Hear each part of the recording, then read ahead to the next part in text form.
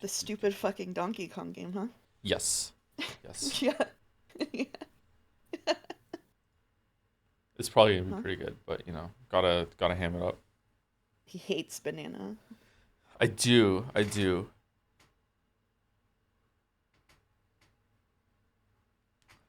Don't call it stupid. Finally, a reason to get the dust off my Switch 2.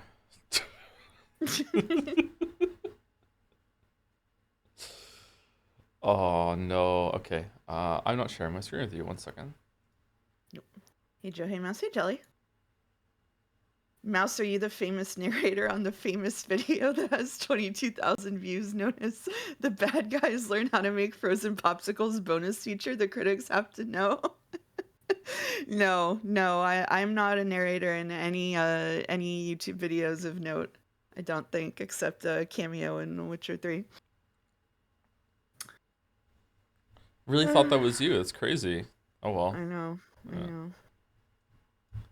At what point in the stream will you ascend to godhood? We're just revisiting all of yesterday's bits, huh? My controller is not plugged in, so I cannot ascend. Sorry.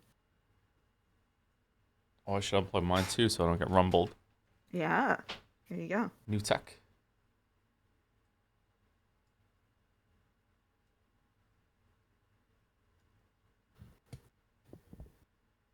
New tech. Speaking of new tech, Retinas has a knack for turning some of the stream bullshit into emotional moments, huh? Like the ending of the Death Stranding 2 highlight with the amount of bikes like left behind and everything. Like damn. Boulder makes a good point. Are we gonna do Boulder Scramble today as a treat? Oh, is it just a link?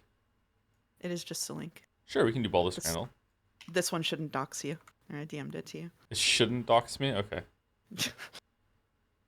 Well, let Oh me my drop my god. window capture just to be Oh, safe. we're starting strong. Have you played Void Stranger? I have not played Void Stranger. Is that on the voted list or no? I don't think so.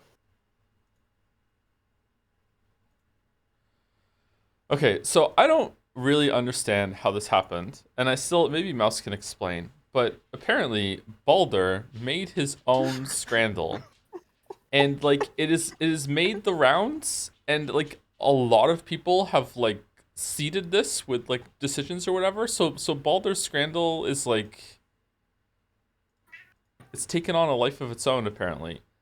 It's just pictures out of his phone, I think. So did Baldur take the pictures or did he find the pictures or what?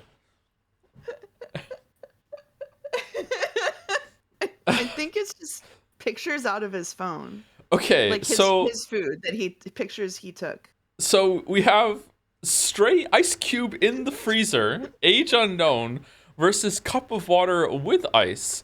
Free for convention attendance, free mugs were available, but I wanted to leave those for actual coffee drinkers, so I went back for more water multiple times instead. Alright, it's an easy left. It has aura, right? No. It's gotta be right. It's gotta be right. It's What? gotta be right. Really? It's gotta be right. There's no way. That straight ice cube is losing. There's no way. Okay, alright. Let's go right. Let's see. Wow, 6-4. You were right. Okay. No, no. Nerds. Pictured one serving, 142 grams, versus mashed potatoes, curry, gravy, meat things, shredded carrots, and a bread roll. €3 for students.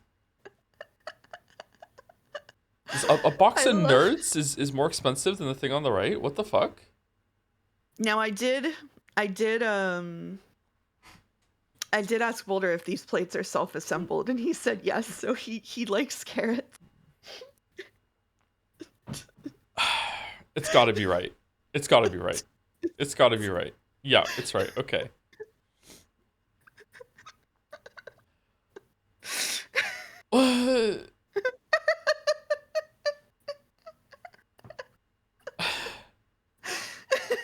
Pasta bolognese vacuum sealed? How is this even possible? There's gonna be like ripping this off. There's gonna be bits of plastic in your bolognese. What the fuck? Versus spinach soup boiled egg. I mean, I still kind of want to, price not calculated, I kind of still want to go with the bolognese, to be honest, even though it's kind of freaking me out. Yeah, yeah, I kind of think so. Yeah. New scrandal, no, new scrandal, new me. This is Baldur's own personal scrandal. The stickers on top of the plastic under. No, I understand that. I just don't. I can barely see the plastic. It's freaking me out. I'm going left. Okay, I'm going left. Okay. All right. All right. So far, I'm better at Baldur's Scrandal than regular. No, you got me the first answer, so we're cheating. All right. Taco Bell What beefy is it cheesy. cheating on the stream? Okay, whatever. No, I'm cheating because like you gave me the answer. Taco Bell beefy cheesy burrito meal, upgraded fries. That is possibly the best Taco Bell I've ever seen. In fact, I think know, I've right? seen this picture before on Jad's and said that to Balder. That is the best Taco Bell I've ever seen in my life. Versus strawberry cold cheesecake. Why cold? Why? I don't know. The Okay, cheesecake goes kind of hard, but I do think that the left by rules of Scran is in fact more Scran. that looks so good. Yeah, Yeah. yeah. Yeah. Okay. Okay. Bacon burger fries versus glass of cold water on a hot night. First negligible game appears to be aviary attorney. Okay, all right. Okay. So that burger looks great. The fries look pretty good, but man, a glass of cold water on a hot night, it hits hard. It hits hard, I gotta say.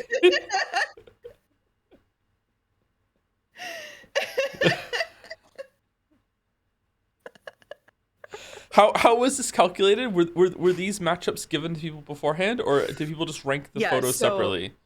no, so this does so confusingly this does work how you thought Scrandle works. These photos were Oh, compared and a stack ranking was created. And so it's yeah, you're comparing against other people's comparisons. that's true. Chat. Is it tap water or is it bottled water? Inquiring Shiroyas wants to know. I'm going left. Okay. It was close. It was Wow. close. Yeah. It was It was close. close. Yeah. Okay, chocolate Swiss roll, probably Pepsi with ice. You're mixing a sweet dessert with a soda? Oh god. Rye bread, cheese, unknown fancy meat. What do you mean?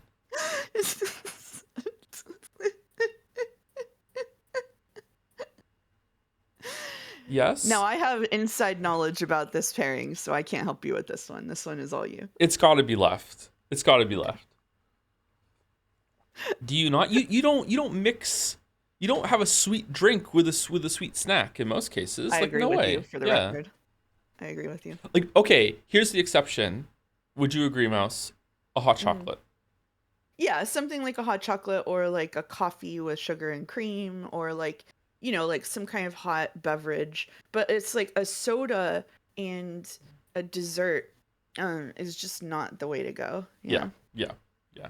I'm going Yeah. left. Ooh, I like the reindeer cup. It's cute. The reindeer cup Meatballs, is very cute. filled pasta, glass noodles, minced meat sauce. What the fuck is a glass noodle? I Price don't know not why they're called that, calculated. but it's just a specific kind of noodle that's very thin and papery, basically. Okay, I would rather have a bit more pasta on the left for the pasta to meat ratio, Yeah. but left looks pretty good. Right, I would eat right too, but I think I would go. I think I'm going left. I'm going left. Oh, Okay, the all next right. matchup has my number one favorite. Yeah. Yep.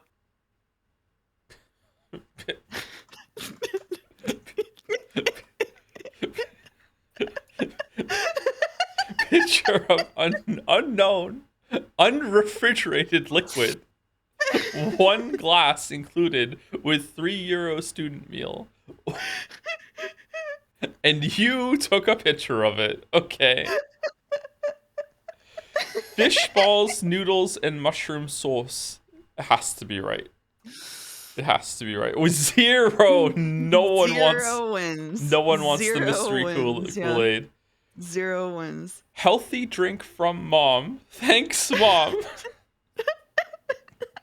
Boiled egg with air bubble on the side instead of at the top. The fuck are you talking about? What do you mean? What do you mean? It's set up at the top.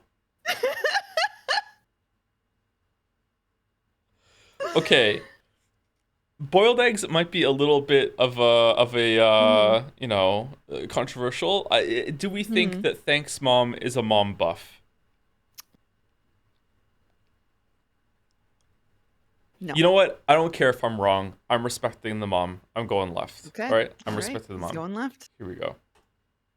God damn it. God damn it. Almost a perfect scran. Almost a perfect scran. Two fives. Bread, cheese, Dr. Pepper with ice. What the fuck do you mean bread cheese? This looks like a little like novelty slice of pizza. What? This is apparently a kind of Finnish cheese that Baldur described to me that sounds actually pretty good. Although I wouldn't I wouldn't eat a single slice of it for dinner with Okay. Dr. Pepper. I don't like Dr. Pepper, but if you do like Dr. Pepper, then that's not a bad pairing there. Two fives has the Mm. meme potential from the voting game, but are people gonna know that? Probably not. People are not meme voting Yeah, on this website, I don't think. I yeah. think they're being very earnest about his I think number right.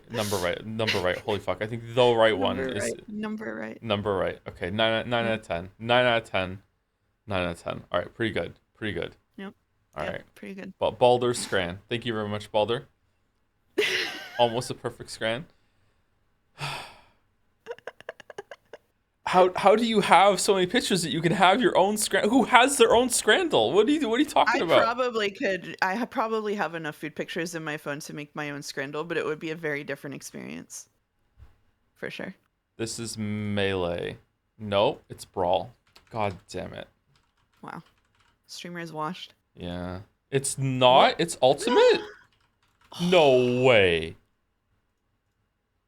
Okay, Oh my god! which one is it? Is it just for the Wii U? Okay, fuck off. Wow. That's cheating. That's Do you have a cheating. Wii U? I have a Wii U. I have a Wii U, yeah. Nice. Barely played it. Well, it's got a gun in it, so that narrows it down. Yeah. I feel like this is one of those like movie tie-in things. Mm. See, it's Counter-Strike, is it really? Oh. Not Counter-Strike. Hmm. Time Splitters? Oh, it might be Time Splitters. No, it's not Nope. Time Splitters. PlayStation 1. All right, let's skip a little bit. There's a flower coming out of the gun. Oh, I I don't know got this no game. idea what this is. Yeah, I have Yeah, no I idea what don't this I is. don't I don't know this game. I don't think it's Time Crisis. It was Time Crisis. It was just Time Crisis 2. Damn. Damn. Oh, is that shit? All right. I think I Okay. played this game too. All right, Bandle. Right. Okay. I'm Can we minimizing hear it? chat. I can hear it. 2018, a billion views, medium difficulty. Oh, this is from the era where I didn't listen to any music.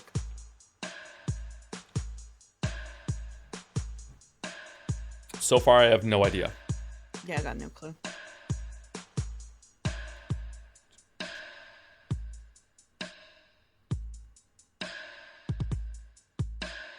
Yep, no idea.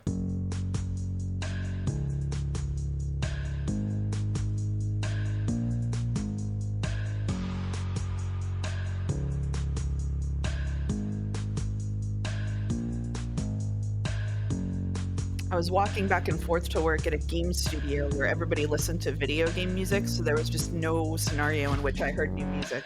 There was no Spotify, there was no radio, there was no coworkers sharing it. For me, Oasis is. it was just World of Warcraft all the time. Oh, there Uh, you go. I feel like this might be it's not Call Me Maybe, but I feel like it might be Carly Rae Jepsen. Is that her name? Like This is this doesn't sound like any Carly Rae I know, but it could be. one of the ones I haven't heard. Oh, she only has one song on here. Never mind. Well, it's definitely well. That's a travesty, first of all, Yeah, because I I like agree. Carly Rae. But Yeah, I do too. all Yeah, right, she has a lot of good fuck it. music outside of that song. Okay, so it's not that. All right, Sin. Yeah.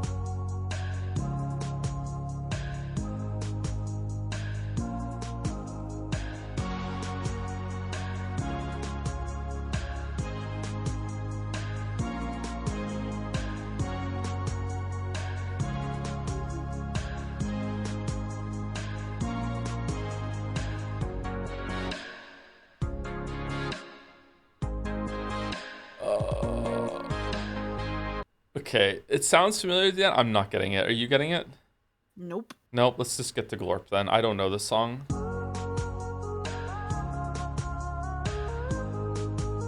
Now I think I probably know it, but I don't think I'm gonna be able to dig the title up. I have heard this song.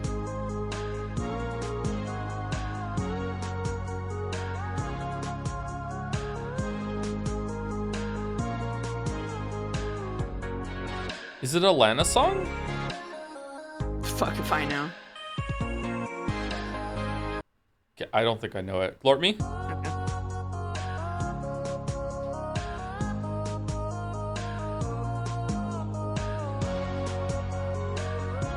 I kind of like it. Yes, I've definitely heard this song, but I don't know what it is.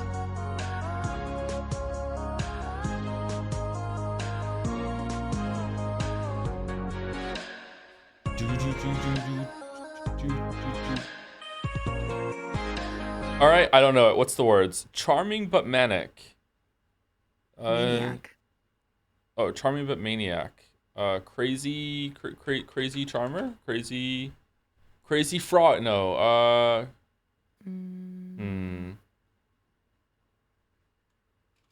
Dangerous. No, there's no danger. It's never been used before. Mad. Maybe... Insane. No, I don't know it. I don't know it. I don't know it. Here we go. What is it? It was Ava Max, Sweet But Psycho. Okay, I don't know this song. I probably have heard it. I don't know this song. All right. I have never heard of Ava Max before. Yeah, I haven't either. I've probably heard it on the radio or something at some point. Okay. All right. Well, I don't feel too bad about not knowing that one because I don't recognize the name. No. Okay, cool. All right, cool. All right. Congrats to anyone in chat who got it.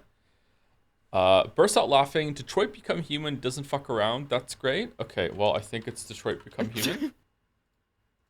Yay! Wow. That was a hard one. He's so good. I'm so good at the dolls. I'm so good at the dolls. That's awesome. That's awesome. Yeah. So good. All right, Steamdle. Good parkour puzzle game. Fantastic vibes. Movement feels great. 9 hours to 100% the game. I'll never touch it again, but I'm glad I bought it. Parkour puzzle game.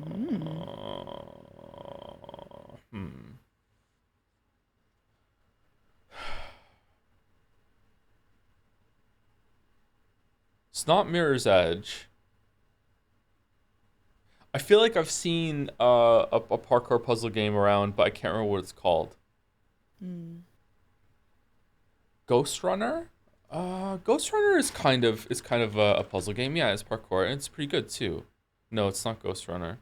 Fun and short, nice quick game. I enjoyed the rollerblading fun. Okay, I don't know this game now. Oh shit, I've seen no someone idea. stream this, but I don't remember the name of it. Fuck me. Oh.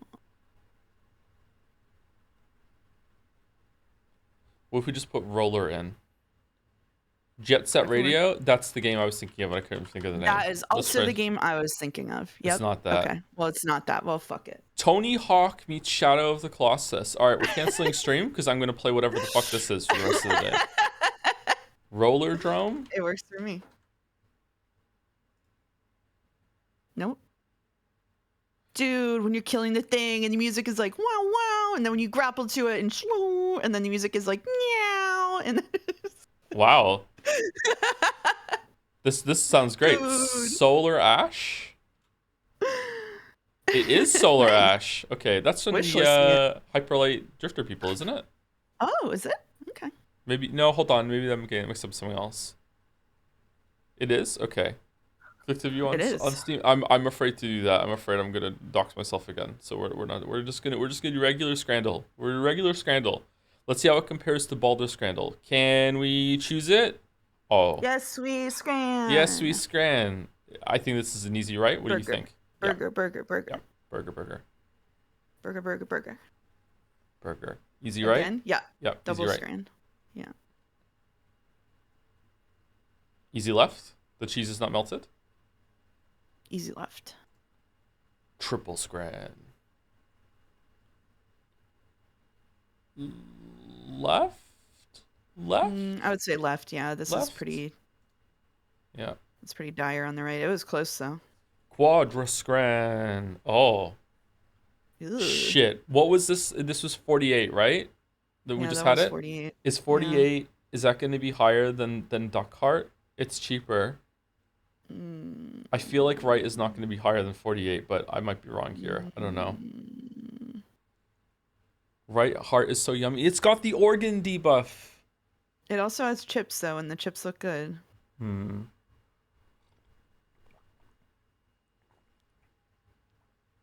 Are the chips included or are they just in the photo? I do not know.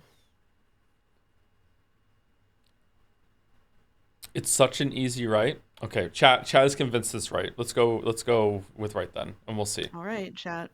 Is Mouse British? I'm leaving. No, I'm the British one. Mouse is not British. Chat was right. 52. Okay. 52. Is Okay, Mouse British? fair. I'm leaving. What the fuck?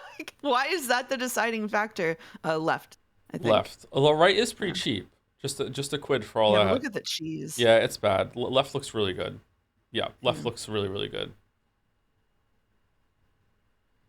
Katsu chicken with chops with versus Mm. shish kebab. Hmm. Mm. I personally would go left here. I would also personally go left. I don't like when like shitty shredded lettuce is just sort of scattered on top of something. I feel that it's an insult both to my meal and to vegetables everywhere. Yeah, yeah. I Yeah. also I really don't like lettuce unless lettuce is like the star of the show. Like I'm not really a fan of just Yeah. adding lettuce to shit. Yeah. Yeah. Look, I'm gonna eat I think lettuce. I just have a salad. ethically left. An ethic left. Okay, ethically left. Yeah. Okay, we were All ethically right. correct. That's good. All right, all right. Woke wins again. Easy right. Easy right. Left is just I don't know what the hell that. Whoa, Oh. does it have aura? I don't know. It doesn't have aura. If it were chicken and waffle, maybe, but not hot dog and waffle. Right also comes with a pint. I'm going right. Yeah, I don't. Okay, I'm going right. Okay, all 25 right. is too Lock high. in. We're 8 out of 10. Lock in. Oh, it's a gimme. 8. It's a gimme. Okay, All right, all all right, right. all right, all right. Is this our perfect Okay, all scran? right. This is our Is moment? it? Shit. Uh-oh. Oh, Uh-oh. shit. Uh-oh. It's Jover. Uh-oh. It's so Jover. It's so over, yeah. Yeah. This is anyone's scran. I think burger bias, though. I think Burger Bias too, but right does look really good. Right does look. I would annihilate right. I'm so hungry, chat. I didn't get to eat before stream. I tried to order Starbucks so it would get here during this scrindle, and it didn't get here on time. I would also annihilate right. I think. Okay, I'm going left because I'm trusting the burger. Is Okay. this our first? Have we ever gotten a perfect scran together before? We have not. Okay, maybe this would be our first Right. time. It is. Yes! Perfect scran! Perfect scran! Yeah! We did it! Yes, we scran! Yes, we scranned. Ew.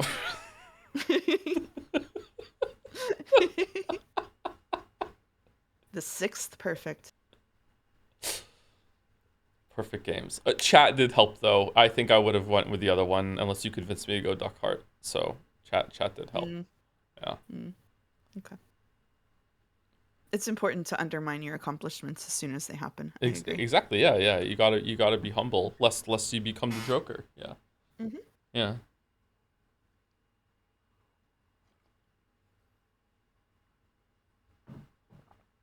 The bet had a return rate of 1 to 670. People didn't think that Wow. there was gonna be a perfect scran. Wow. I won 153k just in time for monocoins to not mean anything anymore. Yeah, I know. Sorry. Yeah, you're gonna have to think up something else for them to mean. Yeah, I'm scared. I'm scared. I don't know what to do. Yeah. I know. It was combined for a bet for both scrans. You got 19 out of 20. Oh. What if we had got 20 out of Oh, 20? interesting.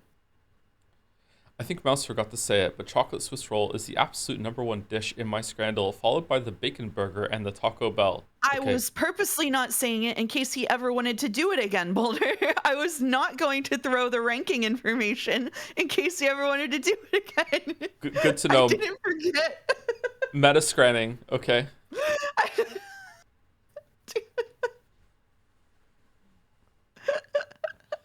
I see you have discovered Boulder Scrandle, Dr. Jones. One of my favorite Scrandle variants. I got the perfect scran my first time, but you are still on the 9 out of 10. Still have a lot to learn, Dr. Jones.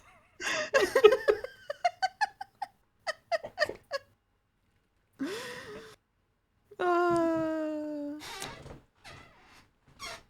All right, let's you do said, let's do my fan God. art. Let's Okay, do yeah, fan let's art. do Let's fan. fan Let's art. do fan. Thank My you. big will be here in 4 minutes. So. Okay, whenever it's here, you just go bounce and go get it. Okay. All right, I'll just disappear. Okay. Thank you to Ash Escher for the fan art. I almost said resub because I'm just on autopilot for a second. Umi7. Well, the design was probably overcomplicated anyway. Aww, just getting rid of the wing because now they know what it means. Aww. Oh. Or could just get another wing to match it, right? Yeah, get 2 wings. Why not? Then it'll be the full fascist symbol instead of just an interpretation. Oh shit! I accidentally made it worse. Oh no. You can make her worse. Whoops. Sorry. Give her 3 wings. I was accidentally fascist. I've never been more of a streamer than I am right now. Whoops. Sorry. Oh man. Oh no. Thank you to who's I supposed to thank you to yesterday? Was it Quick, how do you feel about the Stop Killing Games initiative? Thank you to Lord Kitten Slaying. Wait, what? For or is it oh okay. I'm not saying that. Thank you for the bits.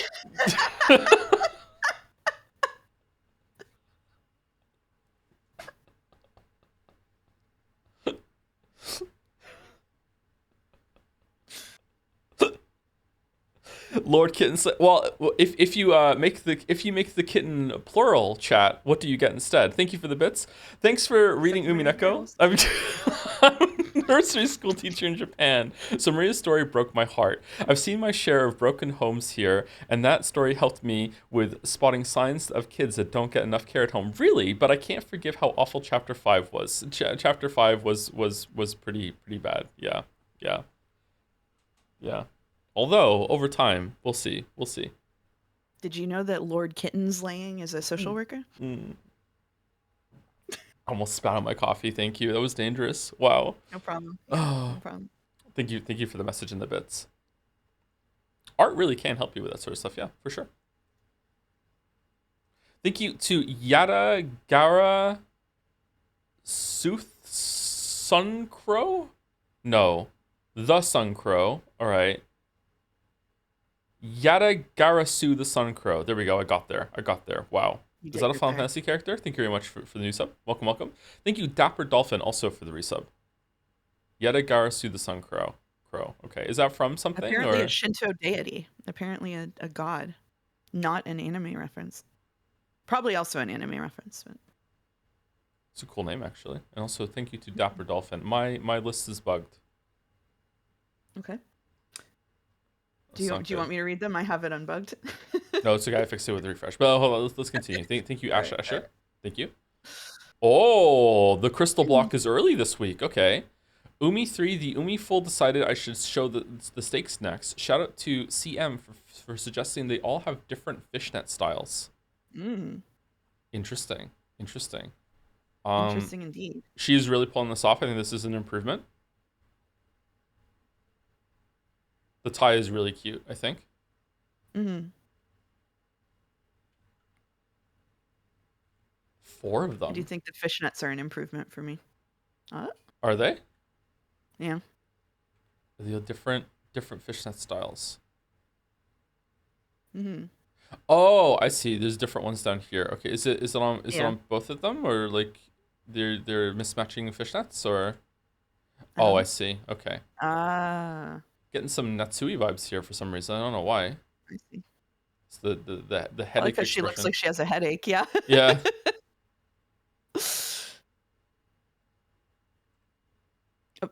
Oh, here, pop up, Oh, here, pop. the mood, the look of distress. Why is she purple? These are the emo edits. Oh, is this Krause's favorite? The money tie? The eyes on the tie. What's that? Stripe?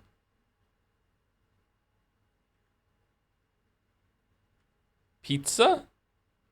Oh, it's Domino's. Okay, it's Domino's. So heart, Domino's, the eyes, and then the money.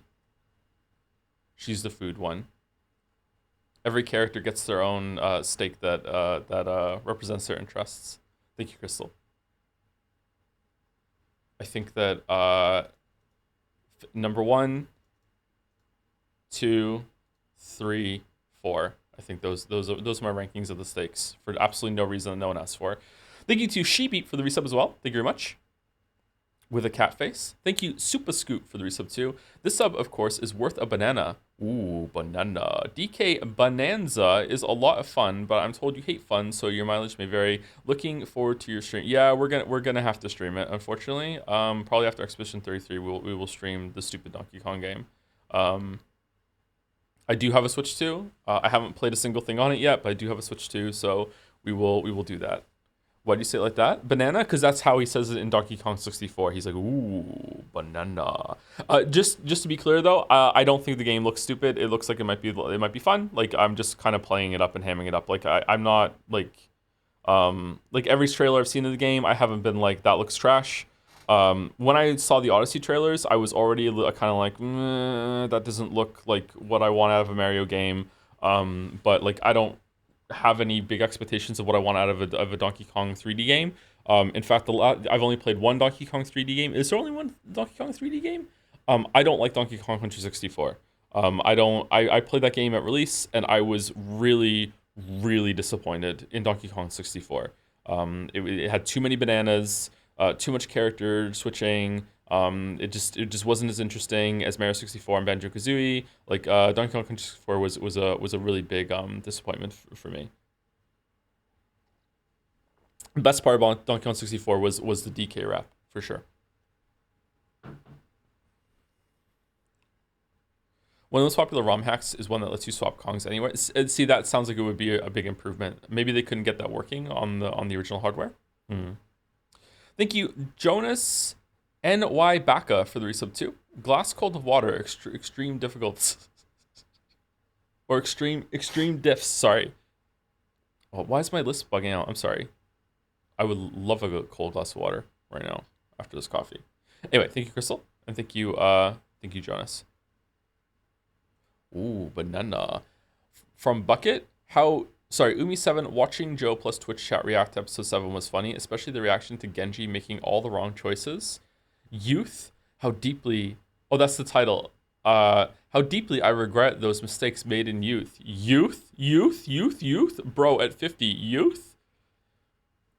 Genji stalks, Beatrice Sama, I shall bring you to your mother's abuser while you are wearing her dress. My Genji saw.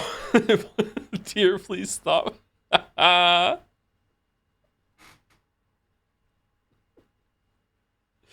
funny. That's funny. +2, that's funny. Kraus and Nets look so cute. Yeah. I wonder how Nats would react to Kraus's Bored Ape NFT run and then funding AI. If they lived that long. And number 2, I have no more regrets in life. Fuck, I thought I was gonna die. Biology doesn't really work that way.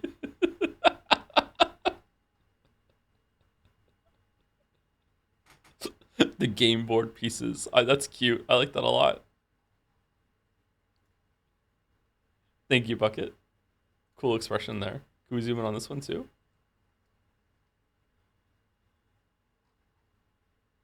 I'm so disappointed in Genji. Man, I've been I'm back. I'm trying. a better person now. I've been trying to see Genji's actions with love, and I can't do it. Mouse, so can you do it?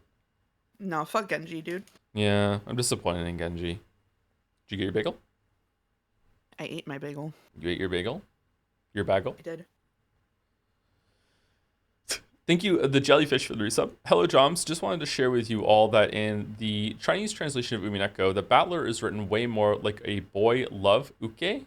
That's bottom for the Westaboos in chat. What? And apparently implies that George and Battler might become a thing at the start of episode 1. Uh, okay. Thank you, jellyfish. All right, really? What were they cooking? They're making a whole fucking separate side dish over there. Thank you, Shaman Shinchino. I think. Thank you very much for the resub. Sorry if I'm saying your name wrong. Shaman, I got Shaman. Thank you very much. Did you see these two, Mouse? I did see these two, yeah. Very cute. Very cute. Mega Geeko. Oh, magical battler. Dual wielding magic blades. I used Beato and Battler as practice for some quick pixel art animations. Fun fact, the working canvas started as 64 by 64 pixels, but I had to stretch it to 64 by 74 because Battler is a fucking giraffe. He is very tall, yep. He's very tall, extremely tall. Yep. The Beato GIF loops, but I gave up on making Battler loop back to his starting pose. Oh, it's 1 out of 2. What's the other one? Who is the one person who voted for Kinzo in the best dad poll? Please show yourself in chat and justify your take. I think I know who it was, but I don't want to give them the satisfaction of reading their name out loud. You know exactly who I'm talking about. Yeah, I do. Yep. This is cute. This is cute. Very cute. Oh. Thank you, Annie, for Prez, for gifting out 5 gift subs. Thank you very much, Annie. Hope you're enjoying Umineko still.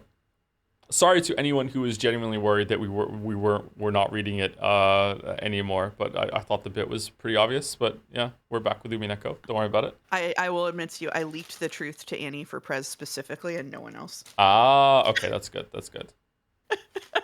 Good decision. I approve. Thank you. Thank you, Annie, for Prez. How many DMs did you receive? Like 1 or whatever. I haven't read my DMs in a while now, so like there was no risk of that. I'm still chronically behind my DMs. It's been over a month. Thank you to Job BT? No, PT. God damn it. Job, thank you, Job, for the bits. Glad Umineko is ending soon. Is ending so a good VN with gameplay. Uma Musumi can take its fucking hell. Fucking hell.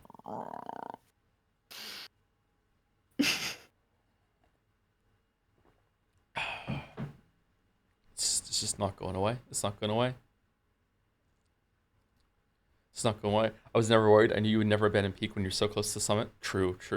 Yeah, I very much believe the guy who cares about endings more than anything else would drop at episode 7. Hey, that said, I wasn't kidding when I said that what we saw last stream. I think that was a good conclusion. So if the ending is bad after this, I will probably. I'm not expecting it to be. Don't get me wrong. But if the ending is not satisfying after this, I will probably just be like, that's the ending that I like. Like I'll just go with that. It doesn't. You're just gonna headcanon the last episode of Umineko not happening. Yep. That's great. Yep. That's great. I hope that happens. Yep. Speaking of headcanon, can I tell you about my crazy ass theory, Mouse, that is gonna like shake the world? Yeah, sure. Can I eat a cake pop while you tell me? You can eat cake pop. I tell you. I was thinking, and I bet you no one has ever thought of this. Okay, I bet you no one's ever thought of this. Okay, let me tell you what I've been cooking. Okay, let me take a big sip of coffee first. Okay. Okay, I think that Beatrice and Rosa are the same person. What do you think? Uh-huh. We could call the theory Barosa, or maybe even Rosatrice. What do you think? I think the text supports it. I think the text supports it. Do you think instead of reading episode 7 Tea Party today, we should go back through all of the episodes and find all of the ways that the text supports it? Yes, we should. Yeah, we should. Okay. Yeah. Thank you, Mega Geeko. Thank you, Luna Panda, as well. I heard you have unique powers. Join my band. I need a new good name.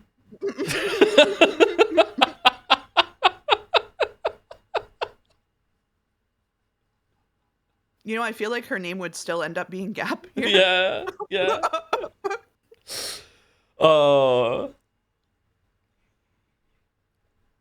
wow. If you don't understand the joke, this is Fragile, but not that fragile from Death Stranding, who we learned. I don't know if she did this in Death Stranding 1, but in Death Stranding 2, she was just horrible at names. She would name people and it would be really bad. And yeah, it was. And Gap needed a name. There you go. I've killed the joke by explaining it, but if you didn't get it, then there you go. She named a man and a doll Dollman. Yep. And the girl they found tomorrow. Did she also name Rainy?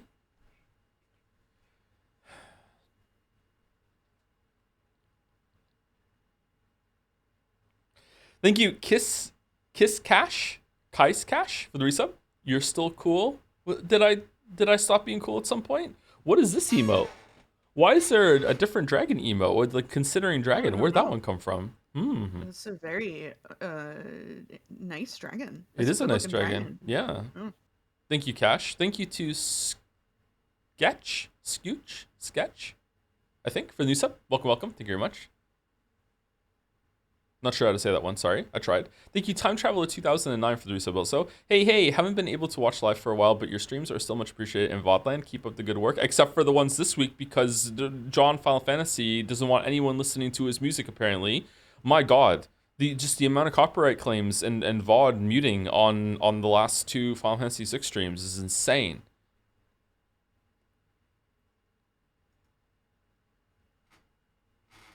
In weird places too. None of the opera got claimed somehow. Yeah, somebody, maybe August, said that it looked like it was actually the older music that was getting claimed more often, which is kind of wild. Yeah, maybe I should keep it on orchestra and see or rearrangement. Yeah. It wasn't you, but you'll take credit. Okay, my bad. Some brave hero out there told me. Thank you also to Beb Israel for the resub. Thank you for all the good times with Smiley Face. Oh, thank you. Have you played Baba is You, Mouse? No. No? That's a really, really good puzzle game. If you like puzzle games. Best puzzle game of all time. Bad at puzzle games. You might like that one. Okay. It's good. Thank you, Luna Panda. Thank you, Jinko. Ginkgo. There we go.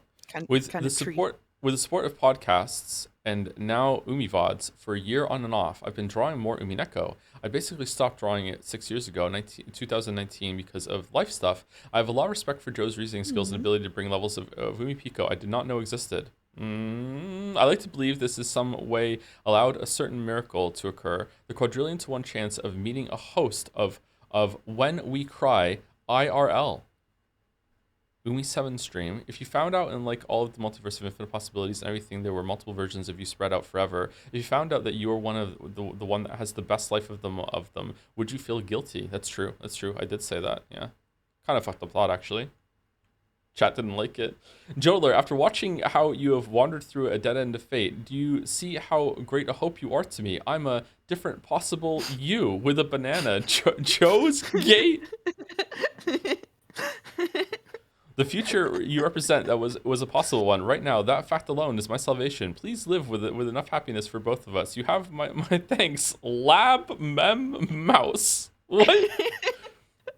Mouse-san, I've been on two I mean, I'm terminally online, but what is a Koru post? She doesn't know.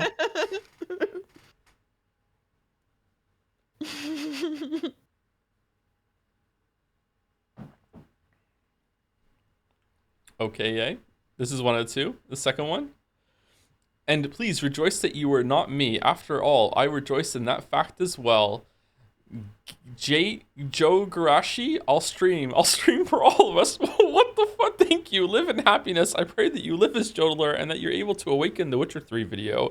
That you have a proper microwave. Name not subject to change. My microwave is fine, and achieve weeb salvation with all your strength. And then, in the spirit of interpretation, Jodler decided to lay his beloved Not a Game to rest. He got all the answers and closure that he wanted, closing Beatrice's cat box at episode 7, and the funeral was over. True. Sleep peacefully, my beloved Umineko. When the seagulls cried, no VNs survived. True. So When We Cry is the podcast that Jelly and I went on. Mm-hmm.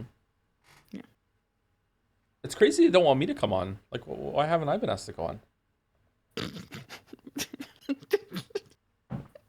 Snubbed, Do you think man. it could? Do you think it could be related to the fact that you haven't checked your DMs in a month and a half? I think I might be at like 300 unread DMs at this point. Oh my god.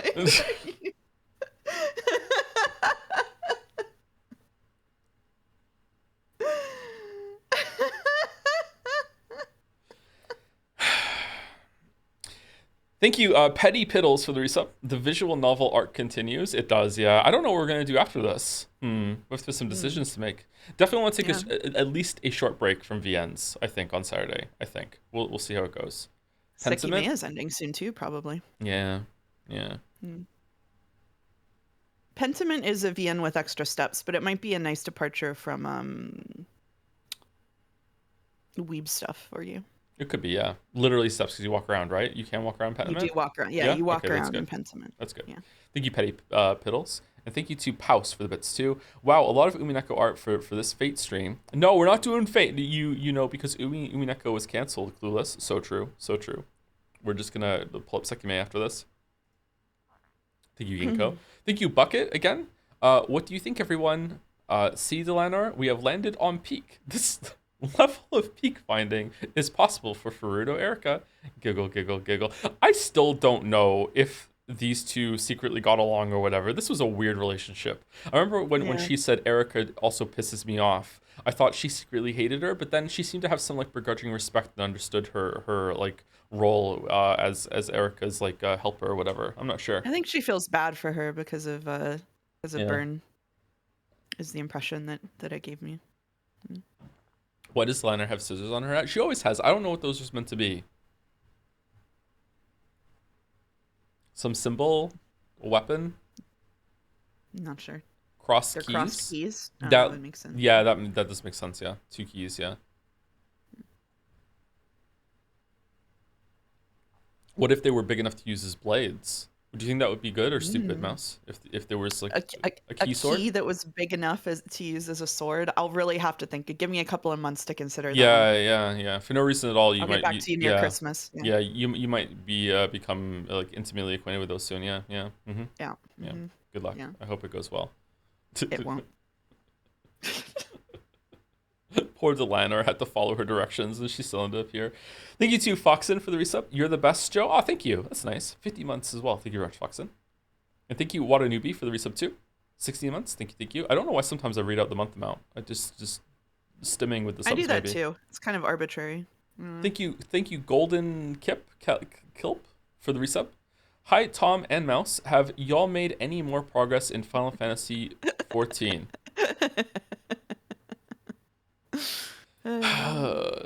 Sure. No. No. Okay. No. No, we have not.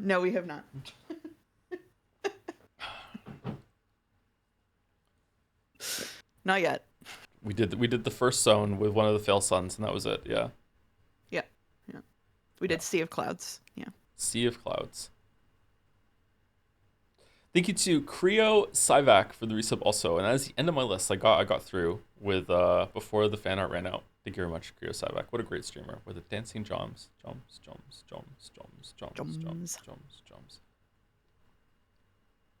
The ERP not working out. I don't do that anymore. Thank you, Bucket. Thank you. I also don't do that anymore. But if I did, it would be banger. So don't even imply it would suck. Thank you, Tep. Seki-kun timeline hop so he can do the homework twice. What? His bench squat deadlift and his SAT score are both 1600. Has no need for faff or drivel like characterization, themes, or friends, only more logical puzzles and gains. Somehow, remarkably, 19 years old, wants to kiss Sai so badly. Hold me, Sai, hold me, and we can do anything you want. Bag contains egg. Egg.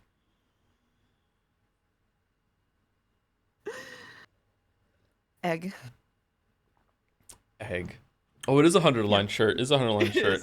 yeah, it's the 100-line shirt. It's Speaking really of funny. speaking of 100-line, I want the new Marble thing, the Monocoin thing, to be chat can pick a game for me to play. However, I will have to veto some stuff because there's no way I want chat to do 100-line. And I Mm. also don't want VNs. Like there has to be like an upper limit on how long it is. Yeah. Why does he look like Agent 47? Haven't you always like thought that if you saw Agent 47 in the wild, you would notice? Gotta be fate? No, no fate. No fate.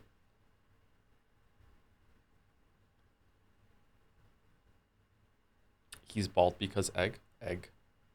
Egg. I haven't had an egg in a while. Wow, chat is backseating your idea for how you want to do your channel points. Yeah. I think They'll backseat anything. you're Mm. too big for game choice redeems. Really? What if I made it really expensive? Mm. My redeems come with an executive right to veto and a strict time limit based on how long to be. It might be that the people there's too many redemptions. If it's possible for one person to get redemption, that means it's possible for hundreds to do, and then that might be it. Yeah, that might be true. I guess we could. I guess the better way. Maybe that's why my original idea was to have more marble races. So it's like it takes like I don't know 20 people to trigger redemption, and then only one of them wins. I mean, it has to be something like that. Yeah, That would make sense, yeah. yeah. Thank you, Tep. Thank you. I like Seki-kun a lot. Fozzie.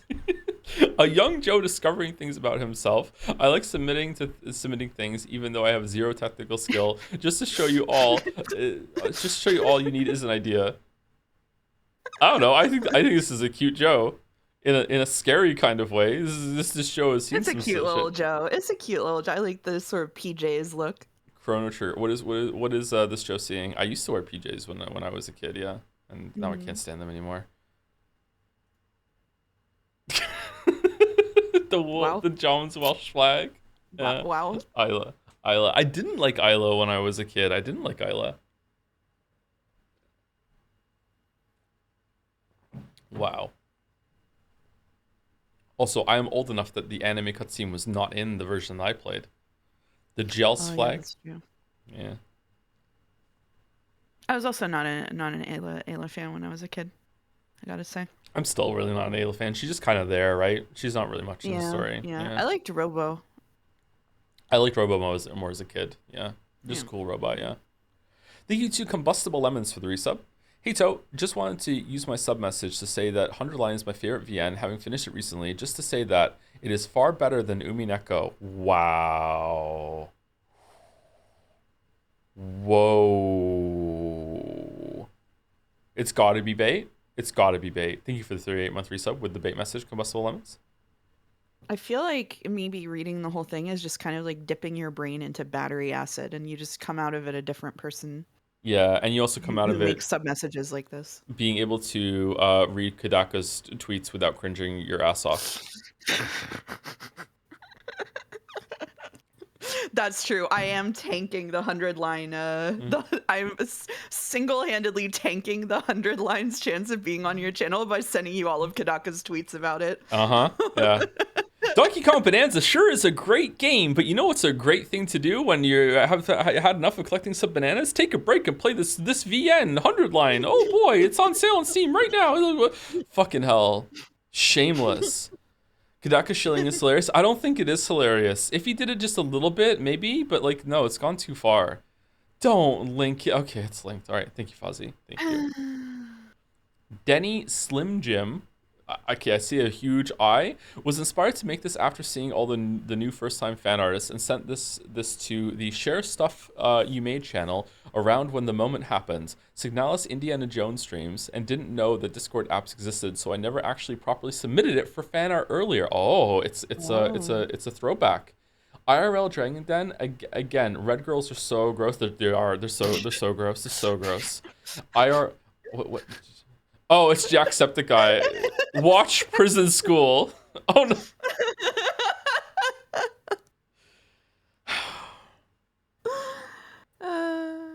This is an artist rendition of when Jacksepticeye showed up in chat to throw in a prison school marble into the marble race. Yeah, I still don't exactly know how that happened, but it did. Yep. It sure did. Yep, it still did. It sure did. Yep, it did. Yep. What's the one that Harry H Bomber guy threw in? Axe Cop or something like that? Not Axe Cop. Demon Cop? Was it Axe Cop? Okay. Inferno Cop. Inferno Cop. Axe Cop is a comic. Yeah, I know that one. Yeah. Goated show. The best thing about Inferno Cop is how short it is. Hope it wins. Even though we all know Steins Gate is gonna win. If a really, really short anime wins, I'm gonna have a really tough decision to make. Thank you to Denny Slim Jim again for the fan art. Gigantic eye, fucking hell. By Sen. Oh, I fucking hate you, and I hope you die, Pekko. I like running over kangaroos, robots, and other bikes. Heart. I like running over deers, Japanese teenagers, and school children. Heart. We hate trucks. We hate trucks. We love bikes. We hate trucks. Hey Joe, it came Loves to my bikes, hates trucks. Exactly. It came to my knowledge that you, a nearly 40 years old man, and your gang of weebs have been relentlessly bullying my 2-month-old son on stream. Do better. You shall breathe manually as a punishment. Oh no, now I am breathing manually. No, not the manual breathing. No.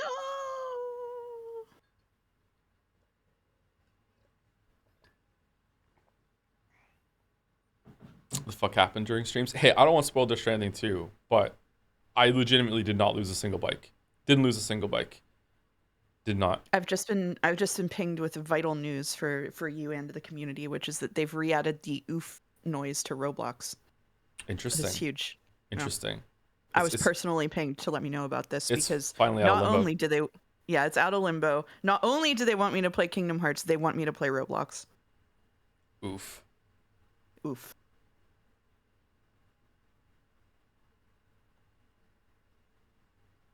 This is what happens if you let the community do game redeems. Just, Man, not a week goes by without the kids asking me why Roblox is banned.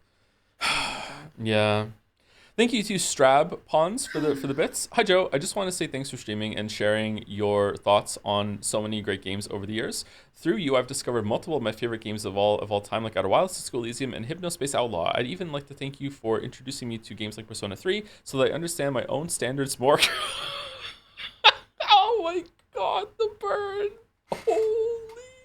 Wow.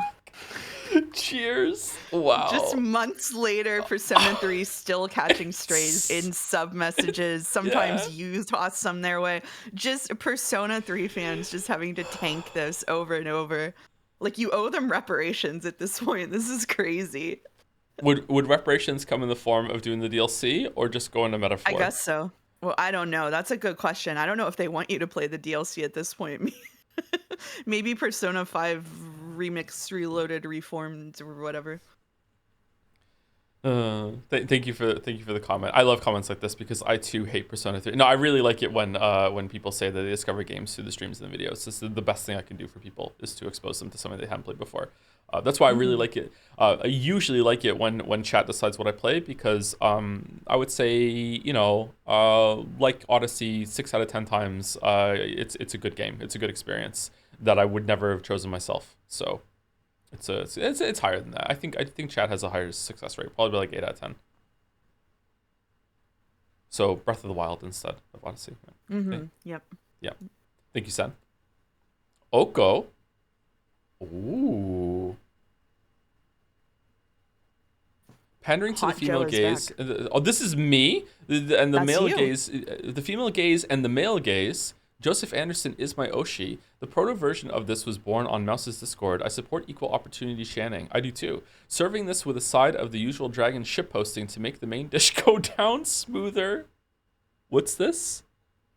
I don't know. Jomsy?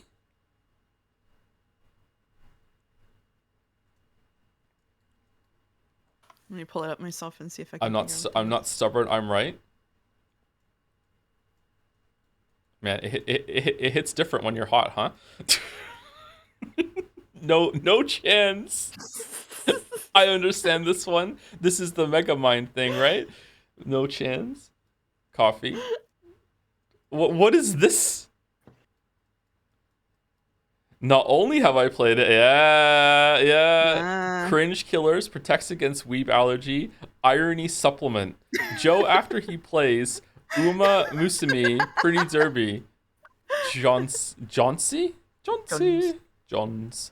Johns. Cool design.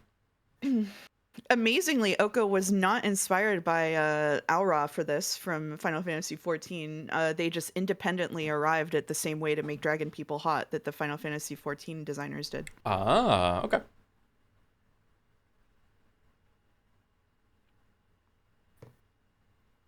What do you think?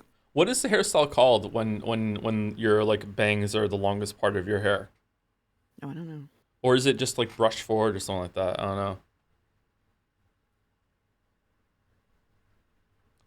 Just long bangs? I like this design. I am my type, apparently. That's good. You want to be your own type, right? I think so. Yeah. I think that's the happiest way to live, the happiest and most comfortable way to live. Yeah. Yeah. Well, Mouse Court at least is waving the flag of making Dragon Joe hot again. So Okay. there you go. It's definitely preferable to Decrepit Joe. Let me tell you. Yeah. Yeah. I have to become anime. Thinking that yourself is hot is a great way to get turned into a flower. That's a +2 Greek myth reference for me. Maybe this should be the beginning of the VTuber. Oh.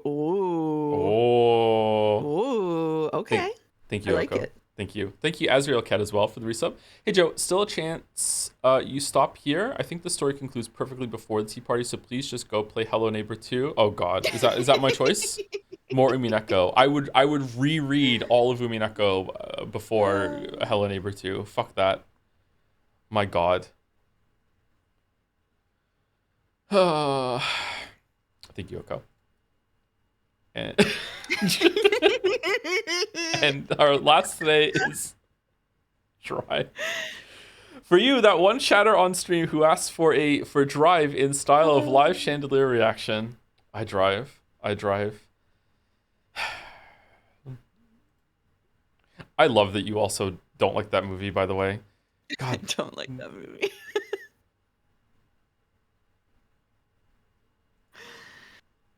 Real human being. I love Ryan Gosling. I also love Ryan Gosling. Yeah, Yeah. I just don't like that movie. Love Ryan Gosling. Yeah. In general, Drive has a really good cast. It has the girl from Blink, one of the best Doctor Who episodes. Carrie Mulligan, I think that's her name. It has Bryan Cranston in it. It has does it have Albert Brooke in it? No clue. No clue? Like it's a good cast, and yet like my God, that movie sucked. It was so bad.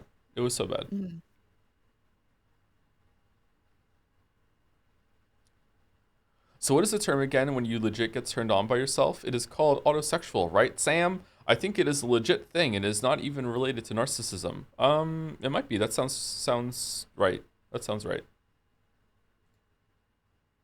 Thank you, Sen. And thank you to all the rest of the fan artists too. Thank you very much. Got through a little faster this week. We did, yeah. Only an hour live. I do have to. Boys have no idea what girls go through. What's my favorite movie? Oh, that's easy. It's got to be Drive, starring Ryan Gosling. Seriously, you've never seen the movie Drive, Ryan Gosling? It's the only one of the best films ever made. Oh, nothing on Netflix looks good? Well, as a matter of fact, I just happen to have a copy of Ryan Gosling's 2011 film Drive here on Blu-ray. Let me just pop it in the player and let's watch. I can't believe that was 14 years ago already. Holy fuck. He did the thing. Yeah. I had to look at your stream to see the thing. Oh yeah, I have to stop sharing screen now. All right. Sometimes we have to take a break before we get into Umineko, but this time we don't. We can just go into it. Not this time, yeah. I'm almost as old as you, and I've never seen Drive. Should I watch it just so I know? When you say you're almost as old as me, how old are you?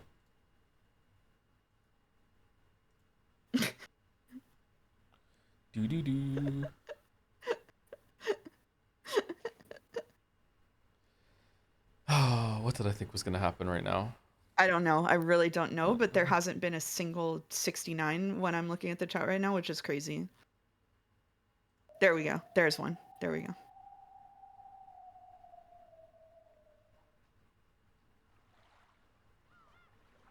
Almost 40. Okay, so legitimately, okay, yeah. You should watch Drive. You might like it. Most people do like Drive. Yeah, you shouldn't just take my word for it. It's a bad movie. Yeah, most people enjoy Drive.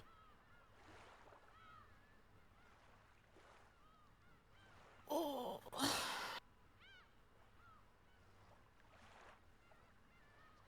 As I am listening to Umi stream at work, I'm offering you the opportunity to choose what henna tattoo I will put on myself. It can be literally anything. Complexity doesn't matter. It will live on my body for at least a week, so choose wisely. I don't... Henna tattoos are the ones that you put on your hands, right? Or can they go... Can they go other places? They can go other places. They're very commonly put on hands, though. Yeah? Okay. Well, you have to do a Joms. You have to do a Joms. This is the easy answer is a Joms. The safe answer. If they're on each hand, Joms on left hand, Decoy on right. Go for it. Get a Joms womb tattoo. What the fuck? No. No. No.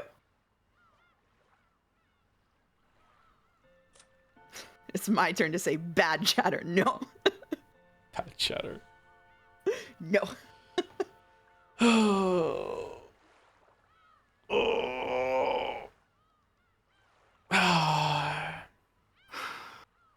I feel obliged to ask, did you ever read Claire's bio? I think we did. We can reread it, though, and check. I'm pretty sure that we did.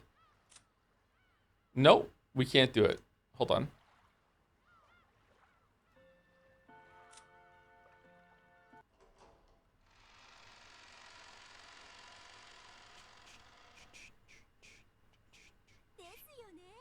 Seriously? I don't know why I did that. Sorry. Okay, let's go here.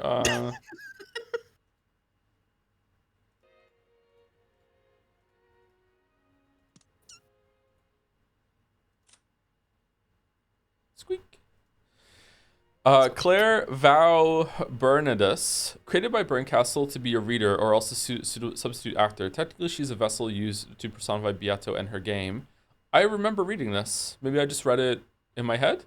Therefore, she has no personality of her own. In that sense, perhaps one could say that she is not a person but a tool. Her name signifies her position as the final guide in Beato's game. Cool boots. I like the boots. What do we think about like chunky boots with like a more ornate dress? I think it's a good look. Not for me. Not for you? Not for me, for sure. Yeah, not for me. Do you think she's pulling it off or no? I think she is because the boots kind of match the dress. Like this is definitely like a. I mean, so a lot of the designs in Umineko, sorry to spoil this for anyone who didn't know, a lot of the designs are just Ryukishi looked at like Gothic Lolita magazines and then stole the designs and drew them. And so this is definitely giving like Gothic Lolita design. Like it feels like a costume, which I think is good because she's on a stage, but I wouldn't like wear it in real life.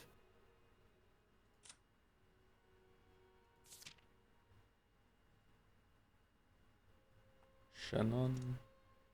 Okay. There's someone in my Discord who posted the magazines that he stole it from. Sorry, that he borrowed. He was inspired by. Stole? Wow. Posted the outfits that he was inspired by, but I haven't been able to find it when I try to go back and look. So. Okay, we'll do an audio. We'll do an audio thing in just a second. Let me say thank you to Elf's Gamer, Cake Walking Remastered, and Tyler JL26, all for the resubs. Elf's Gamer with the message: "This tea party is, in my opinion, one of the best moments in all of Umineko, and have been anticipating your reaction to it for a while now. Enjoy the rest of the ride." Really? Okay, cool. All right. Well, I'm setting my expectations even higher than they were before. It's definitely like 2 notches above Expedition 33 expectations. Yeah. Excellent. Yeah, so it's a level 35. Thank you very much, Elf's Gamer. And thank you to Cakewalking again. Do you know that none of the 33 Devons who made Expedition 33 were social workers? That's why they couldn't write a single good character. Wow. No love. Wow. No okay, love. if you can answer this, Mouse, without spoiling, if you just be like, no comment, and that's it, that'll be the end of it, okay? Is Expedition 33 more of a character game or a plot game? Plot game. Ooh, really? I thought it was a character game. Wow. Mm. Okay. Thank you, Tyler J, again, and thank you to Bad Fetus for the resub with a bad Joms. Bad Joms.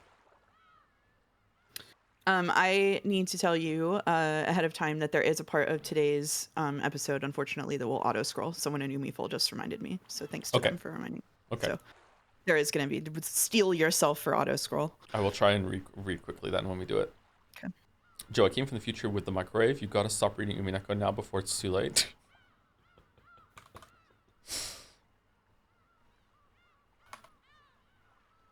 Do you prefer character-focused stories or plot-focused ones? Again, sorry, I know it's a shitty answer. It depends. In general, though, I enjoy character-focused stories that are done really well compared to plot-focused ones, but I kind of feel like a really well-done plot-focused story is more rare. So it has like a novelty factor for me, whereas I feel like it's more common that you'll get some good characters and a good plot. So while I prefer like good characters, it depends on how it's done. I was about to post an informational link, and Koru got pinned. Uh-oh. Might be worth letting you know that the general consensus is that episode 7 is a spoiler, and it's a huge mistake to put it where it is in the story. It's better to read 8 first, then loop around to the 7 tea party after. Okay, we can do that, sure. Yeah, we can do that. Yeah. All right. So nothing bad's going to happen if I just hit unlock right now, right? No? We're good? Please don't do that. All right, I'm going to post the link for that has the comparisons with the outfits that Ryukishi used. There may be full spoilers in there. I can't double check right now, but I'll post the link and pin it in chat for a bit. So click at your own just beware. Is Umineko character or aura and hype moments? That is not the message I want to read. Oh, it moved up. Is Umineko a plot, not a game, or a character's not a game? It's both. Umineko is both. Umineko proves that you can have like a really well thought out plot with really good characters. Yeah, like sometimes you can have both. Okay, I feel like it's super quiet.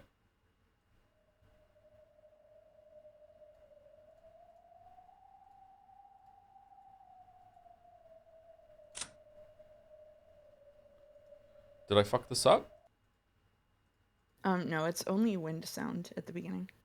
It's getting quieter the more I do this. Okay, what about Nanjo? That's weird. 南條です。我こそは我にして我らなり。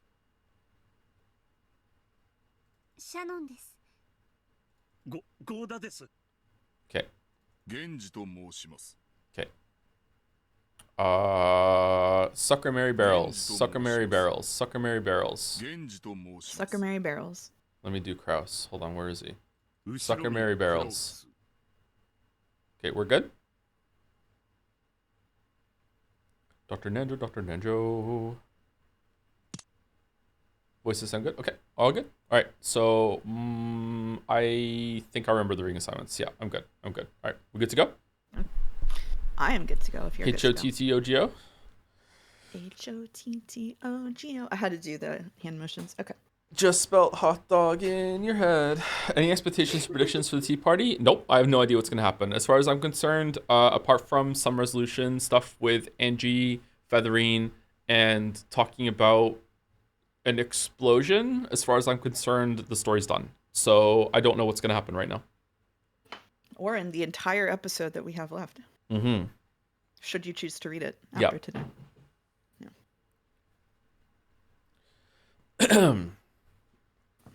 All right, hold on. All right, getting some pre-reading stretches in.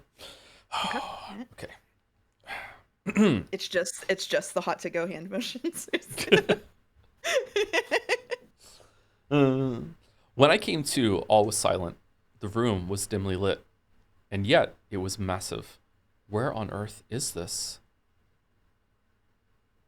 I was sitting in what seemed to be a very short sofa. It was very constricting, and it looked like there were several more of them off to each side of me. Sofa. Once I noticed that, I realized that I was in a theater. Where on earth am I? I don't know how long I've been here, and more importantly, I don't know where this is. I'm surprised Leon is back. Huh. Beatrice's funeral ended. Everyone went back to the mansion, and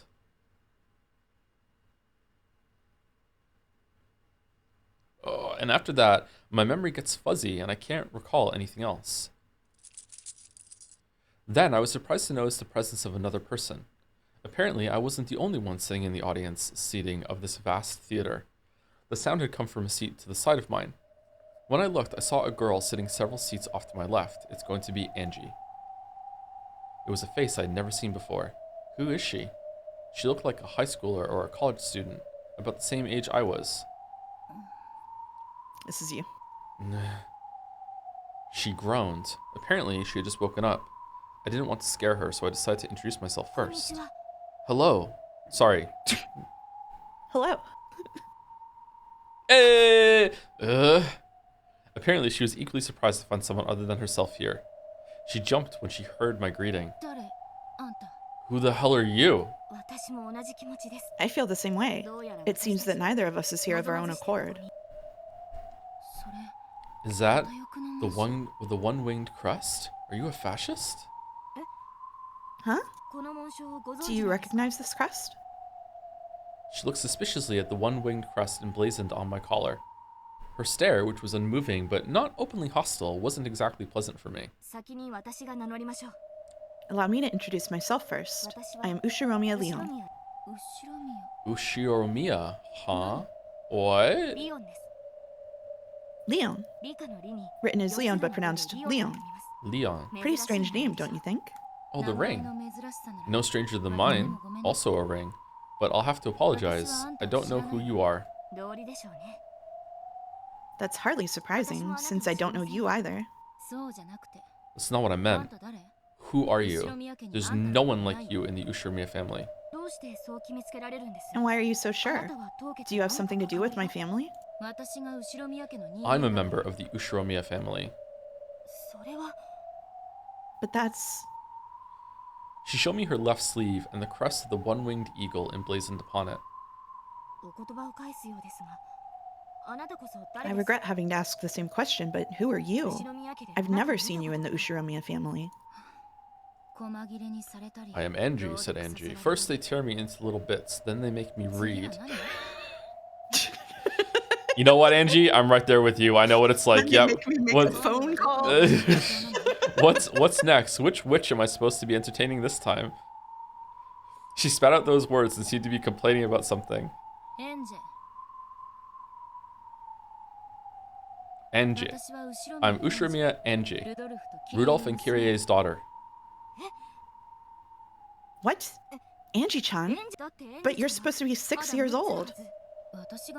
I was 6 during the year of the final family conference on Rakenjima. Now I get it. So you're a person from the year 1986. I'm 18 years old. And I'm from the year 1998. In other words, Sumari, you're the Angie-chan of 12 years in the future? I'm glad you believe it, but unfortunately I don't have a clue who you are. Who are you? Who are your parents? My father is Kraus. Natsuhi is my mother. That would make you Jessica One-chan.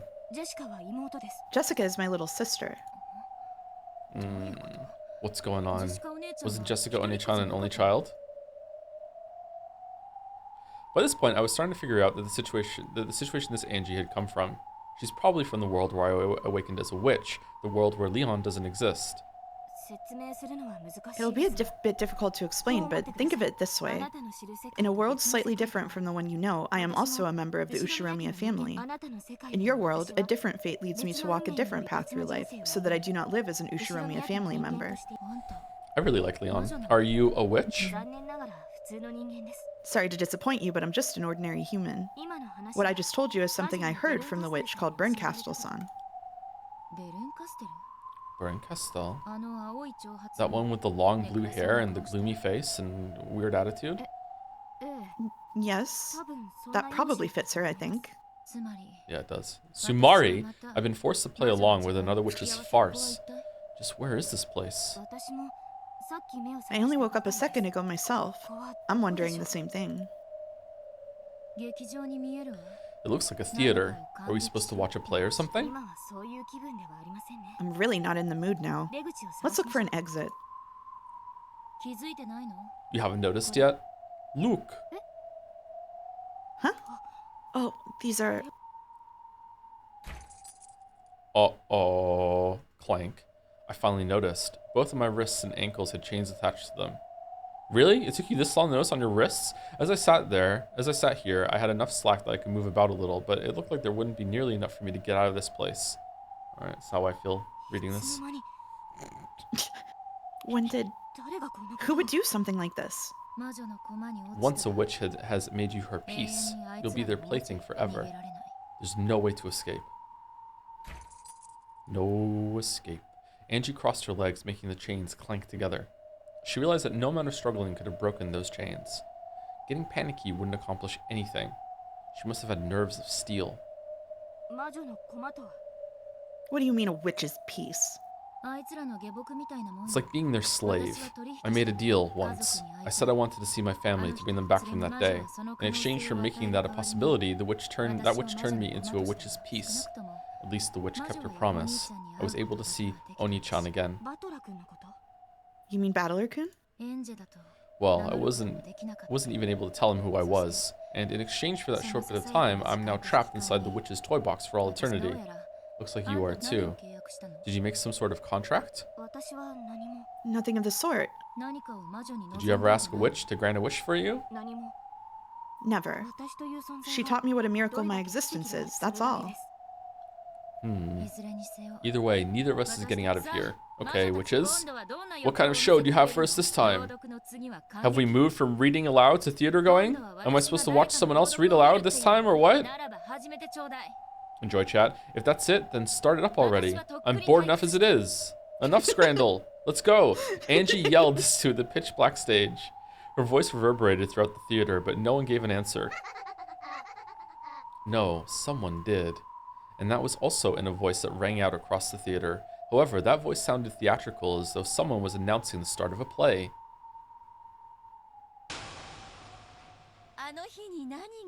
What happened on that day, you ask? I'm not telling. If only you just give up and die. Do, do, do, do, do, do, do, do. Whose voice was that? That old hag. It was Aunt Ava's voice. What does she mean by what happened on that day? Show some respect for Ava, Angie? What the fuck? She's talking about the 4th and 5th of October in the year 1986, the day of the final family conference on Arkenjima. In other words, today. Today is October 4th, 1986. As a prelude to the family conference, Beatrice's funeral was held. No, Sumari. No, Sumari. That's a surprise. So, you've come here from October 4th, 1986? Tell me, what happened during those 2 days? The answer she seeks is inside the cat box. All I can tell her about is my close call with a sad life. However, I doubt that explanation will satisfy her. Oh, God. Then a pillar of bright light pierced the stage.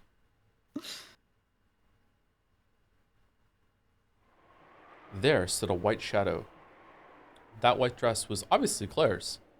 Of course, Angie didn't recognize her. She looked suspicious, apparently wondering who in the world this was. However, even I felt as though something was wrong. Didn't she settle all of her regrets in that funeral a short while ago before being sent off into the next world? She stood all alone in the narrow beam of light in the center of the stage, and the expression on her face was lifeless. The light began to grow brighter and brighter. It shone more and more fiercely on her until it became blinding just to look at her. Ooh.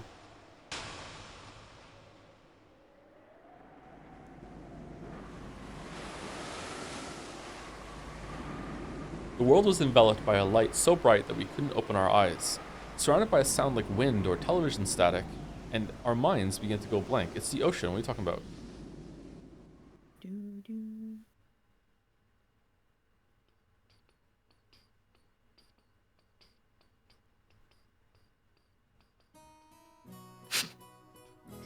Hooray! Welcome back. back to Arkenjima. Yeah. Whoa, they're blooming wonderfully again this year. Must be a pain to take care of all these. Pretty easy for us though, just looking at them. I agree. We've got to thank the people who take care of them for us. But it is a bit lacking in grace. I prefer the way it used to be before Nissan decided to pile so much on. The old look did have its own charm, didn't it? Do you want to be Maria for the fans? No. Ooh, I love roses. I like them even more if they didn't have thorns. Ooh. Whoa, this rose garden really takes me back. I totally forgotten about it these past 6 years. I guess it really has been that long. Both you and this garden have changed so much. Oh, let me introduce you. This is Canon-kun, one of our servants. This is the first time you've met Battler, right? Pleased to meet you. You can just call me Battler. Nice to meet you. Shannon's here too today. Remember when we used to play together? Ah, Shannon-chan. I'd totally forgotten. That really takes me back. How's she been doing? Fucking hell. She's grown more and more beautiful these past 6 years. You should say hi to her later on. Shannon and George Oni-chan are really good friends, ooh. Maria, shh. That's a secret. It's a secret. If you would, everyone, allow me to guide you to the guest house. After enjoying the lovely welcome provided by the roses, the relatives follow Goda in the direction of the guest house. Oh, thank you to Swazi Magic for the resub with Sucker Mary Barrels, 73 months. Thank you for Swazi Magic. Thank you, Mario the Mayo, for the resub too. Happy Umi Day. Can't believe you're going to finish episode 7 today. We've come such a long way from Umineko on Elite Day. We really have, yeah. We really, really have. What a journey. We are within like spitting distance of the ending, yeah. It felt like this would go on forever, but like, no. It's been pretty good. Yeah, I'm looking forward to having it done though, in the book of Umineko closing. Thank you to Mirot for the resub also. I'm also looking forward to rereading it at some point in the future and seeing all the hidden stuff. Thank you, Mirot. October 4th, 1986. Kenjima, in a world without Leon. On the day of the Ushirimiya family conference.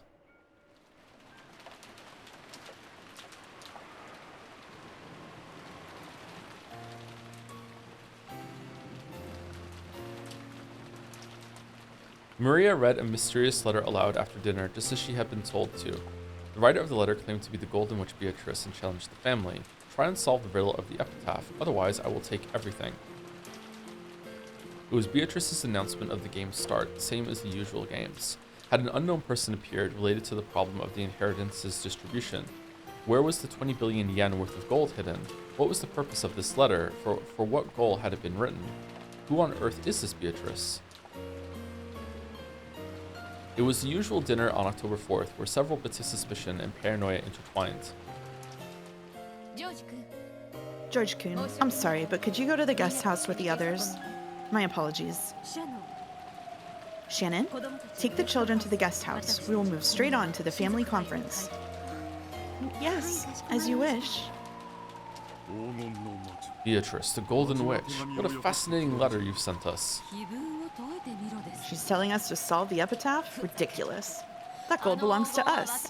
Why would we ever give it up to some outsider? If we could just find that gold, we'd all be happy. No one would have to lose anything. Let's go, everyone. They'll be having an adult conversation from here on out. Sheesh. Sounds like it's gonna get complicated. Come on, Maria. Let's go. Beato's ceremony has begun. Okay, everyone. I shall guide you to the guest house.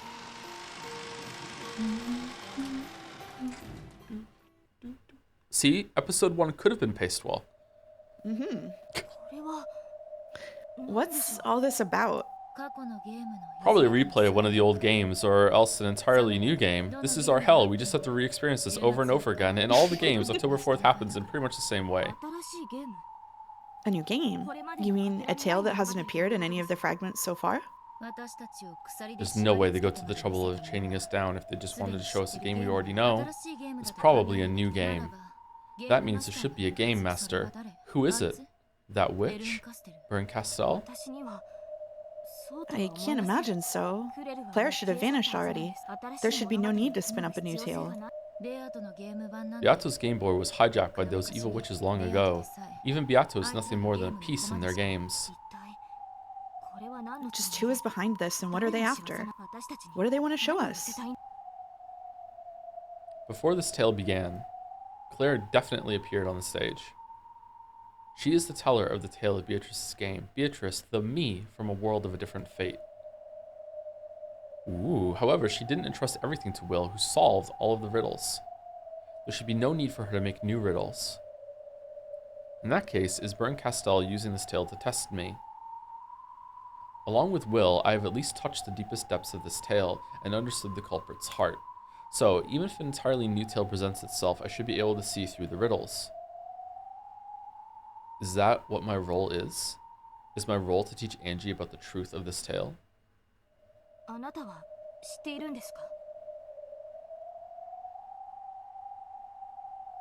Sorry, I was laughing because there was an ice cream truck going by outside and I was afraid it was going to get picked up on me. Oh, I couldn't hear it. Do you know? Do you know the truth of this tale? I have several theories. Still, none of those can give a conclusive answer. The truth is always inside the cat box.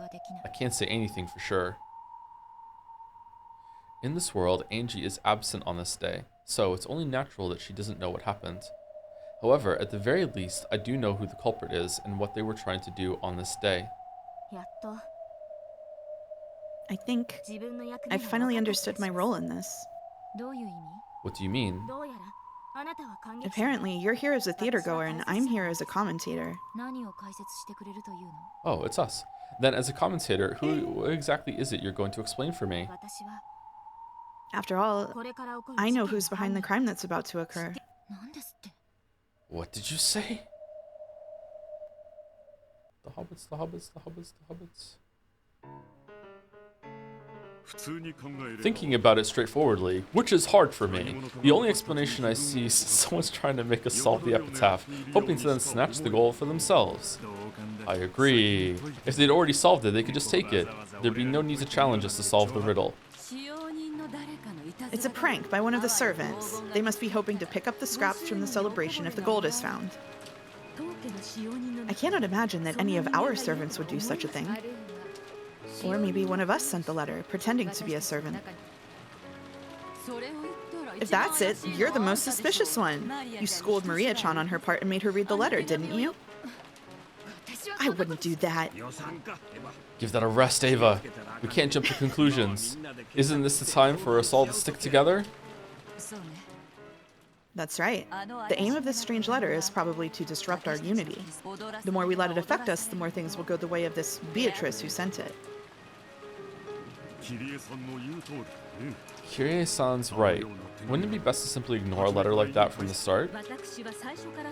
That is what I have been saying this whole time. This sort of prank isn't worth considering.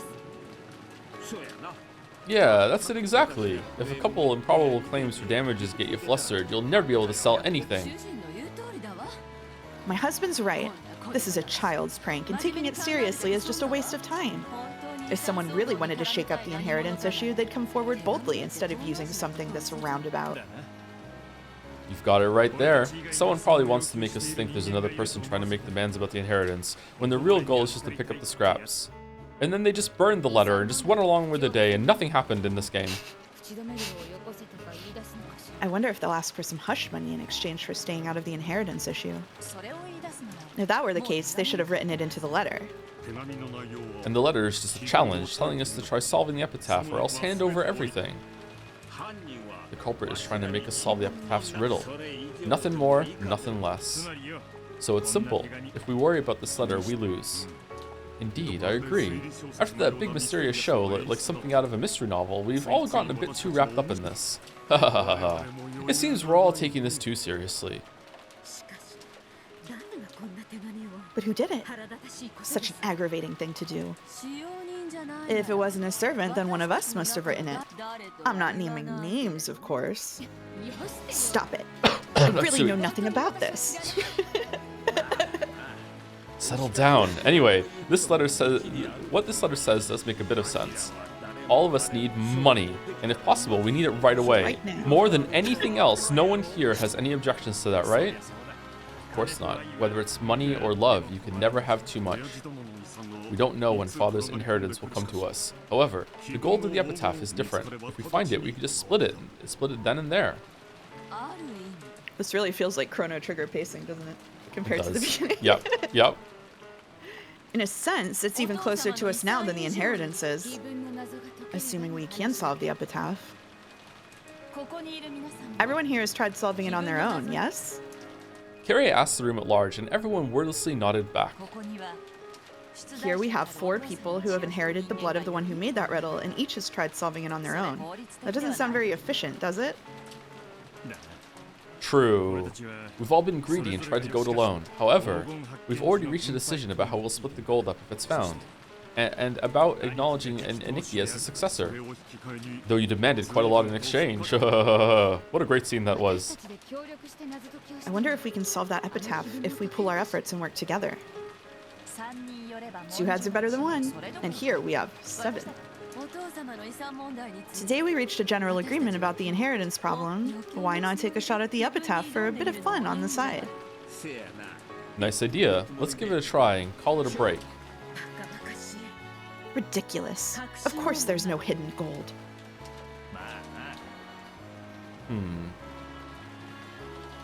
Is this like the best version of what could happen on the island? What is this? Take it easy. Just think of it as a game. Let's have Goda-san bring us something cool to drink. Oh, it's Goda's game board where everyone enjoys his food and drink. That's all he wanted. We could take a break and all play with riddles as a big happy bunch of siblings for once. Well, the night is long. It would be at least more productive than pointless inquiries into Father's health, and we would need a lot of food and drink. I'll ring up Goda-san. Yay! He can bring us something. Let's have tea and sweets. Oh, and a map of Taiwan. What? What?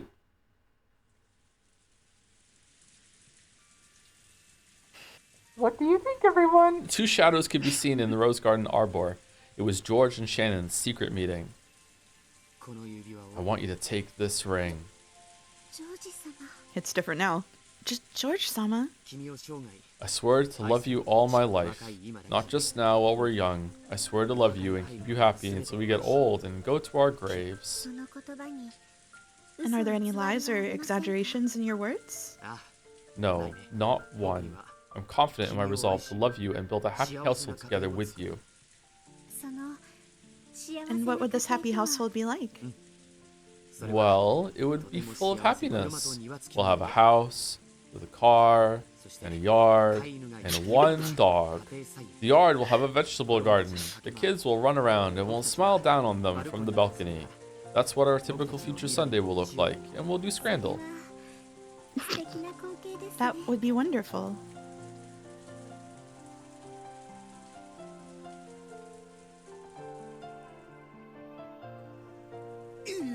What?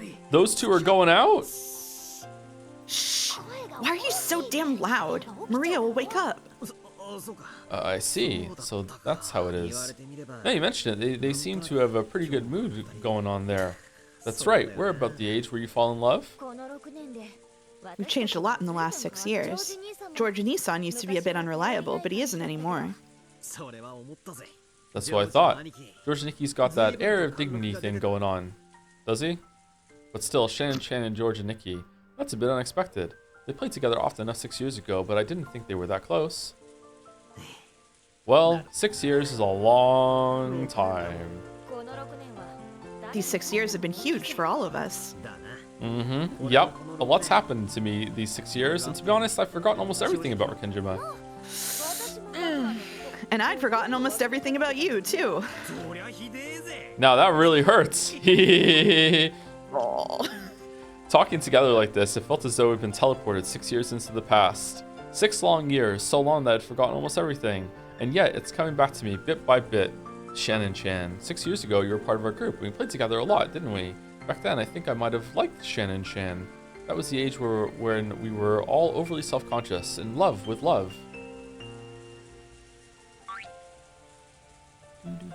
Bittersweet memories of jokes involving melodramatic, flippant words. That takes me back. I think I remember saying all kinds of stuff that I'd be way too embarrassed to say now. Yeah, just remembering it is making my face go red. Shannon might be a scatterbrain, but her memory is incredible. Guess I'll just have to ask her all about your dark, embarrassing history. Quit it. She'll kill you. That was 6 years ago. The statute of limitations has got to be up. That's true. She'll understand. That's true. Yep, I see. So, Shan is going out with George and Nikki. What am I thinking? Could this be jealousy? Didn't really think about it until now, but that thing Shannon and I had back then was probably my first love. Well, it's not like I have any right to be jealous after forgetting the whole thing until we met again.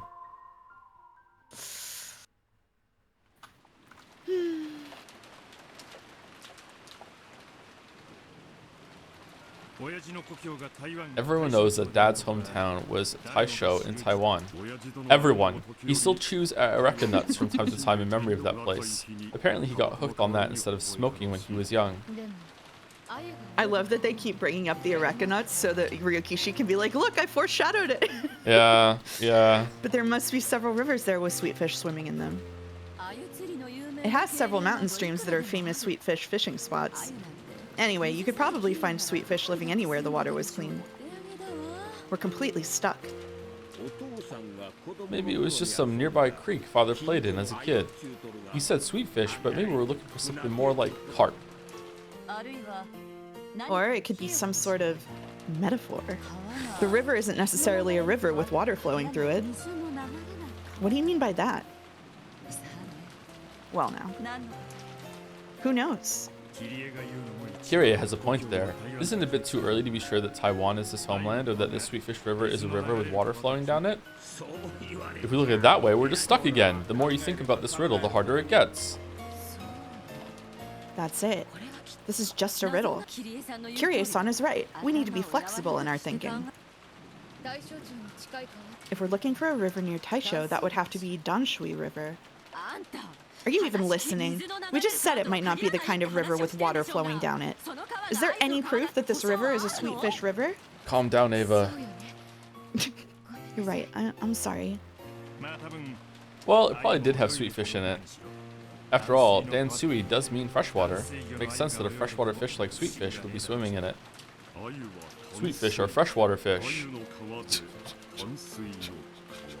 Thank you, Kraus. So a Sweetfish River would be a freshwater river. Is that how we get Danshui River? Quite the word game. Now that's an interesting theory.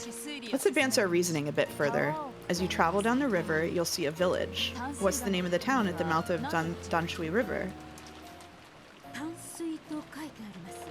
It says Danshui here. I went sightseeing in Danshui. It was a calm and gentle harbor town. Beautiful sunsets. Did you find the shore the two will tell you of? Not really. It doesn't ring any bells. I guess the beloved hometown wasn't in Taiwan. It might have been Odawada after all. If we can't discount any possibilities, then we won't get anywhere. We can't even get past the first line of the epitaph. Quiet, you're distracting me. It has to be Taiwan. Father wouldn't describe any other place as beloved.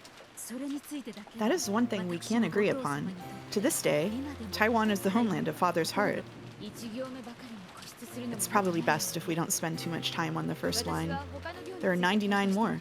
I'm going to take a look at the others. Just a quick peek, starting at the first twilight. Me too. I'll leave the Sweetfish River to you, Aneki, and I have a go at the second half. On the first twilight, offer the 6 chosen by the key as sacrifices. How mysterious.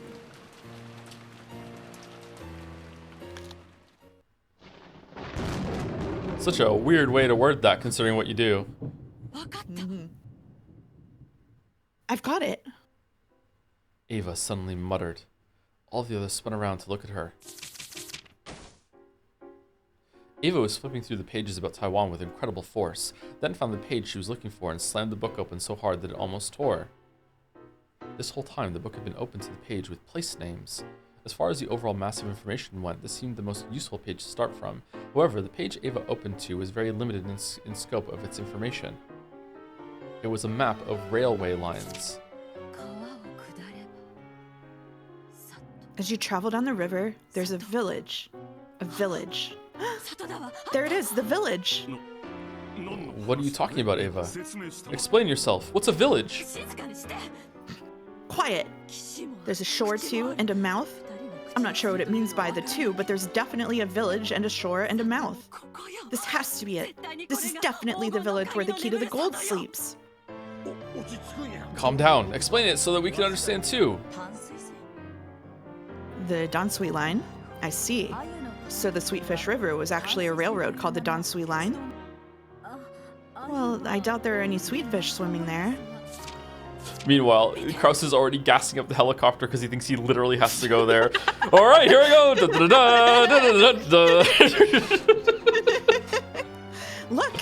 If we follow the Dansui Line down, there's a station that used to be known as Kirigan. Look at the characters it's written in. There's a village, a mouth, and a shore. She's right. There's a village, mouth, and shore. As you travel down the river, you will see a village. True, that's the only station on the Dansui Line that has the character for village in its name. I see, it's like a code pointing toward the station's name. This has to be it. There's no doubt. We just need to look a bit further and we'll definitely find out what the two who speak means. Look! This is it! This is it! The region around the station has the same name except with a mouth in the second character. That makes a total of 2 mouths in Kirigan. Are these the two who speak? Incredible, Nissan. This has to be it. Does this mean that the key is hidden somewhere in this town of Kirigan? I wonder. The whole riddle so far has been a word game. If so, isn't it likely that the sleeping key is also a word game? I agree. On the first Twilight, the key selects 6 sacrifices, right? So it's hard to imagine it's actually something key-shaped. Ooh, this is getting damn interesting. It's so fucking dumb. The men are so stupid in this fucking story. All of them were so fucking stupid without exception. Oh man. Offer up the 6 chosen by the key. Let's think of a key that's somehow related to this. And let's break down this name, Kirigan. I'm absolutely sure that this is a word game. It has to be. Think, everyone. Oh, Will's smart. Yeah, Will's the only smart one, yeah. Will is smart, yeah.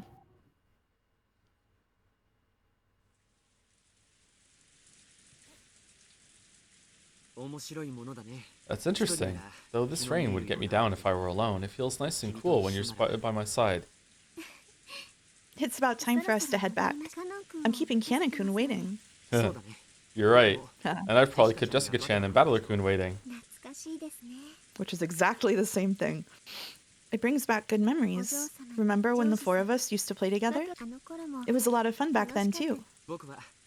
To me, it's a lot more fun now, because I get you all to myself. Oh, George-sama. They laughed at George's melodramatic line. However, George's laugh seems just slightly forced. George-sama? Hmm? Oh, I'm sorry. Well, I guess I still have a bit of an inferiority complex when it comes to Battler-kun. An inferiority complex? Like Uncle Rudolph, he's lively, interesting, and just full of energy. He's much more attractive than I am, and I can tell how much he outshines me when we're together. That's not true. You're very accomplished and attractive. You aren't worse than Battler-sama in any way. Ugh. Really? Yes, really. The truth is, when I first heard that Battler-kun would be coming back this year, I wasn't happy about it. Why not? 6 years ago, Battler-kun was the one who was really close to you. I wanted to get closer to you, but I just couldn't manage to get between the two of you. You two just looked so good together that I could do nothing but watch on longingly. Is that how it was? Wasn't it just Battler-sama making fun of me one-sidedly? Of course, you looked incredibly good together. There's no doubt about that.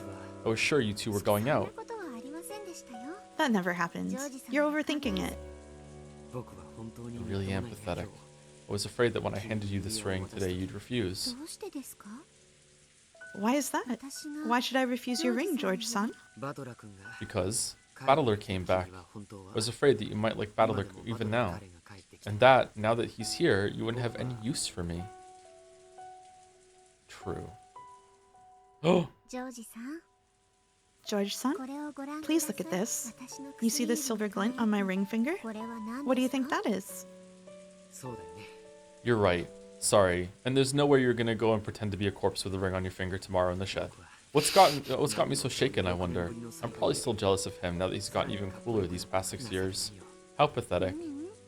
いいんです No, it's okay. その気持ちは Those feelings are a sign that your love for me is so strong you don't want to give me up to anyone. もし If you're worried about my feelings switching to Battler-sama, just love me all the stronger so that such a thing would be unthinkable. 私が Love me so much that I don't have time to think about other men.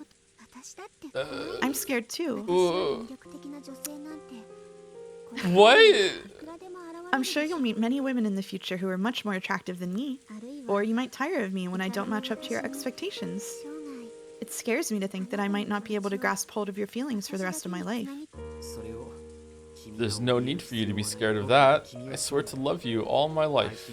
私もそれを But even though I 違った swear the same thing, you're having trouble believing it just because Battler-sama came back. Okay, this is the first time I feel like they're a good match. What the fuck? As Shannon giggled, George finally realized that his own lack of confidence had hurt her. 私は後ろ宮ジョージ I've さん fallen for a wonderful man named Ushiromiya George-san. そしてシャ And this is a man who's sworn to love me all his life, and who has given me a ring as a sign of this oath. With this ring here on my ring finger, I can give an honest confession. Sure. 私は確かにおっしゃると Yes, as you said, I did like Battler-sama 6 years ago. 多分 I think I probably liked him more than you. でも However, それは6 that was 年前 6 years ago. 今の Now 私 things are は different. バトラ様へ In these 6 years, I've sorted out my feelings for Battler-sama and cut myself off from them, along with the memories of the past. 今の私は Now I exist only to love you. Shannon spoke clearly and strongly. Like a regular person, George gave a single uncertain laugh. It was probably the same sort of laugh that George 6 years ago had made, because what Shannon said was kind of fucked up. Then he stretched resolutely and hugged Shannon without saying a word. In that moment, he said goodbye to the person he had been 6 years ago. Whoa, holy fuck. This is a good place for a break. This tea party has chapters? What? The tea party has chapters. What do you mean it has chapters? The tea- Also, there's been no fucking tea. No, the tea party fucking flips table. All right, let's take a break. I need to use the bathroom as well. Before I go, thank you to Decagon Plus for the resub. Oh yeah, happy 6 months. Yay, it is 6 months with a dancing dinosaur. Thanks as always for the streams and good times, Sigurus Decagon Plus. Thank you, Nelly Orion, for the resub. Being ripped to bits by chat and now being forced to read by chat, Joe Battler has digivolved to Joe. Oh my god, Angie and Joe? Janji? Jonji? But who is chat? Who is chat? Who am I? Who does chat want to be? Yeah, who's Mouse? I think we're Angie and Leon in this today. So Yeah, I who guess what's so. chat? Thank you, Skunky Emerson, for the bits. You know, I keep thinking about Erica, and I think I'd like her more if she had blue gloves and also wore a blue mask, and was also named Swiper the Fox. You know what? I would too. I would too. It kind of makes me angry at myself that I really don't know if my opinion of Erica would be like 100% different if she just looked like she was 24. Like I don't know. Same with Burncastle and Lambda Delta. I don't know, man. I don't know. Thank you, Junie Daydreamer, for the resub also with Rudolph Ushiromiya. Ooh. He's back. Why? I have trouble like taking like child genius characters seriously. And even though Erica is not a child, she like because of the Burncastle link and how she looks like a child to me. Like I don't really like that trope. Hates Young Sheldon? Yeah, I hate Young Sheldon too, yeah. Hates Detective Conan. Detective Conan would kill you on the spot. I think she's supposed to be ridiculous. Yeah, I like Erica a lot more now, but it took a while and for me to recalibrate how I view the story in order to get there. So I'm talking more about like retroactively, like what I've been more in line with enjoying Erica from the beginning. Yeah, I don't know. I have a feeling that when I reread the whole story, I will feel very differently about episodes 1 through 6. Like big time. Might do like a 180 on a lot of things that I felt before. Everybody in chat rushing to spoil the premise of Detective Conan as quickly as they can. I already read that. Out loud. It was a My Anime List thing, yeah. Damn. Yeah. It's crazy. Anyway, let us take a break. We will be back in about 5 minutes or so. Might be a little bit longer if one of us makes a tea. I don't know if we're going to be doing that or not. Anyway, we're back. Okay.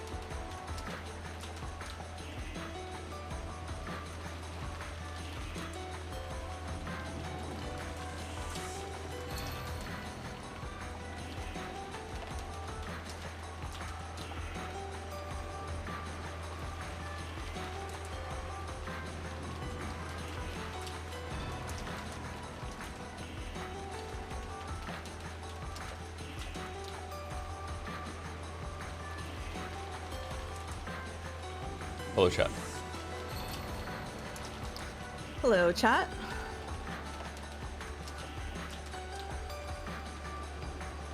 I was here the whole time. The whole time. Thank you, Paramo Nata, for the bits.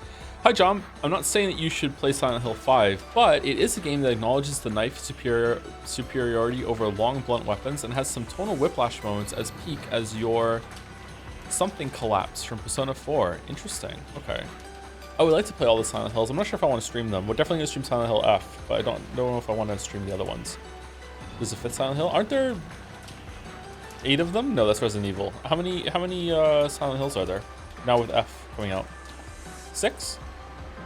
Thank you, Snipe Hunter 007 for the resub. Bizarre, I've been following for a long time, but only subbed for 3 months. What this tea party hasn't shown you yet is Shannon rappelling from the roof of the guest house and hanging outside the siblings' window, listening to Battler and Jessica's conversation, while somehow also maintaining the conversation with George. Thank you, Zyre91 for the resub too. 66 months. If you had stuck to leap year bit, today's stream would fall in the year 2168. Yep, I believe it. During which we'll both definitely be alive. Yeah, for sure. For this Tea Party chapter, I'll take narration and you can take Ava. Ava, okay. As well as the bros. Okay, bros and Ava too. Okay. Yeah, exactly. Do you think Persona 4 is a Honkaku mystery? Yep, for sure. Yeah. I've got the ladder. Here we go. Oh, they solved it. Holy fuck. They solved it. Quadrillion. This is the only place you'll find that number written on this island. 1/10 of 10 quadrillion. How suspicious. If our idea is right, there should be some sort of device embedded in that relief. We just need to check. Who's going up? I'll go. Hold that ladder down, okay? Rudolph loves fucking climbing ladders. Be careful. It's fairly high up. Rudolph climbed up the propped-up ladder, step by step as the rain poured down on him. Look at the Q. See anything? Some sort of device? Ladder's a bit shaky. Oh boy. What is it? Did something happen? Bingo. Take a look at this. Rudolph tossed the Q down. Oh shit, my bad. Rudolph tossed the Q down. It hit Kraus on the shoulder and landed in a puddle. This is the key. What does it mean? Rudolph-kun, don't tell me you can take out the other letters too. Yeah, looks like it. Guess our crazy theories weren't far off after all. What's the next letter to take out? I. And then L.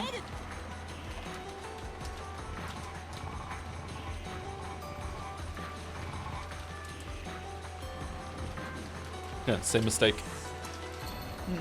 Following her instructions, Rudolph removed the 6 letters of the first Twilight. Now that they'd gotten this far, nothing stood in the way of them solving the riddle.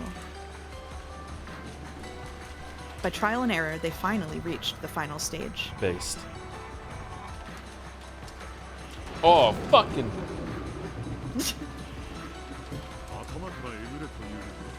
It says to gouge starting from the head, which must mean going from left to right. Very good, Kraus. Off the bed. Rudolph-san, starting from the left, turn the keys before taking them out. Got it.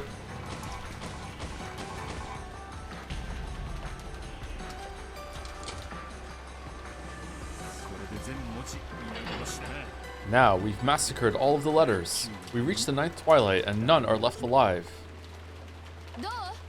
So, did something happen?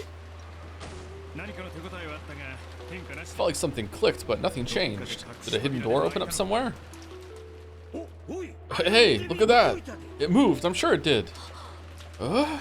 Everyone, look! The lion statue's facing the other way. What is going on? Is there some secret inside the lion statue? That's not it. It's probably telling us to look where the lion's pointing. See? Look that way. That lion's facing a different way too. What does it mean? It's guiding us, stupid. We have to go in the direction of the lion's face.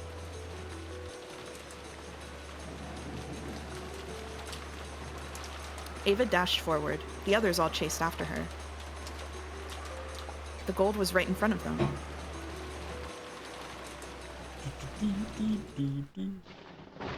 Flash. Flash.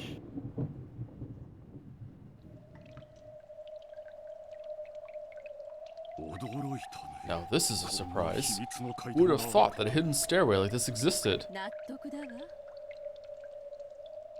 It makes sense now. Father didn't like people going near the chapel. この仕掛けは一体いつからあったのかしら。 I wonder how long that device has been 地 there. 下道の感じ Judging by the feel of this underground passage, probably for quite a long time. おそらくお屋敷を作った時とほぼ同時でしょうね。 I imagine it was built at nearly the same time as the mansion itself. 多分 The riddle of the epitaph was probably also planned many decades ago. But Genji was like sweating bullets when Kraus had the construction team digging out the foundation of that new thing next to the manor. Oh god, where's he gonna put it? Fucking hell! Oh, this is dad we're talking about. I try not to let the things he does surprise me, but this. 一体この階段どこまで続くのでしょう。 Just how far does the stairway go? Hey, maybe the old rumor was true. You know, the story about him having a mistress in a hidden mansion somewhere in the forest. I see. It's likely that this underground passage goes all the way there. あの日のあのお屋敷に I wonder if it connects to the mansion from that day. どうや I think we found the ら goal. ゴールドな扉が Look あ at るわ that filthy door. 何か書いてある Something's written on it. Phew! Bingo. Second bingo in like 5 minutes. Something was written on the door in red paint. On the 10th twilight, at journey's end, you shall attain to the power of the Golden Land's treasure once and for the last time. 開く Does it open? 開くわ It does. Ready? 開けるわよ I'm going to open it. So we finally reached the gold. We can only hope that such a sweet deal is really true. 姉さん Let's open it, Nissan. Right. 開けるわよ I'm opening it.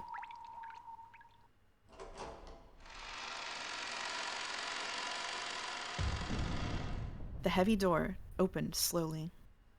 Then the gold-filled underground VIP room showed itself.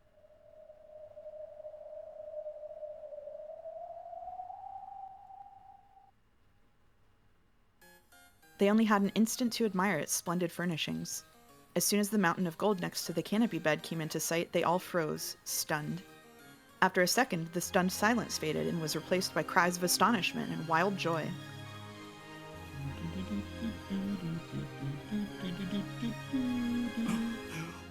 Incredible. すごいわ I can't believe it. It's 20 billion yen in gold. It really does exist. What a shining mountain. It almost blinds the eyes. We did it! We did it! We win this game! 緑に触ってはなりませ You ん mustn't touch it without permission. This is Father's gold. あらそう Oh, really? Then why don't you call Father down here now? Right away! The time for your farce is over and done with. Natsue-ne-san. Let's put an end to the obvious lies, shall we? We have a real mountain of gold right here. Shouldn't we all be honest with each other? 幸いにも私たちは Fortunately, we're all in a good mood and feeling very gracious now. Just give it up already. A pile of gold this massive carries magical power within it. That power draws out the most honest feelings within people. The light from the chandelier glinted off the golden mountain, lighting them up with its golden sparkle. It was as though the sparkle controlled everyone present. For some time, they forgot their age, and howled and laughed, running around and rolling about like a bunch of excited kindergartners at a park.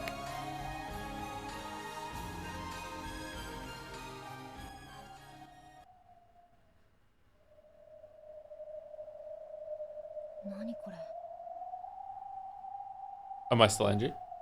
Mhm. What is all this?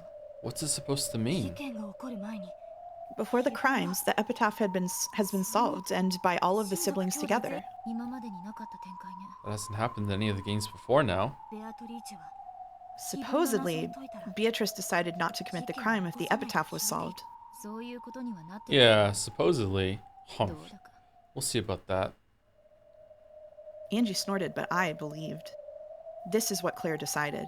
Because she entrusted everything to the roulette of fate, she'll obey the result. She let the roulette decide her own fate specifically because they couldn't decide on their own. So she'll do what it says. She'll follow her own rule. She'll definitely keep her promise. 起こらないはずです。 I don't think the crime will occur. 断言できるの。 Are you sure about that? はい。 Yes, もう her roulette has already 彼女 made の its ルール decision. はこれで This is the end of her 彼女の game. ゲーム終了ならどうなるっての？ If it's the end, what happens next? めでたくみんなで大金持ち Do に they all become happy 無 rich 事に people 親 and 族 leave the 会 family 議をし conference 私の unharmed? 家族は中身がチョコレートじゃないインゴットをお土産に Are we seeing what actually 私のところ happened? に帰ってきてくれるというの？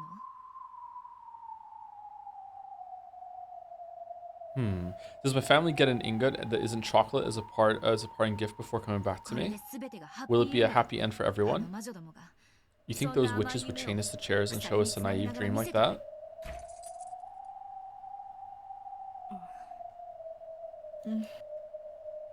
When she showed off the chain on her wrist with a clank, I was unable to counter her with confidence. But I want to believe. Though this might be the least exciting ending, Claire's game has now reached an end. Perhaps, just once at the end, she wanted to show us a world where no crime occurs. Now that she's disappeared with no regrets, is she leaving us a parting gift in the form of a game where no crime takes place? In a sense, the most peaceful sort of game? I want to believe. If only these heavy, cold chains weren't holding us in place in this theater.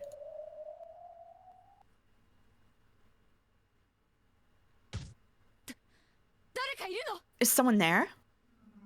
Rosa's shrill cry brought the celebrating to an immediate stop.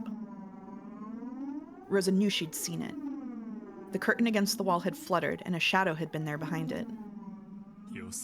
Come on, don't do that. You're just imagining things. 誰かいるの？ Is someone there? If you are, come out.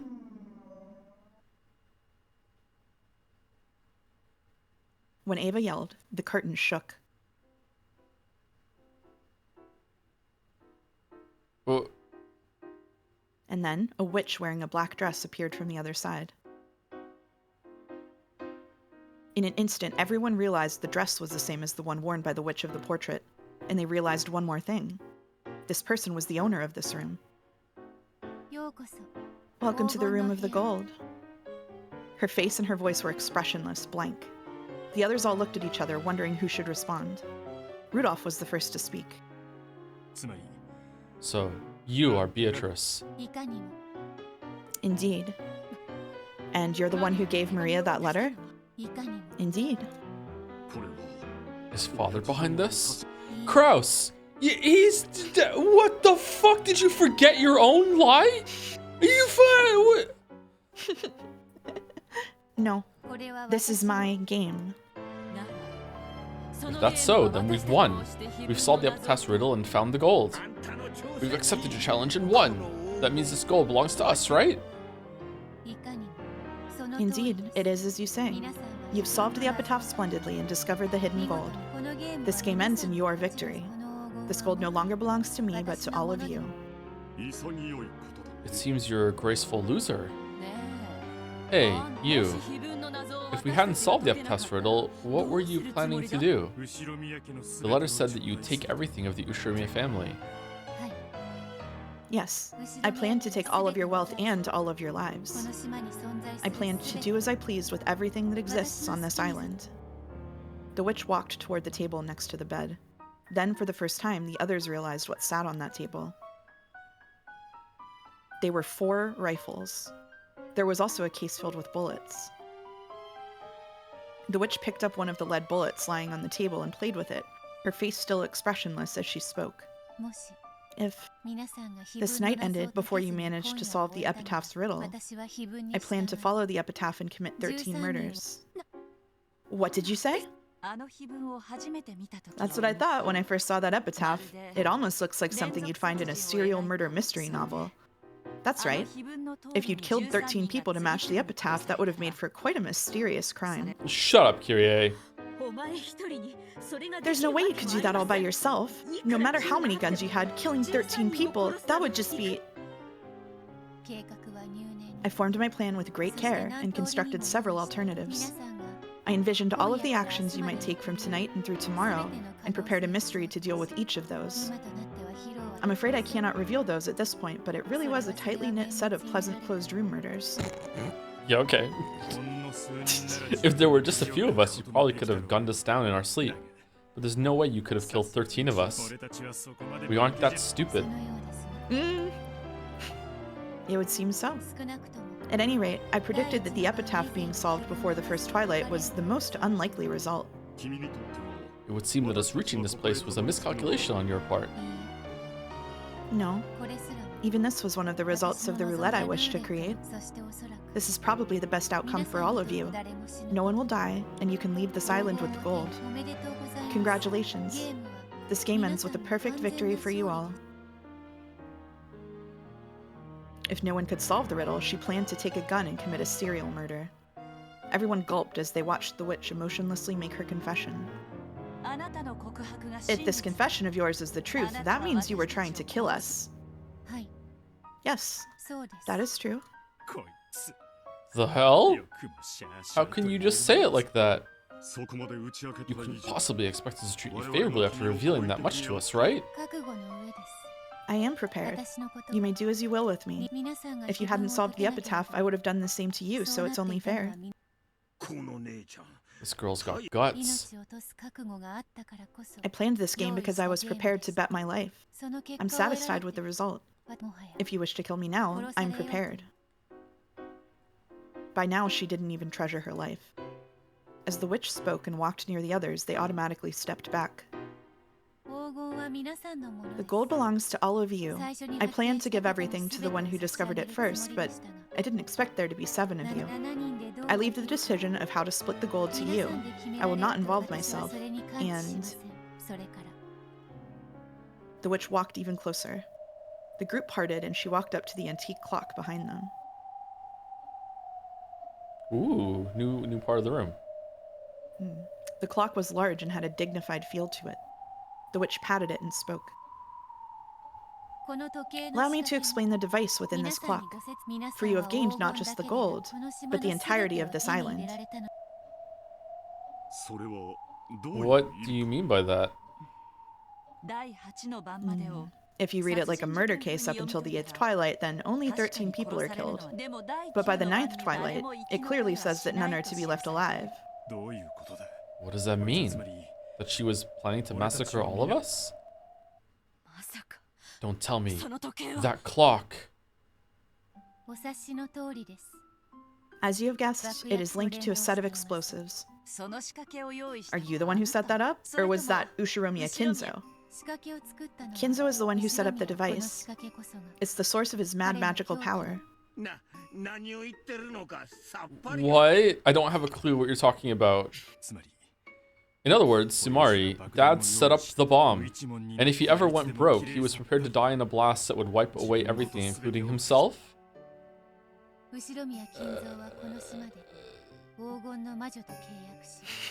On this island, Ushiromiya Kinzo made a contract with the Golden Witch and obtained the gold. However, that was not all he gained. What are you talking about? Wait, don't tell me. There's that rumor about the remains of an old Japanese military base existing on Rokenjima. Could it be? Your guess is correct.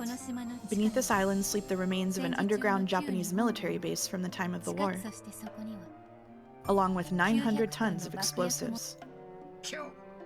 900 tons? That's unbelievable. If that exploded, the result would be unimaginable. Forget just the mansion blowing up, it'd leave a massive crater. I believe an expert's estimate put it at a hole several dozen meters deep and a kilometer across. There wouldn't be even a trace left.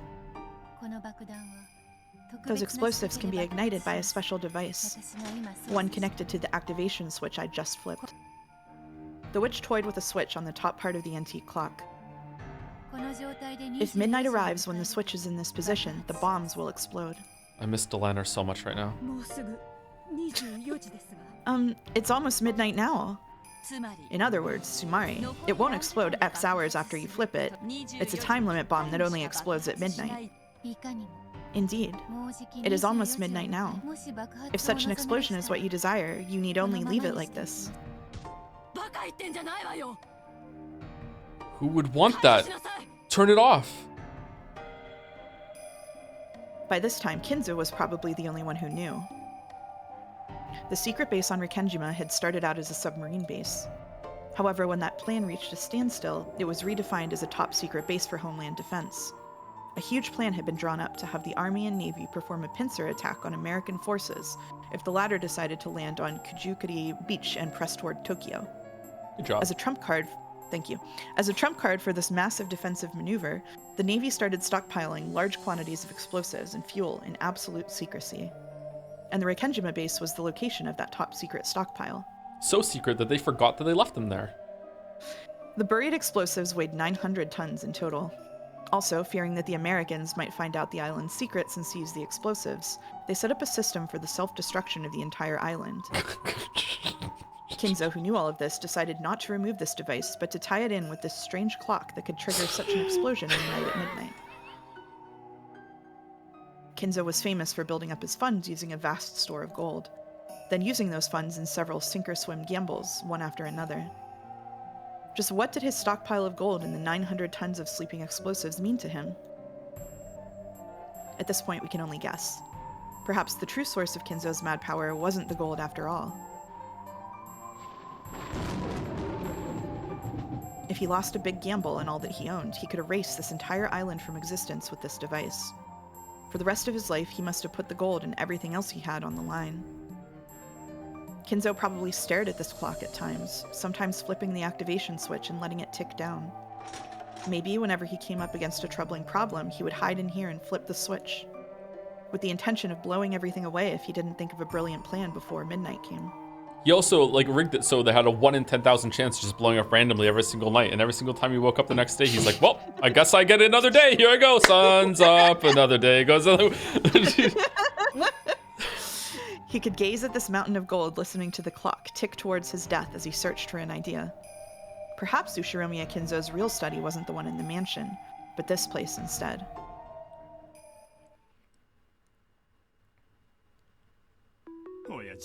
Sort of switch sounds just like Dad. So, maybe each time Dad worried about something, all of his kids were put on the line as well. I failed that one. This is Father, so it wouldn't be unthinkable. This device now belongs to all of you. If you desire a massive explosion, use it whenever you please. Are you crazy? Who'd want a big explosion? These explosives are half a century old, right? Would they really go off? Yes, of course. The explosives and the fuses are still working. I tested them myself. Oh. You tested them? You mean that... The shrine! I see. Now I finally understand. So that's why the shrine disappeared without a trace. That summer, the shrine had disappeared completely, along with the reef under it. Though people found it odd that the waves could have wiped it out so completely, no one paid it much mind. And now, this piece fits perfectly into the hole that caused that strange feeling. Indeed. I used that shrine to test whether the explosives were still working after half a century. I believe you are all aware of the result.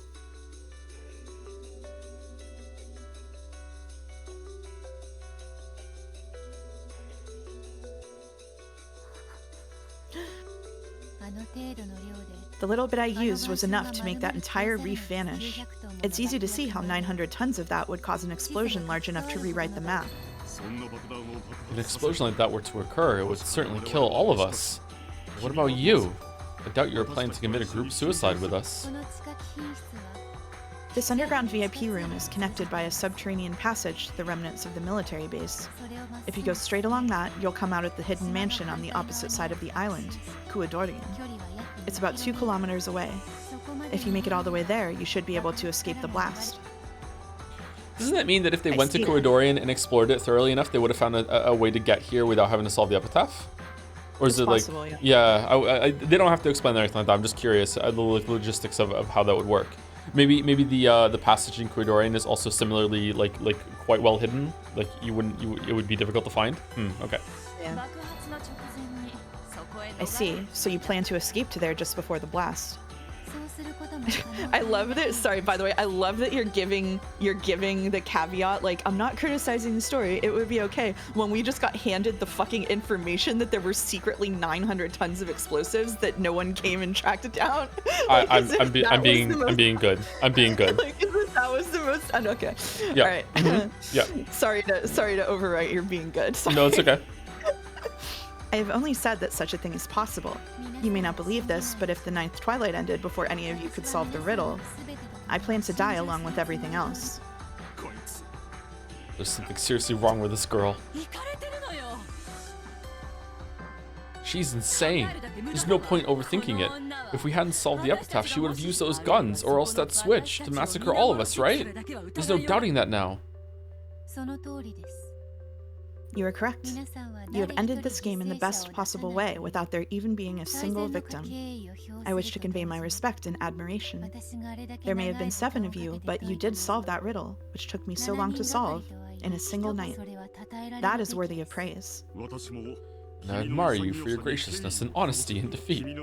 We'll decide how to deal with you in the future, but I intend to do all I can to reach a gentlemanly agreement. Pay me no mind any longer. I am already one of the dead who was already prepared to kill everyone and die myself. The Golden Witch Beatrice solved the epitaph, reached this room, and revived. And now, new people had solved the riddle and reached this room, so her role was finished. When the epitaph's riddle was solved, Beatrice's illusion of the witch ended.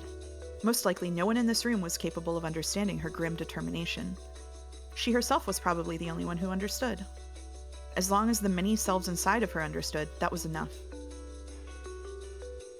I am one, yet many. I abandoned myself to the magical roulette of endless possibilities. The result, the answer, is this. This is what the tarot cards known as the Epitaph Ceremony have shown me. Then Genji appears and hands each of them an elaborate dress. Beatrice is already dead. They did not kill her. I killed her myself in accordance with fate's command. They will never understand, for all eternity.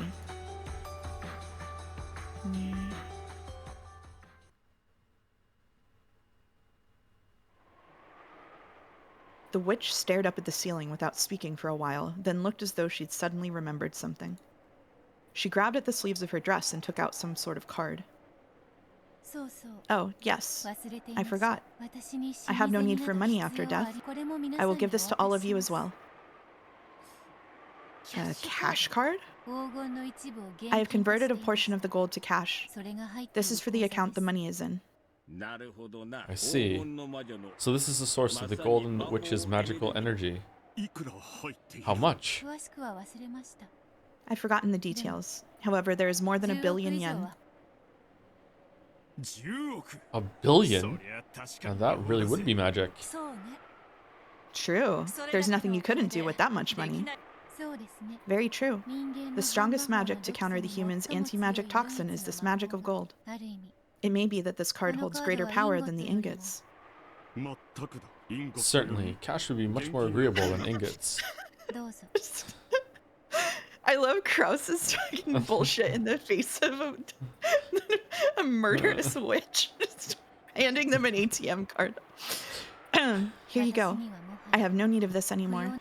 It's like it's like a brave front, but really he's just too stupid to understand what's really going on. He's just like, you know what? Yeah, we'll reach a gentlemanly agreement. Like Ava's like head in her hands, going like, Kraus, the rifles are here with bullets. She was gonna kill us. He's like, no, nonsense. It's done. It's okay. It's fine. Like you don't understand the person we're dealing with. Yeah, she just gave us money. Yeah, like. So. How bad could it be? Look, she's nice.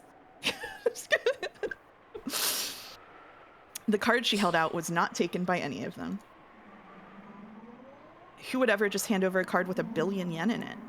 The mountain of gold, the device for blowing up the island, the card with 1 billion yen, all of these surpassed their understanding. Imagine running into Beatrice in her whole entire dress at the ATM.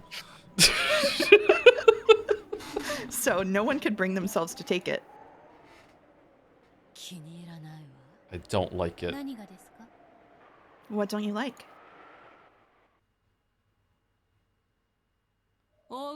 Here you go. Here's a mountain of gold, and I'll turn off the explosives and give you a card with 1 billion yen while we're at it. It sounds far too good to be true. You're trying to trick us somehow, aren't you? 騙す気もありませんが、 I have no desire to trick you, but I won't try and force you to believe. 私は全てを I have 指し offered you everything, revealed 全て everything. を何を What 信 you じ believe and what you do is now for you, the new masters of the gold, to decide. 私の言うことを何も信じ You are even free to disbelieve all I say and leave this place. エヴァ Ava. 彼女が I 嘘を can't 言って imagine い that る she's lying. なんでそうだってわかるのよ How could you know that? I don't like how relaxed she's acting. It's as though she thinks she's already won. I just had an idea a second ago. What if she's lying about which is the off side of the switch? それ What do you mean, Nason? さっきその女は Just a second ago, this woman flipped the switch to the side. She said would turn off the bomb. What if that actually armed the bomb? We solved the riddle, and you turned the bomb switch to on, trying to blow us and everything else up, right? Let's get Cannon with his wheelbarrow to get this gold out of here right now. And then Beatrice is like, okay, I'll go get him. Just takes the dress off. Here I go. Carl's like, yes, good Cannon. Yeah, take the gold. Yeah, it's good. でしたらどうぞその時 If 計 that の is what you スイッチを think, 入れ then てく feel ださい free to flip the switch on this clock. あと1分 It will be midnight in 1 minute. 真実は The 時 clock 計 will が show you 教 the えてくれ truth. What did you say? おい Hey, what are we supposed to do? Is the bomb set to on now? Or off? 彼女が嘘を Can't imagine that she's lying. It's inactive now. We shouldn't flip it. でも気に入らないのよ But I don't like it. Why is she resigned to her fate? Why is she offering us things one after another? She's tricking us to buy time. She wants to buy time until midnight so that she can go down in flames along with us. Hold on. Where was it? Was she flipped it from what it was before when they came in to something else? It had to have been inactive, right? So she did arm it. She left it armed? Okay, this is interesting. What's gonna happen? Sorry to interrupt. What about the switch itself? Is there some way to tell if it's on or off? On the upper part of the antique clock was a metal switch that could slide right or left. Right now it was set to the left. However, there were no marks in particular on either side to tell one which was off and which was on. おい Hey, tell us the truth. Which way is off? Can you imagine if Kinzo was just like was just like sundowning at the end of the day and couldn't remember which Yeah, way? exactly. He forgot the epitaph solution. He could have forgotten this too. Or he's like his fingers are greasy from all the dominoes and he can't grab the switch properly. Oh shit! Oh no! A pizza slice in his mouth as the screen goes white. And he's like, oh shit! Well, at least I died doing what I love, eating my pan pizza. Fucking The hell! next fragment. Left. It's off now. 今がオフ バカルドルフ You idiot! You really expect an honest answer from her? It's the opposite. It has to be. The right side must be off. もう時間がないわね We don't have any more time, ど Nason. うせエヴァ Quit it, Ava. Don't touch the switch. It's set to off now. その手を離しなさい Ava-san, take your hand off it. 私は同感よ I agree. It's off now. If she wanted to kill us with a bomb, she wouldn't have told us about it. ベアトリーチェ Beatrice! 私を騙そう Don't think you could trick me. 5 5, 4 4, 3. Can you do it in Valley Girl?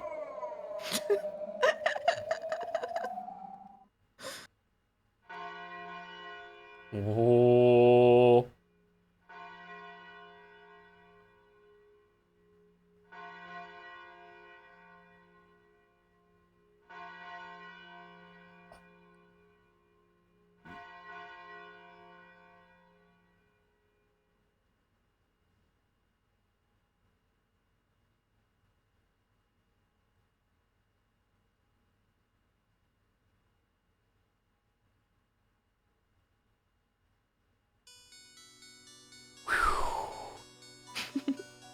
The second hand of the clock ticked past midnight. October 4th ended and the curtain rose on October 5th, 1986. The switch was still pointing to the left. The witch's words had been proven correct. これで Have I gained your trust now? You bitch! With a hideous sweat-covered expression, Ava snatched the cash card away from the witch's hand. 通帳と印鑑は How about a bank book and seal? We can't withdraw anything with just a card. 暗証番号で引き出せます All you need is the pin. 8桁です It's 8 digits long. ちょっと待ちなさいよ Wait a second. I'm writing it down. Ava and Kyrie both took out a pen and notepad and began writing the 8-digit number the witch told them. これで That is everything I have to tell you and to give you. I will say nothing more. All of my tasks have been completed. So I'm guessing that's the number that was the string of dates. Quick question, chat, or maybe Mouse, you know this. In Canada, bank pins are 4 digits long. Are they different lengths in different parts of the world? Are there any where it is 8 digits long? I have no idea. It's 4 digits in America too. The United States. If I went to the bank and asked for, could I get a longer pin if I wanted to? No, a lot of the machines here only have room for 4 digits. Yeah, not on a machine. Yeah. In Switzerland, there's 6 digits. Interesting. Okay. Seems like 4 is the most common one. Okay. Anyway, sorry, go ahead.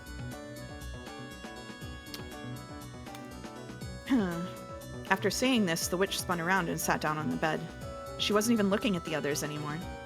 She sat there like an empty husk which had, just as she had said, finished everything it existed to do.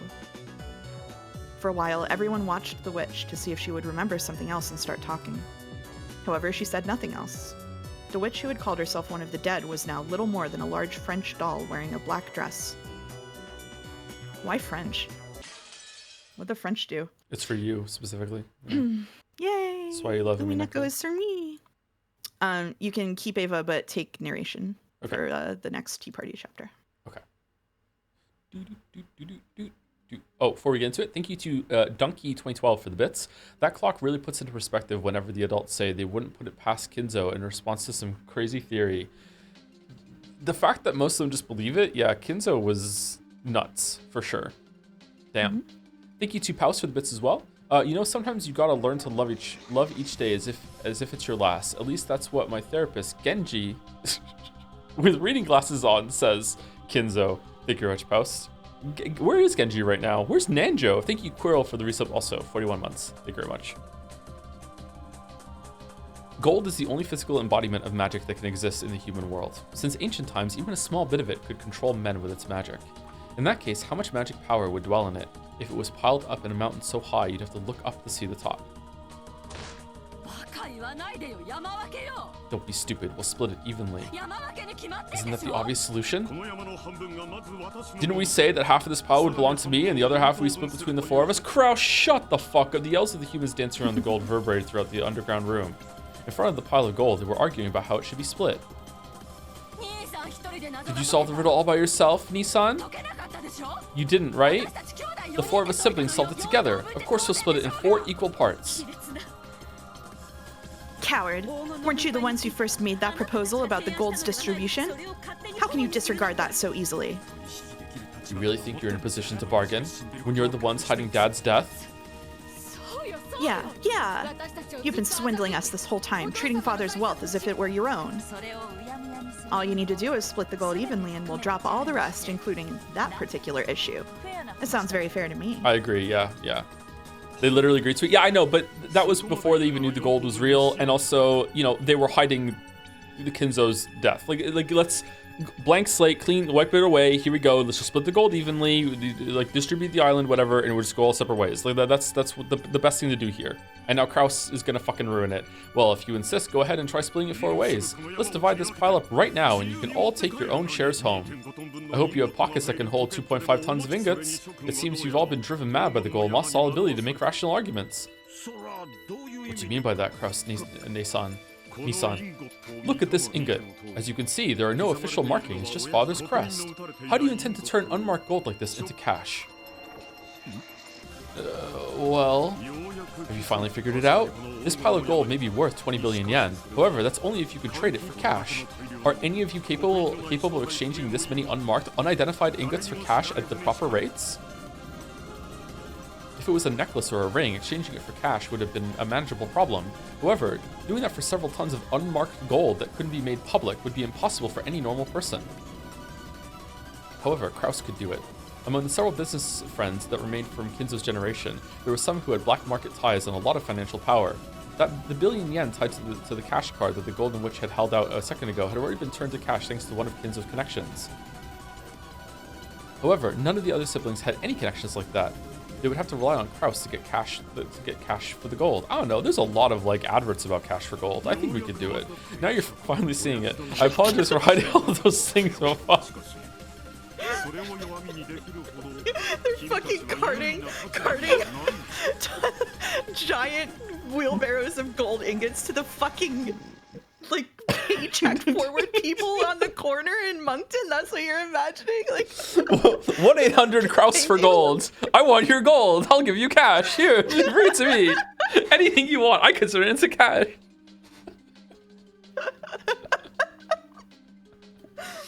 I apologize for hiding all those things about father. However, you're in no position to take advantage of that weakness. You really think you have such an advantage just because of something like that? Where's the gun coming from, Ava? What do you intend to do with that gun? Please, you're scaring us. Ava was gripping the gun so hard it looked like it might snap. The 4 guns that the witch had placed in this room were now in the hands of the relatives. Just as the gold had led their hearts astray, it seemed these guns had the magical power to turn their hearts to violence. Finally, a scuffle arose between Ava and Kraus. Off to the side, Natsui started arguing with Rudolph and his wife, and the grand underground VIP room was filled with thundering jeers.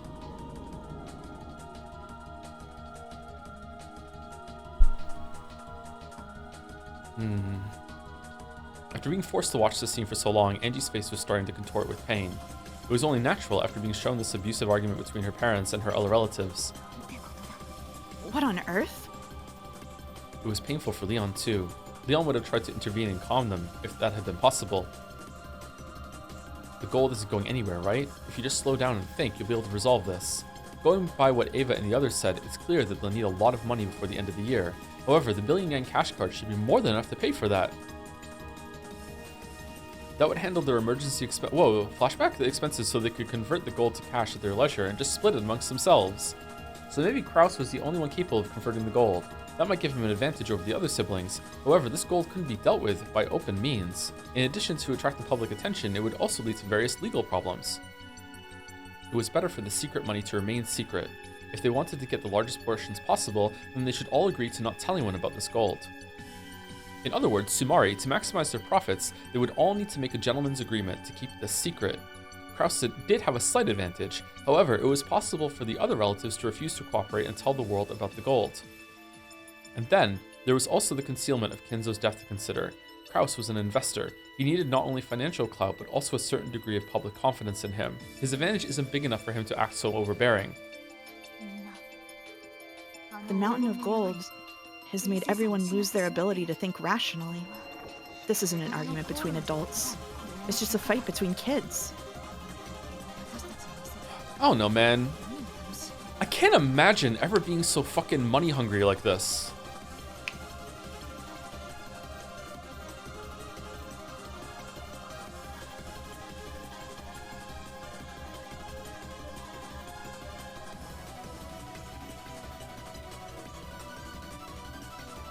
Really? Yeah, really, yeah.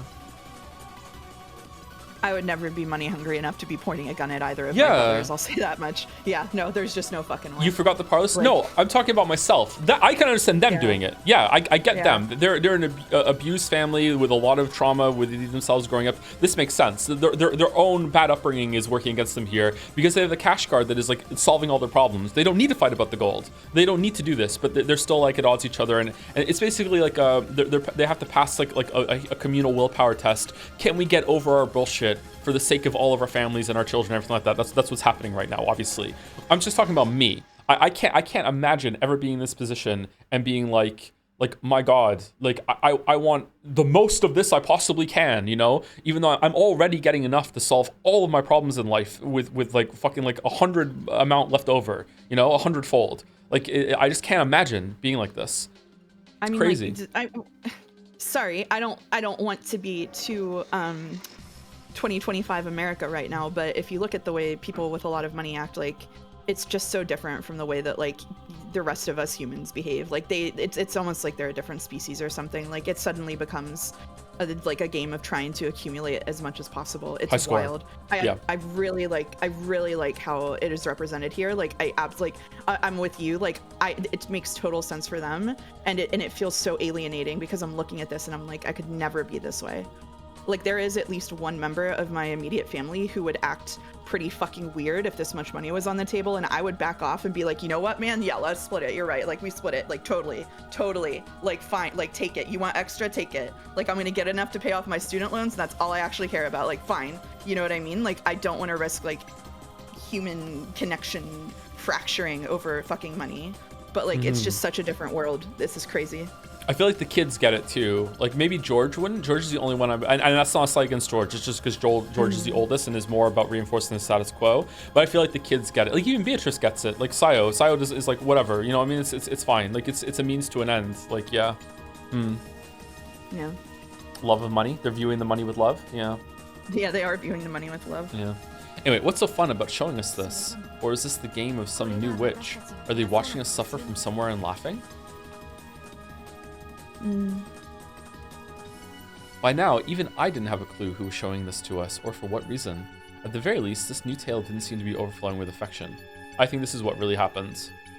At first, I thought it was a tale of a beautiful world where no crime occurred and Claire's regrets had vanished. But something's different. This tale is clearly filled with ill will towards us. I'm sure of that much now, but I don't have a clue who would want to show us this.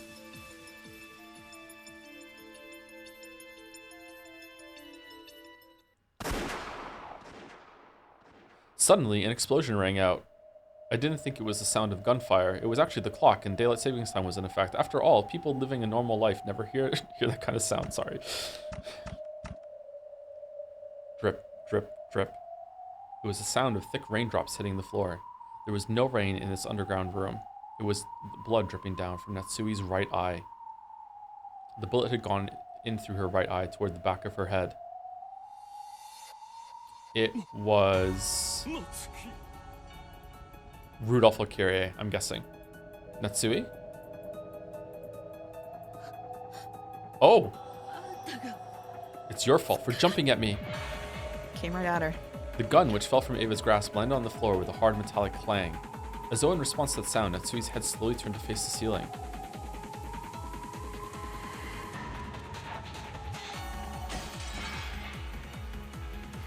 No more headache. Natsui. Natsui! Natsui flopped backwards. When the back of her head hit the floor, a red splash spread out beneath it, forming a single flower to adorn her dead face. Natsui-ne-san? Why did you shoot her? Why? Ava! Ava! Kraus howled, raised his gun, and ran at Ava. At the same time, Hideyoshi leapt between them. A scuffle broke out between the two men. How could you? Natsui! Ah! Kraus-ne-san, you got it wrong. You got it all wrong. It was just an accident. Nissan, not Nissan. Ava, how could you? I'll kill you. I'll kill you. I didn't shoot. I didn't. Even though I told her to stop, she just jumped at me. Kraus, who had just seen his wife killed before his eyes, had lost all traces of rationality in his expression. He was so furious that if he had knocked Hideyoshi aside and jumped at Ava, he might have torn her throat out. Why did you kill her? Why? Ava! It was an accident. An accident. Calm down, Kraus-ne-san. I would already be shooting if I was Kraus. Yep, okay, another explosion rang out. Hideyoshi's face was covered with blood. The two of them had been fighting over the gun Kraus held, trying to push it away for themselves. When the barrel had turned to point at Kraus's chin, the sneering, formless Reaper, master of the Gold Room, had swung its scythe once more. A line of blood trickled from Kraus's mouth. The two fell down with Kraus's body on top of Hideyoshi.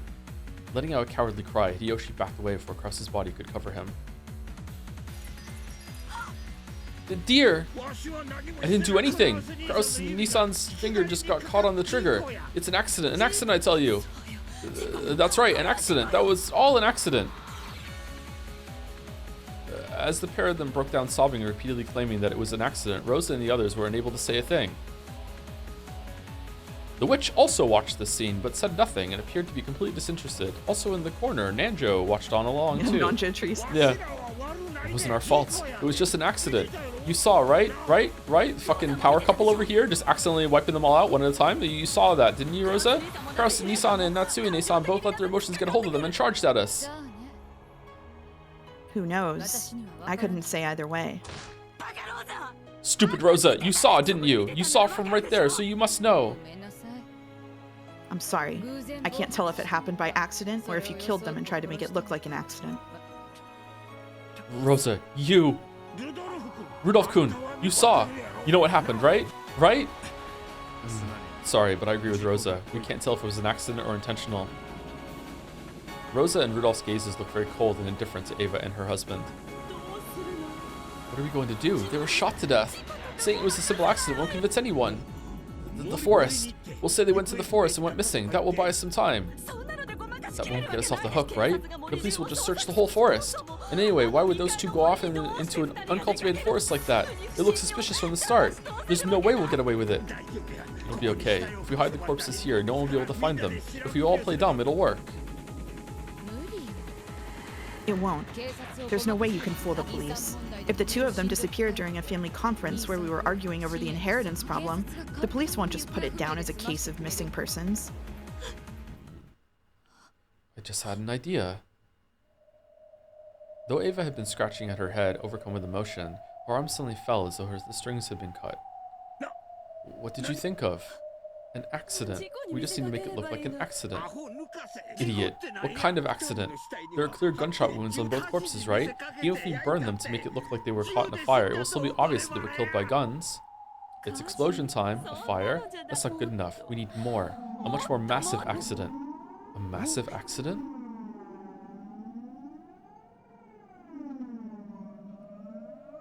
Eva slowly walked forward, tapped it, and spoke. An explosion accident. We just need the sort of accident that will leave no traces of their corpses.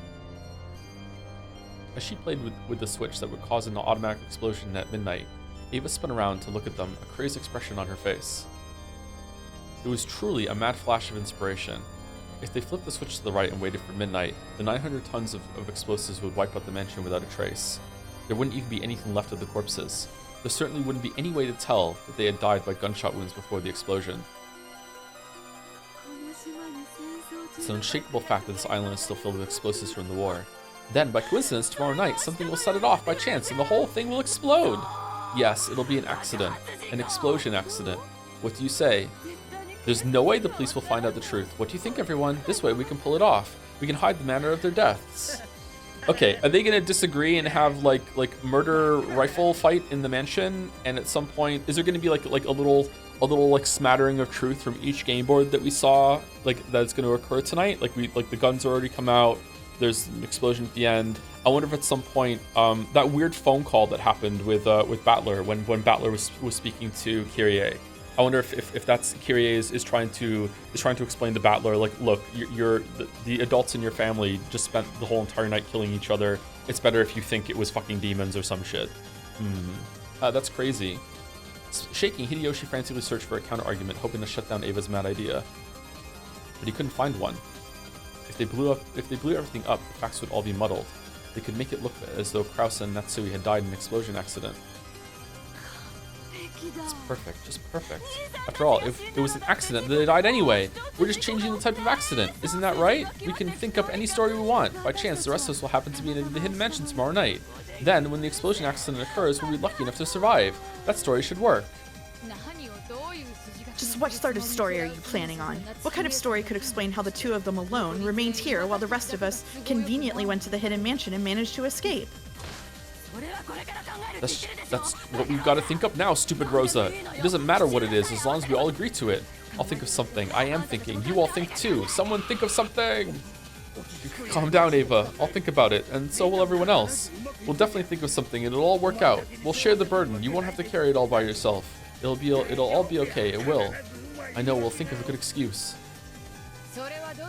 What kind of excuse? We took the kids and all the servants to go exploring an underground passageway, leaving just the two of them behind? And the rest of us all decided to spend the night in the hidden mansion? How could any excuse work? It's insane! Thinking of that insane thing is our job. Why are you acting like this has nothing to do with you? You think of something too. Nason, let me ask you a question. If you blow up the island, what'll happen to this gold? Well, We finally gotten our hands on 20 billion yen of gold, and you want to blow it all away? We can just carry it away. Yeah, that's right. The explosion will happen tomorrow at midnight. We have a full day. If we all carry it together, we might... You realize there's 10 tons of it, right? Just how much do you think our small group can carry back and forth across this long underground passage that goes all the way across the island? You're being absurd. Here, we have this card, right? The card worth 1 billion yen, the one that woman gave us. We'll just carry as much gold as we can. We have the card with 1 billion yen on top of that. If we split it that 3 ways, we'll have more than 300 million each. That should be enough for all of our purposes. My god, fucking hell. I don't like it. You don't like what? We have a mountain worth 20 billion yen right here. Why should we be satisfied with just 300 million each? Rosa. Ava's face twisted in anguish and was met by Rosa's look of cold unconcern. If we gave Kraus Nissan his share, we'd each have a share of 5 billion. Subtract the 300 million from the card, and the rest of my share is 4.7 billion. If you agree to pay that much to me, then you can do whatever you want with this mountain of gold. What do you think you're saying? So you don't intend to cooperate? Nason, please calm down and listen. This plan will let both of us leave with the maximum amount of money. Fucking hell, man. Your brother and his wife are dead on the floor right now. What is Rudolph and Kyrie doing? What? I want you to go to the police and turn yourself in, admitting that you got into a scuffle and the gun went off. Are you crazy? I don't want to go to the police. Of course, we don't want to say that the crime happened here. The police would find the gold. Yes, how about the rose garden? It's pouring rain now, so the police probably won't find any contradictions at the crime scene. I'll let you think of an excuse for why you and Nissan started fighting while you were holding guns in the rainy rose garden. Please, don't try to get us and our shares involved just because you want to hide your own crime. Rosa! It's not so bad, right? After all, it's not like they'll keep you in jail for several decades. It was an accident, right? You'll be able to get out just after a few years. When you've paid for your sins and come back, then you can do whatever you want with your 5 billion. No, I'd never do that. What would happen if we were arrested? What would happen to my husband's company? Who cares about the company? With 5 billion yen, working any longer would just be a waste of time, right? Rosa had never intended to go along with Ava's proposal. If it was a question of maximizing each person's portion, no one had anything to gain for an explosion accident. An explosion would conceal Kraus and Netsui's deaths, and it would serve no further purpose. From Rosa's perspective, the ideal outcome would be for them to confess to their crimes without any unnecessary tricks. I am stunned that Kyrie has not started blasting already. All she wanted was to change the crime scene from here to a different place. However, Ava didn't want to be arrested. She didn't like having her share shrink from 5 billion to 300 million. But even that was more than enough to cover the amount she had been trying to wring out of Kraus in the first place. She wanted to hide what had happened here, even if it meant blowing away 4.7 billion yen. What would happen if they were arrested? The life, the company, and trust that Ava had worked so long to build were things that couldn't be brought back with money. So, she wanted to hide Kraus and Netsui's deaths, even if it meant blowing up all 4.7 billion yen worth of her gold. But from Rosa's perspective, that was just irrational nonsense. Rosa? What do you think you're doing with that gun, Nason? Are you gonna have me die in the explosion too? That'll make finding an excuse even harder. In fact, it'll make it harder to explain away the other 2 deaths as accidents too. 3 whole deaths means it'll be quite a large-scale crime. It would probably get you the death penalty, or life in prison if you're lucky. Even in the best case, you'll probably be put away for more than a decade, right? Turn yourself in. If you do, this will be no more than a pair of unfortunate accidents. Of course, your jail term won't be too terrible either. Don't worry about George-kun. We'll take good care of him.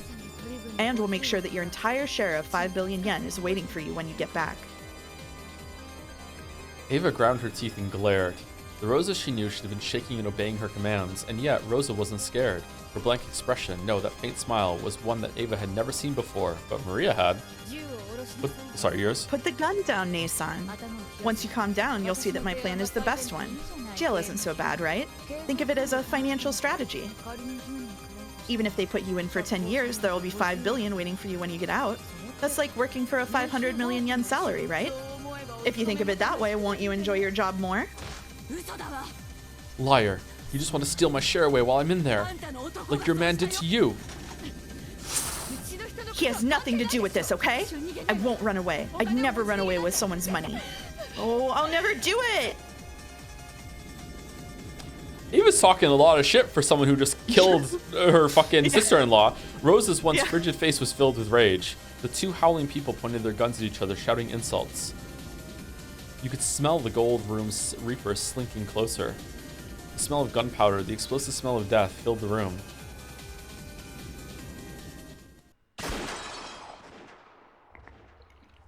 Drip. A bubble of blood dripped from Rose's mouth. Then she fell over lifelessly like a mannequin someone had pushed over. Ava? It wasn't me. I swear I didn't even pull the trigger. This is fucked up. Yup. The round in the chamber of your gun was spent when you fired at Natsuhi-san, right? You never reloaded, so even if you pull the trigger, that gun won't kill anyone. Have no fear. Okay, I don't know. See how this goes out? I actually don't really blame her right now. Like, I feel like if I was in this room and I was in this position, as soon as Kraus died, not when Natsui died, as soon as Kraus died, my mind would have went to, yeah, none of us are getting out of here alive. Like, here we go. There's no way this is getting unresolved. Like, there's no fucking way. Like, once that was broken, like, they're fucked. They're fucked. Joe, sorry, maybe I'm wrong, but right now, like just knee-jerk reaction. It's a good thing I wouldn't be in this situation. I swear, they're fucked, man. They're fucked. Like, as soon as the blood hit the floor, basically as soon as Ava picked up the rifle, I would have been like, all right, here we go. Like, this is Ava's fault, 100%. As Kiri said this, and I love Ava, this is Ava's fault. As Kiri said this, she maneuvered the lever action with her practiced hand, and a smoke-smelling shell casing was ejected. It hit the floor with a small metallic sound. The tiny sound had a disturbing ring to it. Rosa-san's analysis was a little naive. She has no idea how difficult it would be to exchange this many unmarked gold ingots for money. Back in Dad's day, even just showing this gold to get funding was enough to create the massive rumor called the Ushimiya Legend of the Gold. Exchanging this for cash is impossible. A pile of gold you can't use is no better than a pile of crap. 10 tons of gold were exchanged for cash on the black market, and the successor and his wife died mysterious deaths. Expecting that to go unnoticed is what's really unbelievable. We don't want to get the police involved. We'll blow up this island and destroy all the evidence. If it's tough parting with the gold, feel free to grab as much as you can hold. The billion yen on the cash card is more than enough. In other words, Tsumari, Ava Nason was right. I'm glad. It looks like we're on the same page. If the police get involved, who knows what might happen. It's the same with cashing in the gold. I'm sure that would have tripped us up somewhere, so we had no choice. That 1 billion that woman over there exchanged for cash is the only money we'll be able to get our hands on. And even splitting that billion, it'll be more than enough for what we need. On top of that, now that Rosa is dead, our shares have increased even more. We can each leave this island with 500 million. Can I have a spoiler, Mouse? Yeah. Unless it's going to be said in the next chapter, okay? Well, and I'm okay with you saying yes. The ingot that they found in chapter 1, that Kraus showed Natsui in chapter 1, like episode 1, way back. Was that real? I actually have no idea. Okay. Exactly. As long as we don't let our greedy desire to cash in the gold control us, we can pretend that everything that occurred on this island never happened. We have a way to do that right here. By this point, neither deaths from accidental discharges nor shooting murders meant anything on this island. Everything would be erased equally by the explosion accident. No matter what happened between now and midnight the next day, everything would be rewritten. 8 times. And you told me to turn myself in? Stupid Rosa. You weren't satisfied with just 300 million. This is what you get for being too greedy. You brought this upon yourself. But Kiria-san, there was no need to shoot her, right? Even Rosa-san would have figured it out if you just told her. I did need to shoot her. After all, Rosa-san's the only one who didn't fire her gun. Oh my god. What does that matter? The guns lying at your feet are Krasny-san's and Eva-ne-san's. Both of those have been fired. However, Rosa-san's gun can shoot if you just pull the trigger. It's hard to reload one of these if you aren't used to a lever action. An amateur would have some trouble pulling it off. Kirie-san, what are you talking about? You... They finally realized what Kirie meant. Rosa had the only gun that could still fire, so I shot her first. Oh, how foolish we were. Why didn't we realize sooner? Even though we knew there's a mechanism for erasing everything that happens on this island. Eva and Hideyoshi hurried to pick up the guns that lay at their feet. At the same time, fire spat from Kirie's gun once more.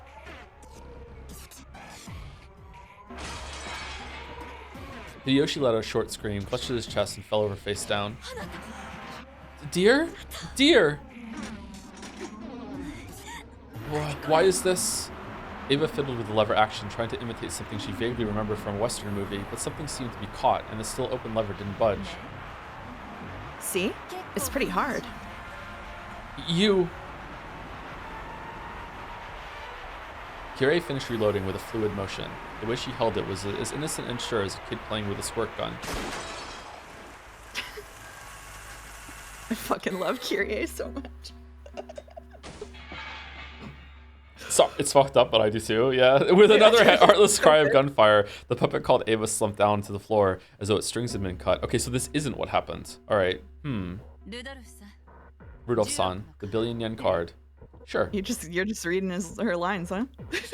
Sorry. It's okay. The cash card with a billion yen, which Ava had just grabbed from the witch. That alone was worth more than enough. 20 billion yen pile of gold had skewed everyone's sense of value. Just a few million yen is enough for people to kill over, and this was a billion yen. Rosa-san, those are some famous last words there. Just 300 million? You were too greedy. Yeah, no kidding. Lucky me, I don't have to fish through her corpse. As Rudolph walked to Ava's body, he found the card lying beside it and picked it up. So this flimsy little card is worth a billion yen? Sticking with the company would be a waste of time. So, do we close up shop and spend the rest of our lives in some southern country? What's Beatrice doing? I'm sure you'd get bored right away. Besides, I like seeing you get all worried about some problem, then leap around like a little kid when you finally overcome it. Sure you do. Thank you, Miss Golden Witch. Rudolph-san and I will make good use of this billion.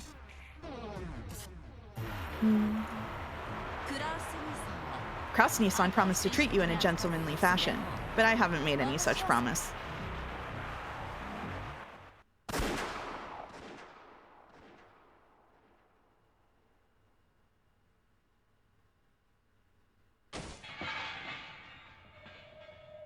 She pulled the trigger without a trace of mercy. When the ringing of the gunfire died down, blood trickled from the witch's mouth and she fell over onto the bed.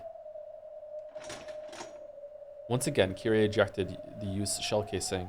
The four metal sounds of used shells hitting the floor seemed to symbolize the fact that Rudolph and his wife now possessed all shares of the gold. All of them were really slow-witted. From the moment they heard about the bomb, they should have known they wouldn't be leaving this island as a big, happy family. Sorry about this, Aneki, Rosa. Well, that's life for you. Give me a break, okay? Aneki and Aneki get into a fight, Rosa gets dragged in, and I'm the one who picks up the pieces. Just like it's always been, right? I disagree with that part. I think that they could have tanked it and they could have been fine. I would say that the first little escalation here was, well, medium escalation here was when Kraus was like, no, I still get half of this money. But as soon as Ava picked up the rifle, this was over. Like, as soon as Ava, that only one faction was getting out of this room alive, as far as I'm concerned, as soon as Ava picked up the rifle. Maybe I'm wrong. Maybe that's too hasty or too fucked up of a perception of this for me. Maybe that's wrong. But like, you know what? Like, that's how I read this. What about you, Mouse? Yeah, I mean, I think it's hard to pin down. Like the whole visual novel is setting up a fucking the dominoes of misery. You know? Dominoes of misery. Yeah. For me, I'm just like, who fucking knows what got pushed the wrong way? You know, like at the end of the day, this whole thing's a fucking disaster. That's why Kinzo loves it so much. Thank you to Ix-Axel or Lix-Axel for the resub with Baka Rosa, Stupid Rosa. Thank you very much, Axel, for the resub. It wasn't as though Rudolph and Kirie had planned to kill everyone and take everything for themselves from the start. Kirie had quickly realized by the length of the barrel of the gun in her hands that it would probably hold 5 rounds at a time. Yes, Kirie and Rudolph were both very familiar with this gun. Rudolph, whose interest in guns from old westerns came from his father, owned a shotgun of the same model. Even Kirie had earned the qualifications to use that gun, becoming familiar enough with it that they could go shooting together for fun. I wonder what Ryukishi was trying to say by having, like, Rudolph not fire a single shot here. Kirie killed them all. Including the witch, there had been 8 people there, 6 people besides the 2 of them. Each gun held 5 rounds. That was 1 short. They didn't have enough to kill everyone. To be honest, it really surprised me when they got into a fight and one of the guns went off. That coincidental accident had provided the missing bullet. It wasn't the second shot. The very first shot, which had accidentally killed Matsui, had guaranteed that this massacre would happen. In this smoke and corpse-filled room of gold, the 2 of them wore easygoing smiles, hardly any different from those they usually wore. What do we do now? Rudolph picked up Rose's gun. Then he fired a test shot at the wall and ejected the old shell with a smooth motion like Kirie's. Kirie went to the box of bullets on the table, casually picked up a few, and loaded them one after another into her gun. Set the bomb switch to on. Then we just need to wait 24 hours. Everyone's gonna run wild when morning comes and they can't find us. Then we just need to make sure they don't. Guess so. What about Battler? He's your son, not mine. Don't say that. Look how attached he is to you. He really respects you. Then think of a clever way to trick him. I'll worry about Angie, you worry about Battler-kun. Fair enough? Sure. I'm kind to my own children, but it's a real pain to be nice to Asumu-san's kid. You understand, I hope. Wow. Wow. She's so gross. Kirie's voice had grown cold. She'd acted warmly towards Battler because that had been the adult thing to do. He was Rudolph's son, so she tried to avoid being hostile, nothing more. But underneath, he was the son of Asumu, a woman Kirie still hated even though she was dead. You know what, Rudolph? Time to come clean about what happened, you know what I mean? Here we go. Now she had given birth to Angie and finally built up a new family. Right here, with the guns. Was Battler's really return? She's got a gun in her hand, I don't know. Was Battler's return really such a happy thing for her? Get yourself ready. Now that we've come this far, we can only go for the billion yen or die trying. If you can't convince Battler-kun, I'm sorry, but I won't be taking any chances. No need to threaten me. I'll take care of it. I'll find a good story to tell him. Make sure you do. I know Angie will be very sad if she's forced to hear about Battler-kun dying in an accident. Sure. How do we start? We have nothing to gain by waiting for morning. Now is the best time. Oh, wonderful. Not even time for a break. Not even. We've still got 45 minutes. Ooh. Huh. Is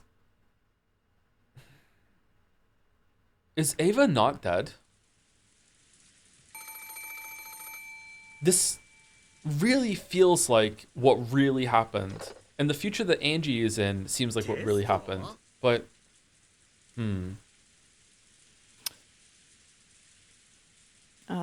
Same assignments for the next chapter. Okay. Except I'll take narration again, at least for a bit. Okay. At least until break. Yeah. A test? What's this supposed to be? At this time of night? Starting now? Oh, sorry. No, yeah. Battler yelled wildly into the receiver. When he said, "At this time of night," George and Jessica turned to look.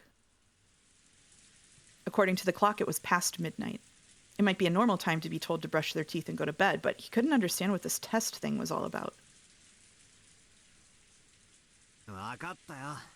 Okay, I'll hand it over. Here, George and Nikki. It's my dad. Hello, this is George speaking.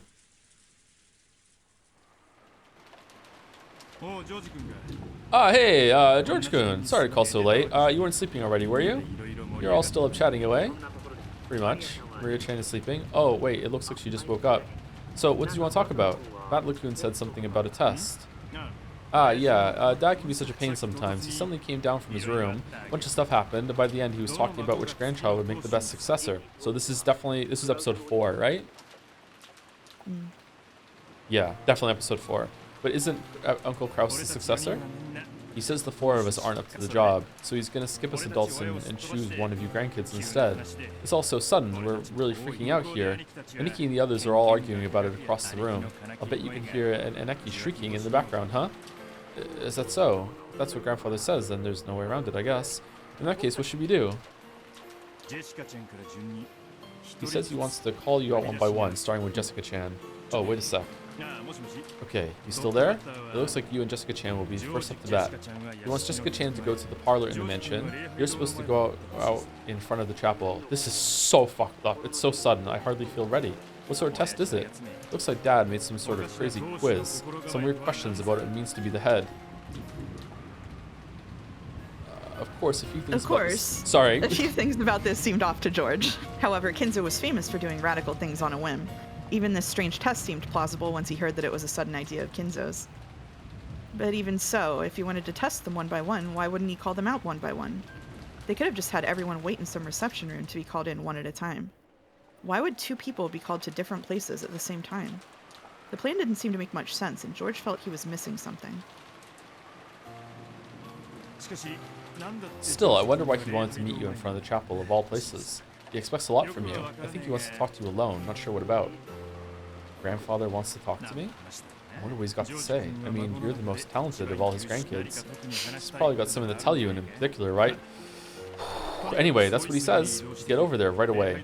I'm supposed to go to the chapel too, so let's get this over with. Or we're both gonna catch colds. Is this evil? This is profoundly evil. I see. Okay. Then I'll head towards the front of the chapel, and Jessica-chan will go to the parlor. Sure. I'll see you in a bit then. What sort of test or private conversation could Kinzo possibly want to have at this time of night? Then again, it's a well-known fact that Kinzo doesn't have long to live. It wouldn't be so strange if he wanted to give some sort of will to each of his descendants individually. Inside George's mind, the faint feeling that something was wrong was replaced by a desire to meet Kinzo directly and hear about this in more detail. George, always listen to your instincts, chat. George set down the receiver and quickly explained to the others.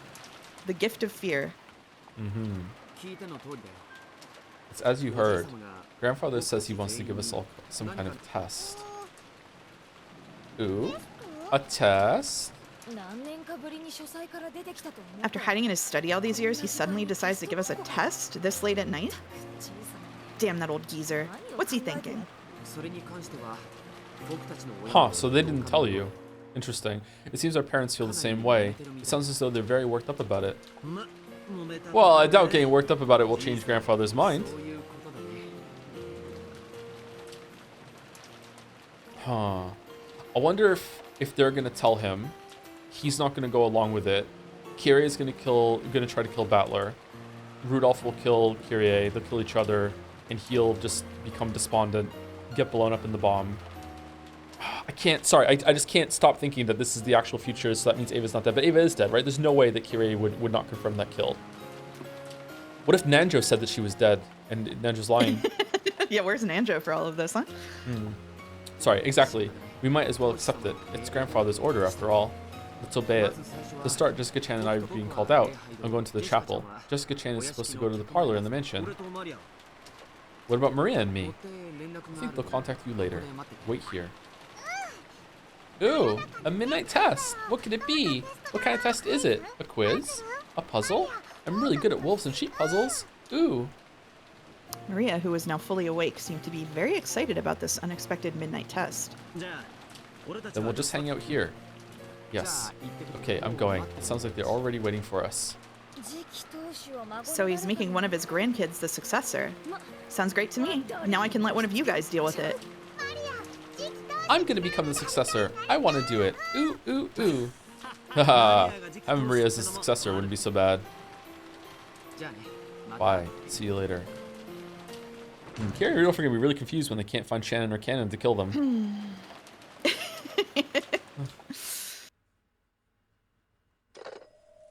Rudolph put down the receiver and stood up.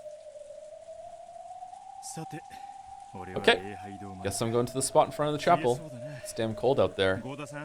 Goda-san, have some coffee waiting for me when I get back, will you? Holy fuck. Next to Rudolph, Goda was lying face up. His face was covered by a crossword puzzle book. However, its pages were stained with blood, and you didn't need to move the book to imagine how he had met his pitiful end. How was it? A nice script, don't you think? Yep. We should be thanking Dad. If we just say it was him being fickle, no one's gonna doubt us. Then let's split up. I'll take care of Jessica-chan. You take care of George-kun. You got it.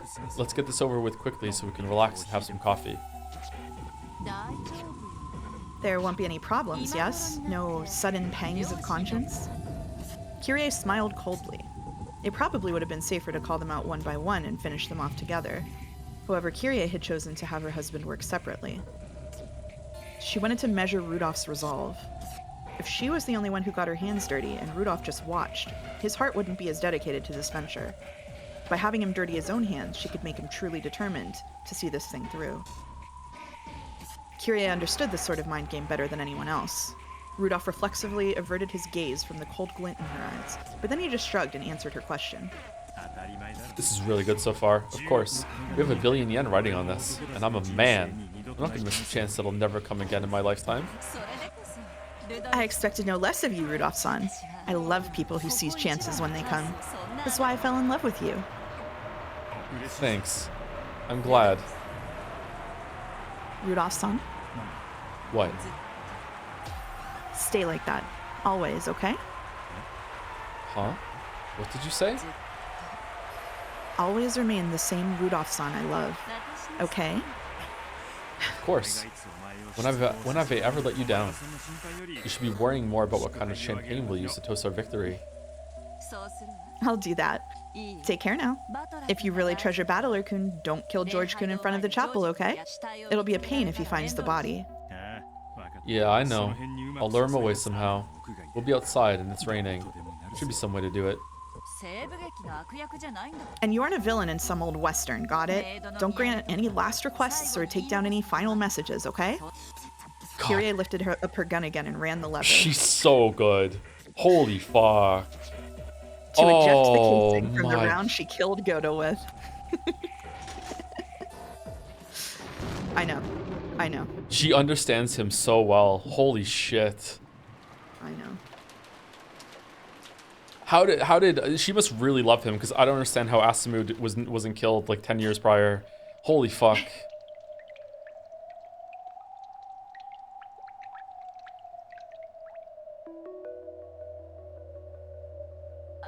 There you go. Dear. Wah. Still me? Ava was holding... Yeah, she's still you, yeah. Ava was holding Hideyoshi's body and crying. She hadn't been shot at all. The bullet had grazed her head and missed. She hadn't been playing dead. She really thought that she'd been shot. When Kyrie's gun spat fire, Ava felt something fierce skim past her head, before feeling lightheaded and fainting. Then she had awoken in the now silent room of the gold. The remains of her beloved husband lay beside her, as well as Kraus, Natsuhi, and Rosa's corpses. It was a room of death and piled up bodies. When she had cried all she could over Hideyoshi's body, she realized she still had something she needed to do. George is in danger. George. They're trying to use the bomb to blow up everything, to bury this whole island with an explosion accident. Of course. As Ava had expected, the switch on the clock was set to the right, which meant that it was active. Ava moved to flip it to the left, and stopped. That's right. As long as the switch points to the right, everything that happens will disappear in this night of illusions. Yes, this is an illusion. No matter what happens tonight, everything will become muddled and hidden away. They're probably gonna kill everyone else. This has to be it. I'm sure of it. When she looked at the table with the box of bullets, she saw signs that they had roughly grabbed a bunch of bullets before leaving. It clearly showed that they planned to use that many bullets. I have to fight, if only to protect just the life of my precious son. The gun that I dropped when I was shot was stuck with the lever open. No matter how hard I pull, it won't open any further, and it won't close again. Apparently, a bullet had gotten jammed, breaking it. It's just as Kyrie said, loading a bullet is tough if you aren't used to it. Please, dear, lend me your strength. Lend me your strength so that I can protect George. In Hideyoshi's hand was Kraus's gun, which he had been trying to pick up. Ava took it, prayed to her husband one more time, and tugged on the lever handle. With a light metallic sound, the golden casing spun through the air and bounced off the ground. When she timidly tried to push the lever back, this time it returned to its original place without any resistance. There was another metallic clang. It was the sound of a new bullet being loaded.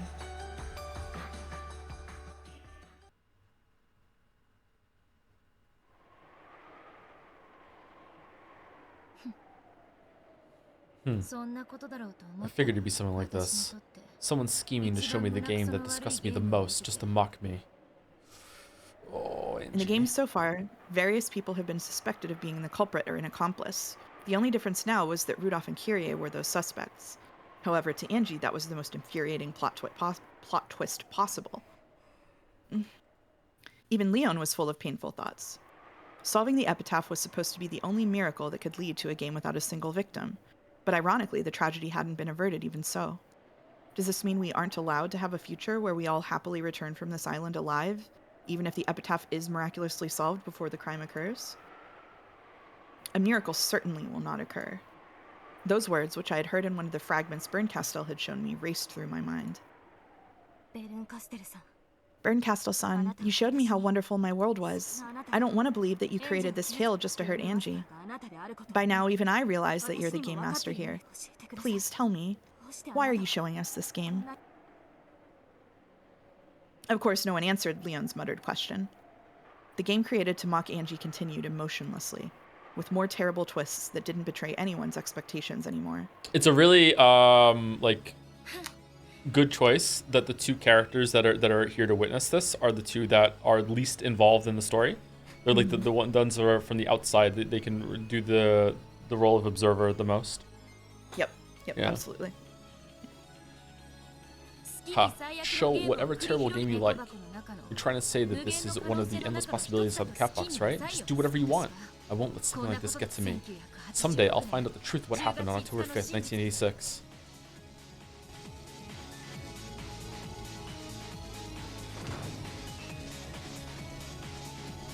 After meeting Kyrie in the parlor, Jessica was told that the test would be held in the dining hall, and she followed Kyrie there. Aunt Kyrie, there's no one here. He'll be here soon. Sit over there. Jessica sat in the chair she'd been offered, looking nervous and agitated. Kyrie was by far the calmer of the two. Kyrie closed the door behind her, revealing the gun that rested behind it. Jessica was facing the other way, so she saw nothing. Did you hear anything about this, Aunt Kyrie? Like what kind of test this is? Yes? It'll be over soon. I sure hope so. As she complained, Jessica turned her head around and the tip of her nose bumped into cold metal. Huh? Yeah, so episode 4 is the most true to what happened then, if I'm remembering a lot of it. There's so much about episode 4 that's here. I wonder how much of it, and episode 3 is the one that follows, like, this has some of it too. I wonder how there's gonna be some in all of them, I think, but like, I wonder if episode 4 is the most accurate, or not, no, accurate's not the right word, the most similar. Anyway, Uncle Rudolph, what are you doing? Yeah, I guess shooting people in the back just isn't for me after all. Hey, that was dangerous. What on earth are you doing? Come on, why else would someone point a gun and pull the trigger? Rudolph reloaded rapidly, happily, and pulled the trigger again without any sign of hesitation. As the sound of gunfire thundered through the rain, George grabbed at his side and fell to his knees. That's weird. I guess it really does shoot low. This gun's really got it bad.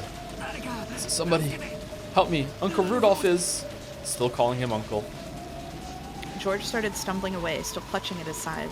His voice as he called for help was weak and thin. In comparison, Rudolph, who stood behind him, looked perfectly calm as he fiddled with his gun and checked his sights. It hurts. It hurts. It felt to George as though something had been gouged into his side. It was so painful he could barely stand and walk. He leaned against the trunk of a tree. After he crouched down, trying to cover his wound, he was no longer able to stand back up. George didn't have a clue what was going on. However, he had felt as though something was wrong this whole time. Of course, it was strange that he'd be called out alone to a place like this at a time like this. And yet, how could he have known that something was wrong?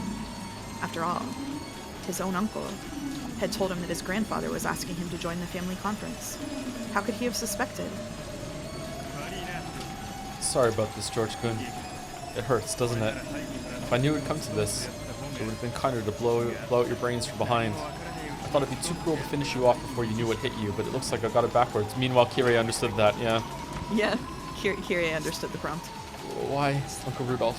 Why would my kind uncle do this? Forget about this. But tomorrow night, all of it won't have happened. With a quick use of the lever handle, he loaded another bullet. The casing of the bullet that had pierced George's side fell heartlessly in front of him. Everyone's gonna die in a sudden and unfortunate accident. Until that moment, we'll all be a big, happy family. That's how it's gonna be. So don't worry about this. Forget it all.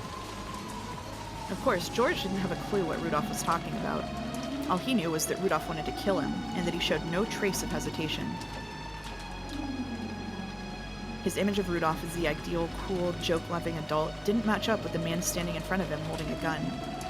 No, maybe this feels wrong because it fits him too well.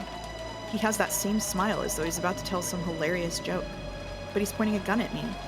Why would that kind, funny Uncle Rudolph do this? It made him feel unimaginably sad, and tears flowed from his eyes. Uncle Rudolph, I admired you so much.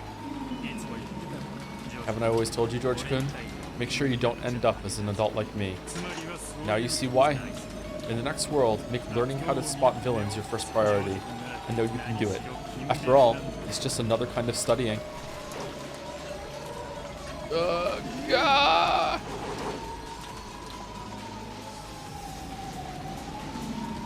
He bit down the pain in his side. With the last of his strength, George threw his whole body into a roundhouse kick. At the same time, fire spat from Rudolph's gun. The bullet pierced George's chest. George spun around as he fell amidst an outpouring of blood. He moaned wordlessly, clenching blood-stained teeth. A frigid gun was pressed harshly against his temple. So long. Go become a great man in the next world. Don't get blinded by money like me. You know what? Good for George going down when trying to get a kick out. I can't believe that my uncle would kill for money. You're so innocent. People can kill over money. The ruthless trigger forestalled any further questions. George's hands, which had been covering his wound, dropped lifelessly. When Rudolph saw the last glimmer of life leave him, he sighed deeply and looked tired. That was easier than I thought. Rudolph looked up into the dark, rainy sky, the raindrops hitting him full in the face, and laughed with an indescribable expression, his tongue hanging out. I thought my conscience would bug me more. Now that it's over, it was pretty easy. Giggle, giggle, ha ha ha. Rudolph laughed. This was probably just the thing Kyrie had hoped for. It had taken considerable effort to kill George. He may have been merciless, but the last traces of a conscience in Rudolph's heart had probably slowed him down. However, now that he had killed someone with his own hands, a turning point that few people ever reach, Rudolph had finally awakened. No, he finally understood. It's just like squeezing dough out of a bunch of morons. Same old game of musical chairs. If there's a pile of money in front of you, the first one to reach it wins. The slow ones just get kicked down to hell. Haven't I driven dozens of poor fools into debt with my earlier swindles? Several of those probably ended up bankrupt, and some of those might have hanged themselves. And I always laughed like it was none of my business. And that's all there is to it. The only difference now is that, for the first time, I've dealt the final blow with my own hands. Thanks, Kyrie. You're always the best at cutting away my naivete.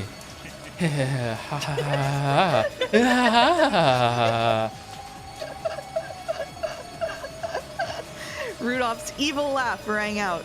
The laugh was so purely evil it was almost soothing.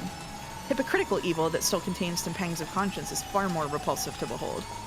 If a man's committed to doing great evil anyway, how much more pleasant and gallant it is when he's wholly devoted to his goal. In that sense, Rudolph's evil smile and laugh were pleasant and gallant indeed. Which means the brutal, bloody stage of the dining hall must have been soothing as well.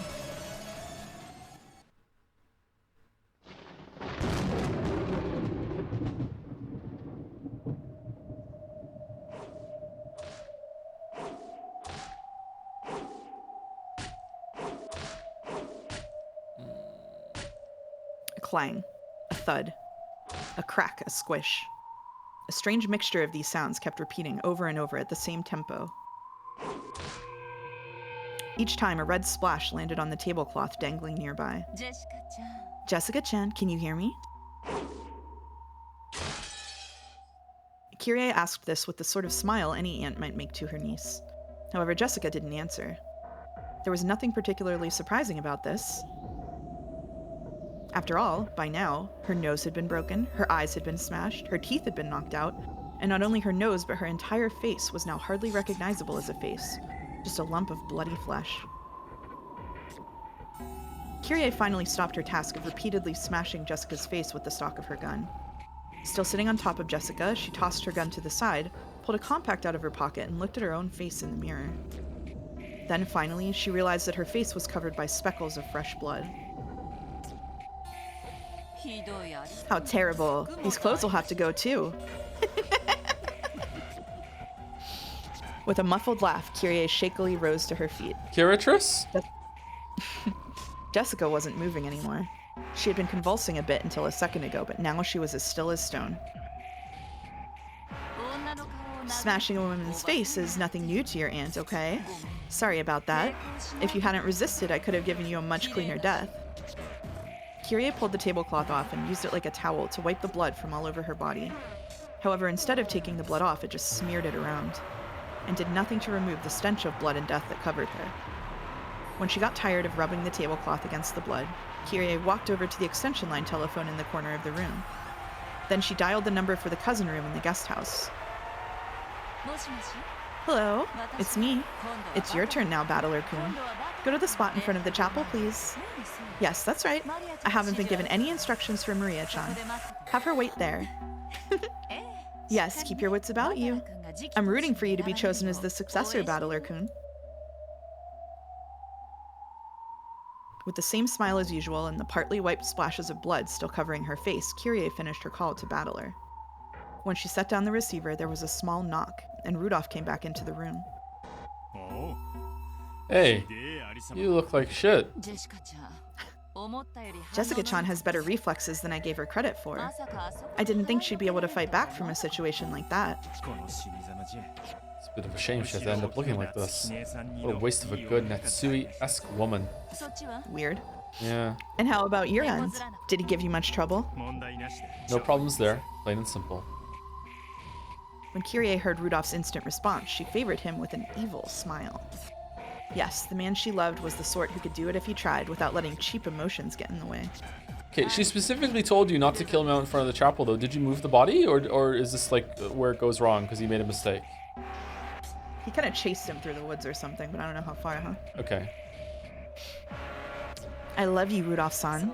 I wouldn't have it any other way. これで日当が10億出るなら It's hard to imagine an easier job to net you $1 billion yen. 親父がよく It's like Dad always said. 男は人生 In the life of every man, there comes one day when he has to be willing to kill. 常に相手を In other words, always be determined to survive, even if you have to kill to do お it. 父様 That's my favorite line of his. お次はどうする What's next? Myra feels hungry for blood. 次は王子 Fucking hell. You've got a big job coming up, バトラ君 convincing Battler-kun. Oh, that's right. That'll be a pain.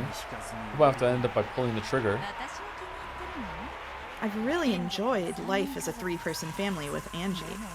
But if you really want Battler-kun to join in on that, give it your best. おう Sure. 普通の眠 I'll り make sure we don't have any が覚めて any complaints from 大 him. 丈夫 Don't worry, I've worked out a scenario to trick him good. 頑張ってね Good luck. 私も Even I hope that Angie's beloved big brother doesn't get caught up in the エンジェル explosion 大好きな accident. お 分かってるさ I know. 俺は Then I'll head back to the ル chapel. ドルフさん Rudolph-san, なんだ What? バトラ君が納得しなかった if you can't convince Battler-kun, I know. If that happens, bang. バトラ君は Battler-kun is independent enough that he left the family out of protest when I married you, remember? 中途半端 If you な can only 丸め convince him halfway, and if things get nasty later on, he'll prove fatal to us. 分かって I know. 信じろ Believe in me. もし And バトラ君が if I decide that 不審なもの Battler-kun is growing 私が suspicious, 判断する I'll kill him myself. He's not my kid after all. Yeah, I know. いえ So, 一つだけ promise you one thing, Kyrie. What's that? もし If I can trick Battler and the three of us make it off this island, If that happens, what? Never say the battler isn't your kid again. After all, you're his mother. Please. Sure, I promise. Kyrie shrugged and answered as she loaded bullets. You go to the chapel. I'll wait until Battler-kun is left and then clean up everything inside the guest house. Are you sure you'll be okay doing that alone? That's my line.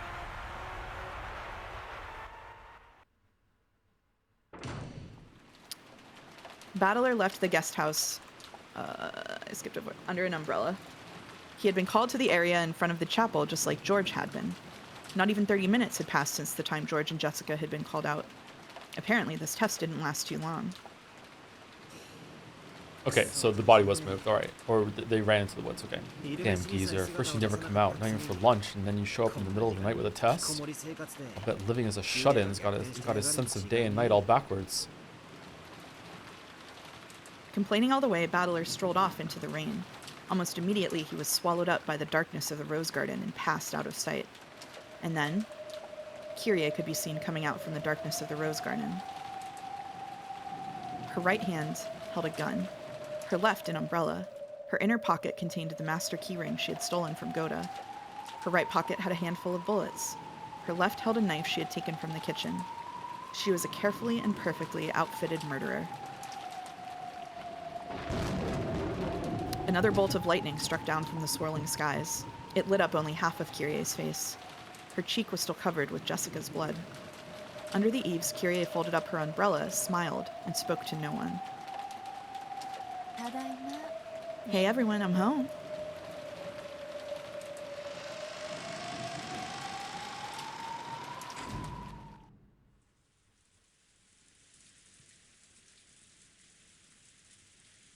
Rudolph could be seen under the eaves of the chapel. He had hidden his gun in the nearby shadows and was now smoking a cigarette. Should be easy to trick that dimwit. If it doesn't work, that's just too bad. He glanced over at the place he had stowed his gun. The cigarette smoke began to pleasantly cloud his mind. Battler isn't a kid anymore. He's an adult who can choose his own path through life as he pleases. When animals grow up, it's normal for them to form a group and go on a journey. Humans are the only ones that keep treating their young like kids even after they get big. If I'd known it'd come to this, I never would have begged for you to come back. I regret dragging you back into the family. He puffed out those words, along with the smoke. When Battler came, he didn't intend to voice those regrets of his. Rudolph was already determined to play the part of the evil murderer who kills for money. He's still not here. What's taking him so long? At that moment, he heard the sound of someone stepping on gravel. He looked up, thinking that Battler had finally arrived, but the sound had come from the direction opposite of the mansion.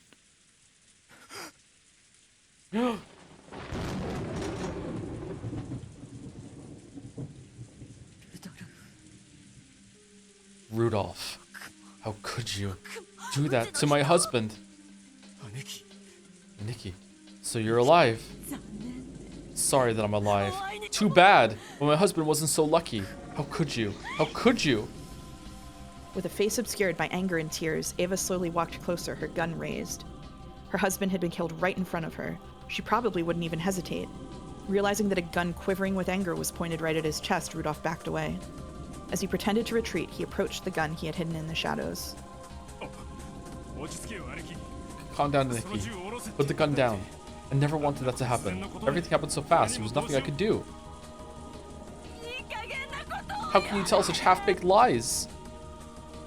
As Ava had said, it really had been a half-baked, pointless thing to say.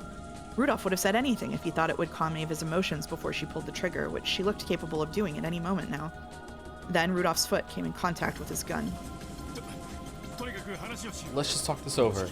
George-kun should be here soon. Oh. Hey, George-kun, we're over here. Rudolph waved as though George was coming from behind Ava. Let Ava's attention turn in that direction. That idiot. My simple big sister has always been a sucker. Die!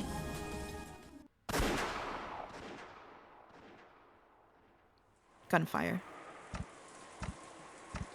Then, a bit later, the sound of something heavier than rain drip-dropping onto the cobblestone.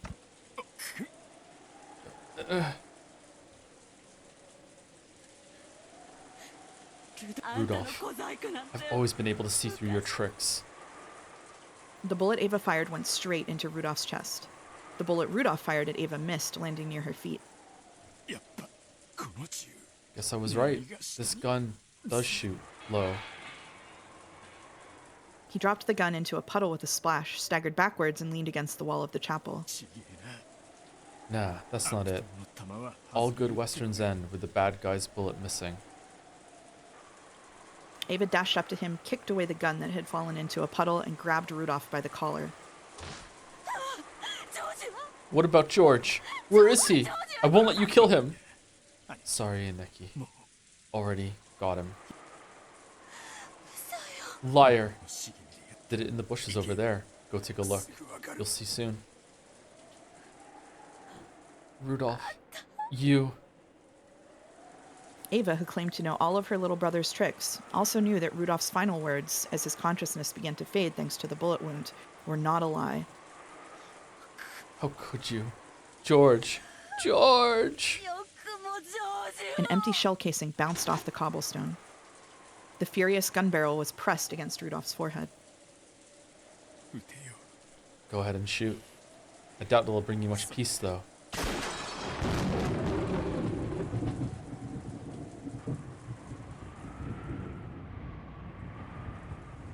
A bolt of lightning turned everything white. However, the wall of the chapel was stained blood red. A red splash like a crushed tomato came out from the back of Rudolph's head and covered the wall. Then, leaving a red trail behind him, Rudolph sagged downwards, sat onto the ground, and fell over. Georgie. Georgie. George. Wah. Ava dashed off toward the bushes. She found George's corpse almost immediately, screamed, and broke down sobbing. Rudolph's bloody corpse was exposed to the rain that ran down off the eaves. His eyes were still wide open. A fist-sized, flesh-covered hole was open in the back of his head, and his insides were exposed to the open air. Inside was a mixed jelly of flesh, brains, and spinal fluid. That goop, which looked like someone had mixed it up with a spoon, dripped from his eyes, nose, ears, mouth, and the hole in his head. Dad. Dad. Ah. Angie clutched at her head, sobbing and moaning. Her father had dirtied his hands with murder over money, and on top of that, he had faced such a cruel end, and Angie had been forced to see his corpse. It was hard to imagine a more painful experience for a daughter to go through. I'm totally fed up with this. It's completely meaningless. Berncastle-san, I know you're here somewhere. Please, make this game stop. There's no point to it. As if in answer to that yell, a black shadow appeared a few seats in front of them. Or perhaps she was sitting there the whole time. Maybe we just couldn't see her until we were aware of her. It was, without a doubt, the back of Berncastell's head. Berncastle-san. This is you. Pipe down back there. Can't you watch the show quietly? The witch turned around with bored eyes, as though the two people yelling were the strange ones. Please stop this. We realize that this is the sealed Catbox world of October 4th and 5th. The games are like messages, or maybe more like a roundabout love letter. A single message can be conveyed over several games. But now we understand. We know that endless tales can seep out of the sealed 2-day Catbox. And beyond that, I even know the culprit and the motive. That has already been revealed, and it doesn't even have anything to do with this game. We both know the answer, that this is a Catbox tale, so there shouldn't be any need for any further games. If this is supposed to be a game between you and us, then we already know the answer. The game should be over. Just shut up already. Didn't you hear Byrne tell you to be quiet? Another shadow appeared in the next seat over, turned around, and scolded the pair. There is a point. If you just watch, you'll see it. Giggle, giggle. Are you the game master? Not at all. Then who is it? Could it be Claire? If you watch, you'll see. Not much longer now.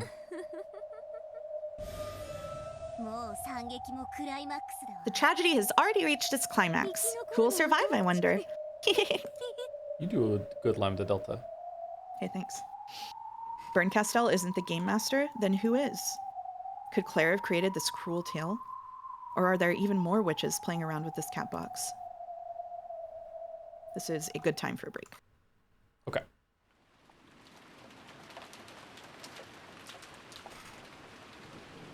Oh, big stretch. Big stretch. Oh. I really need It's all to mixed pee again, in. too. Leon leaning toward Burn Castell. So why are the Ushiromiya family going to Rikenjima? Burn Castell, have you never watched a movie before? You keep watching and information is revealed. This is, sorry to roast her, this is exactly what watching a movie with my mom is like. Aww. Aww. Aww. Worst mom, best psychopath polls? What is this?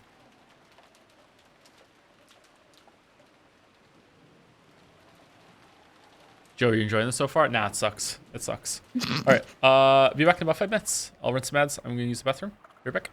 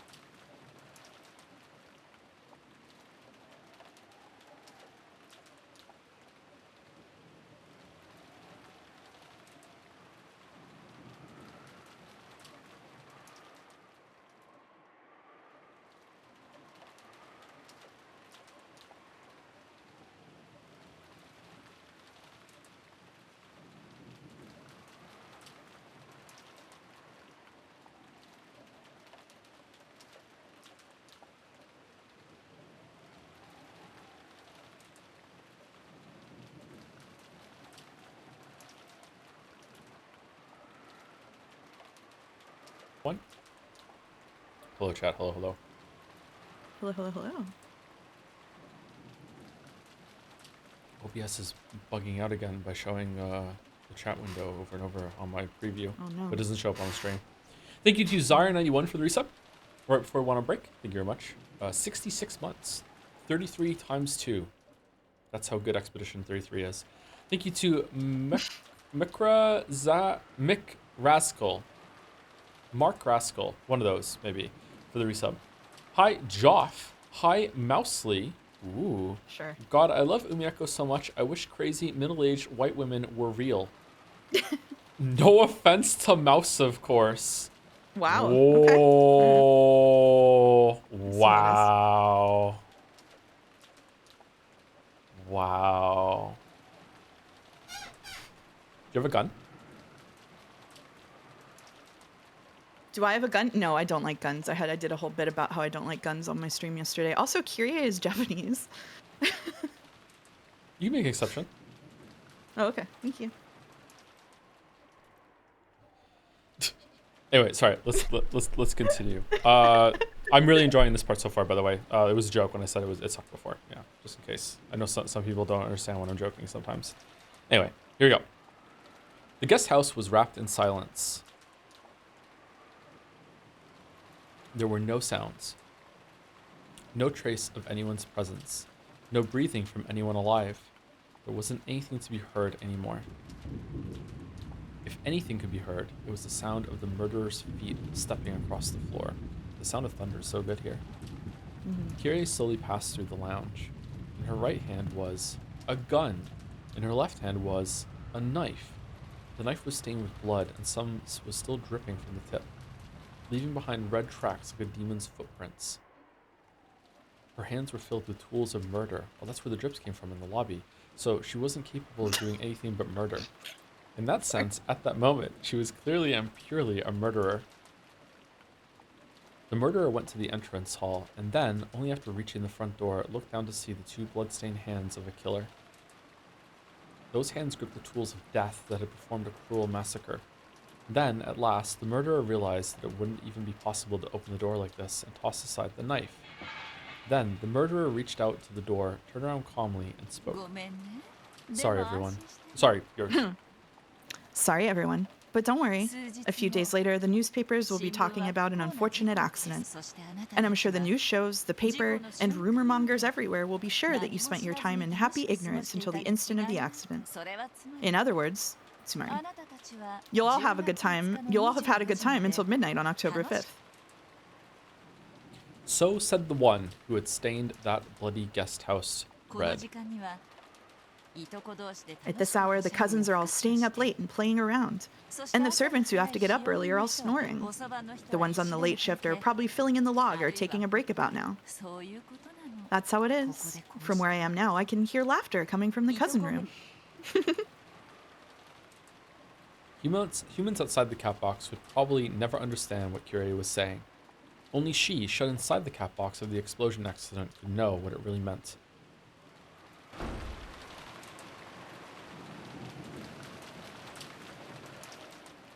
Outside, the rain poured down heavily. Kyrie almost picked up an umbrella, but then stopped suddenly as if she just thought of something. Then, she started walking out into the rain, not caring at all whether she got wet or not.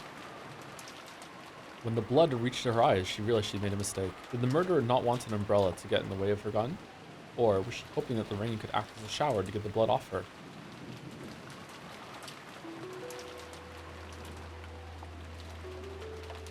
Kyrie stopped walking, as though something unexpected had caught her attention.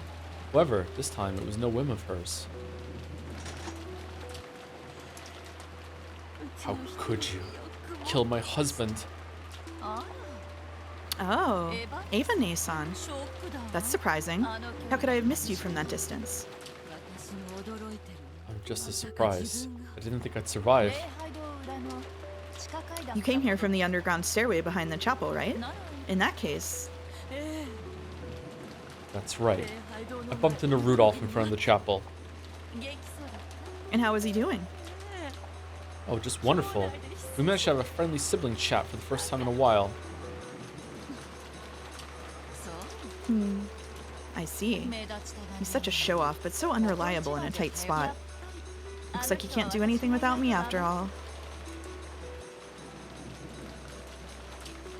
After that short exchange of words, Kyrie already knew that Rudolph had been killed.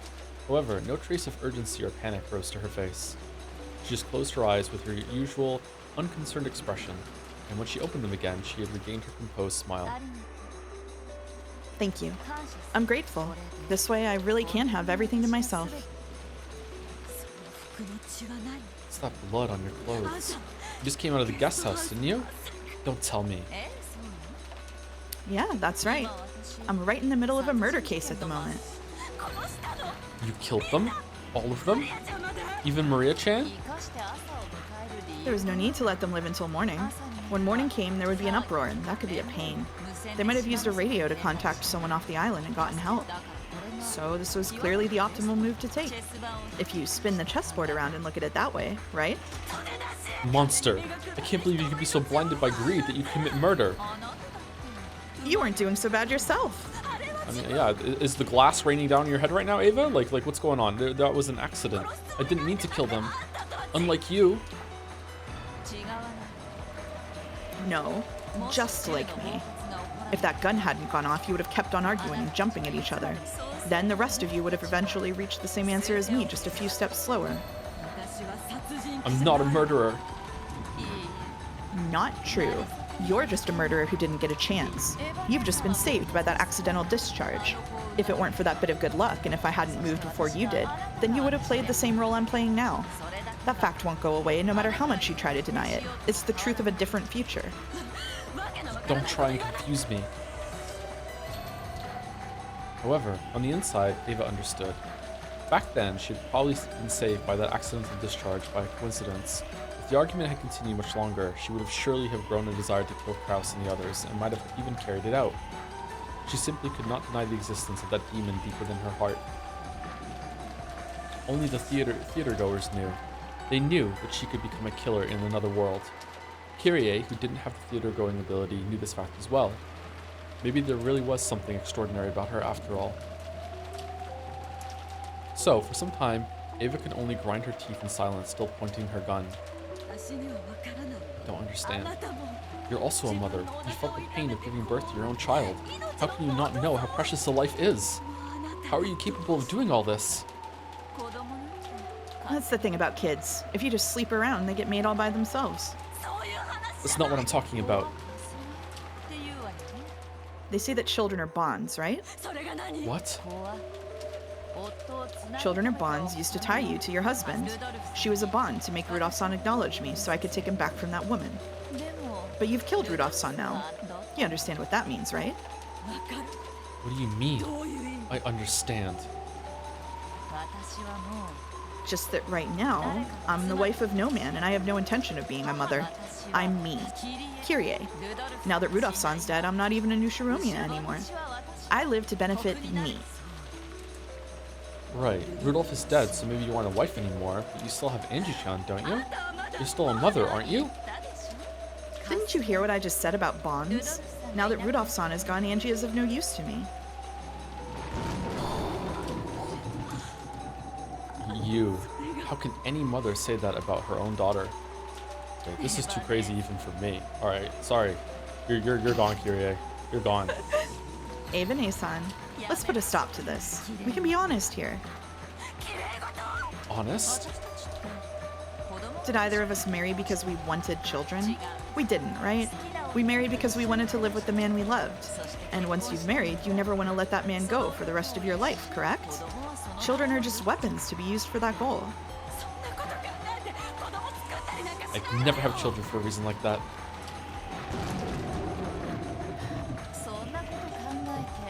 But people can have children for just that reason. Kyrie kept on speaking emotionlessly, ignoring the falling rain. Her relaxed smile didn't falter for an instant. Angie was just a chain I used to tie Rudolph-san to me. Or you could call her a chess piece, someone to play the role of the kid in our family drama. To me, Angie was nothing more than a piece, necessary so I could act the part of the good mother in front of Rudolph-san. Could you say that to Angie-chan's face? That would be just a bit too sad, so I won't say it to her directly. I plan to write her a letter asking her to forgive her bad mother, then vanish from her life. You've seen what Rosa-san and Maria-chan are like, right? Now that Rudolph-san's gone, Angie's just a chain tying me down. I'll go back to being just Kyrie and enjoy the rest of my life at my leisure. A new challenge and a new life. And maybe even a new love. You call yourself human. You call yourself Angie-chan's mother? Who gives a damn about Angie? I've never liked that little brat. How can you? You've been released from your family drama too, haven't you? Let's sing the praises of a woman's freedom. You should thank me for having George Kun killed for you too. You monster!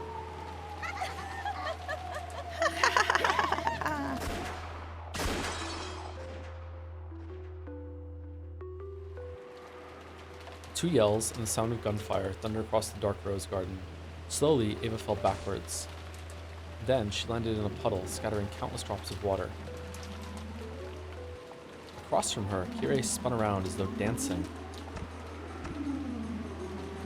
Beautiful black rose petals scattered around her. The petals were dark, dark red. As they sprayed from her throat, she spun around in a circle and slowly crumpled.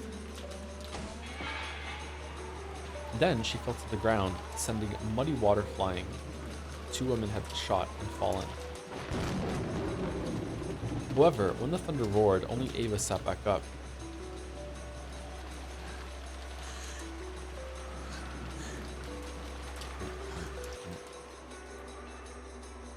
I don't think I have ever been more fooled by a character than I have been by Kyrie.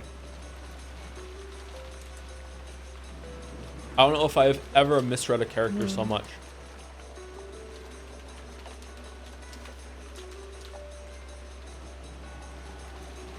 Huh.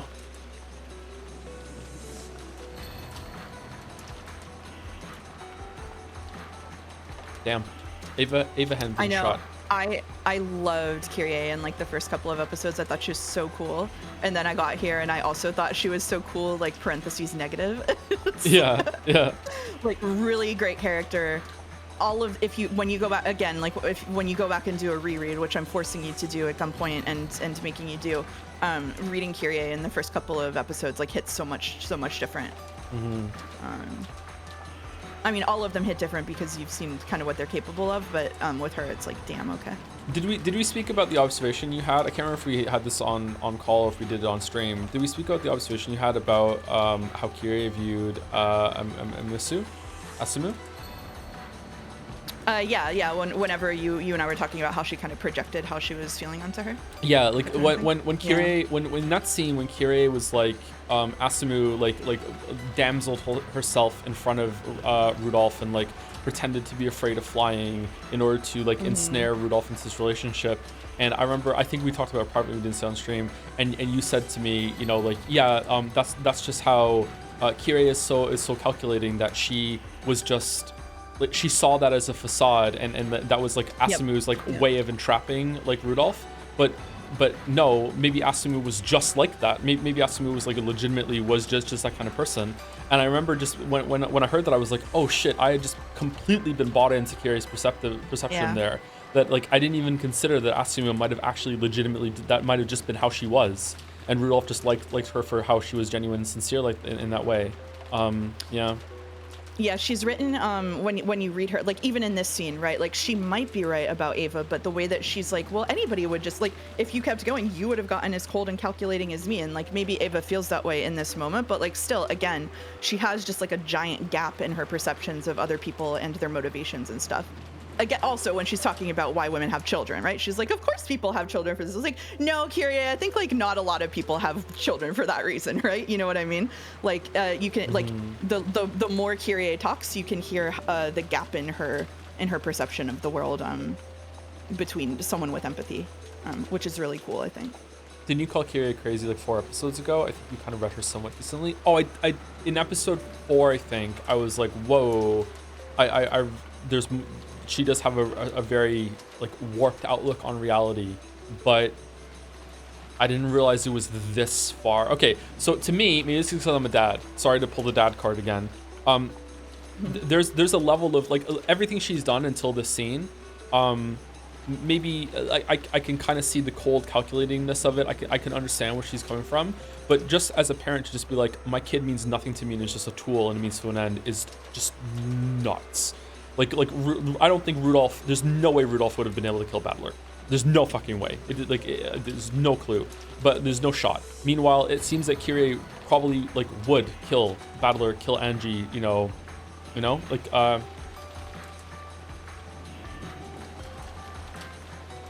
Man, I don't know. I feel like I want to give some tentative criticism to this section so far.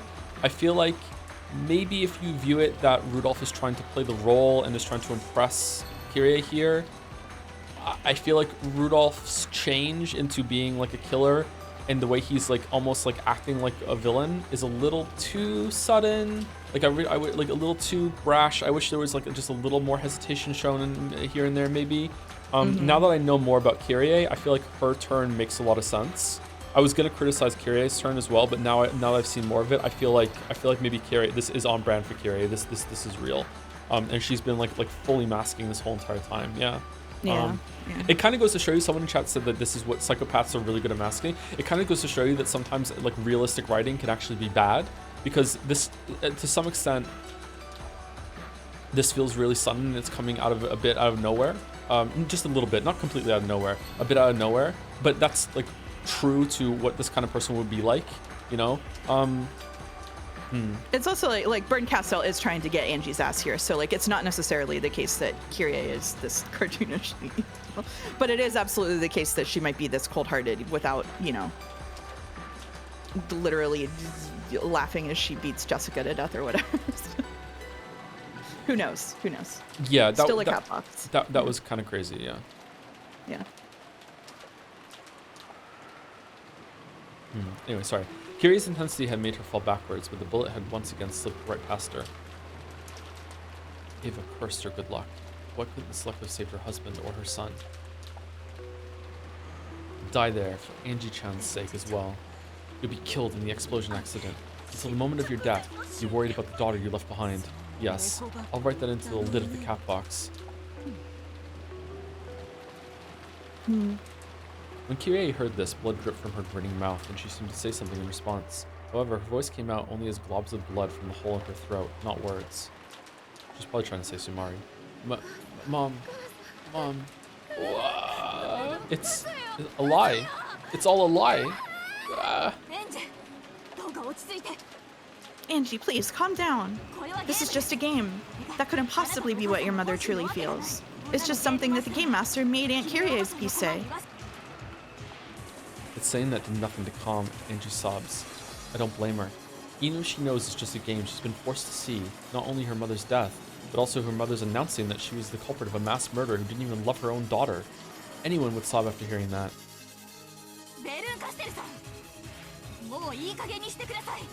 Burton Castell-san, enough of this.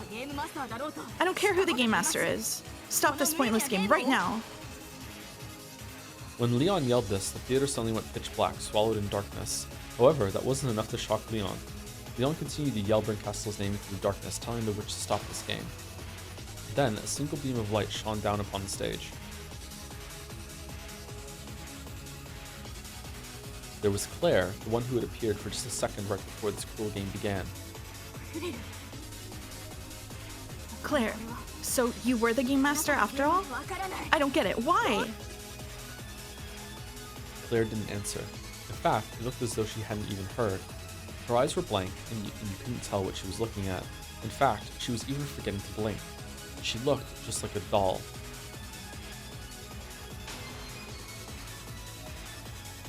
Then, another beam of light lit up the side of the stage. Beneath that light stood Burton Castell.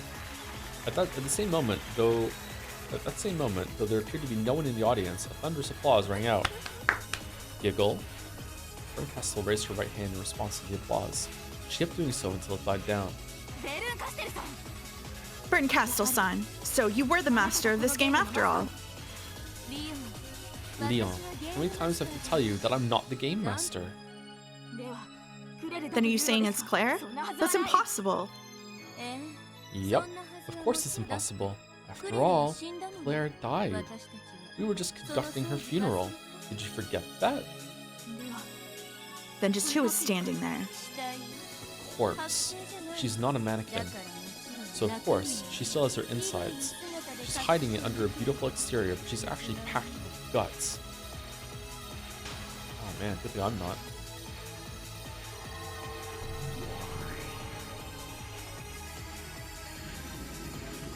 What are you packed full of? Cookie. Cookie. When Just Bern cookie. Castell raised her right hand, a light fell on it, and a black shining side appeared there. It was a cold, merciless, and cruel object, like something a classic Grim Reaper might hold. What are you planning to do?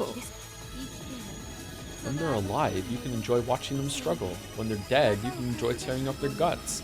Tales are things you get to enjoy twice. That's what it means to be a witch of theater going. Heh. Reread the story, dumbass! Thanks, Ryukishi.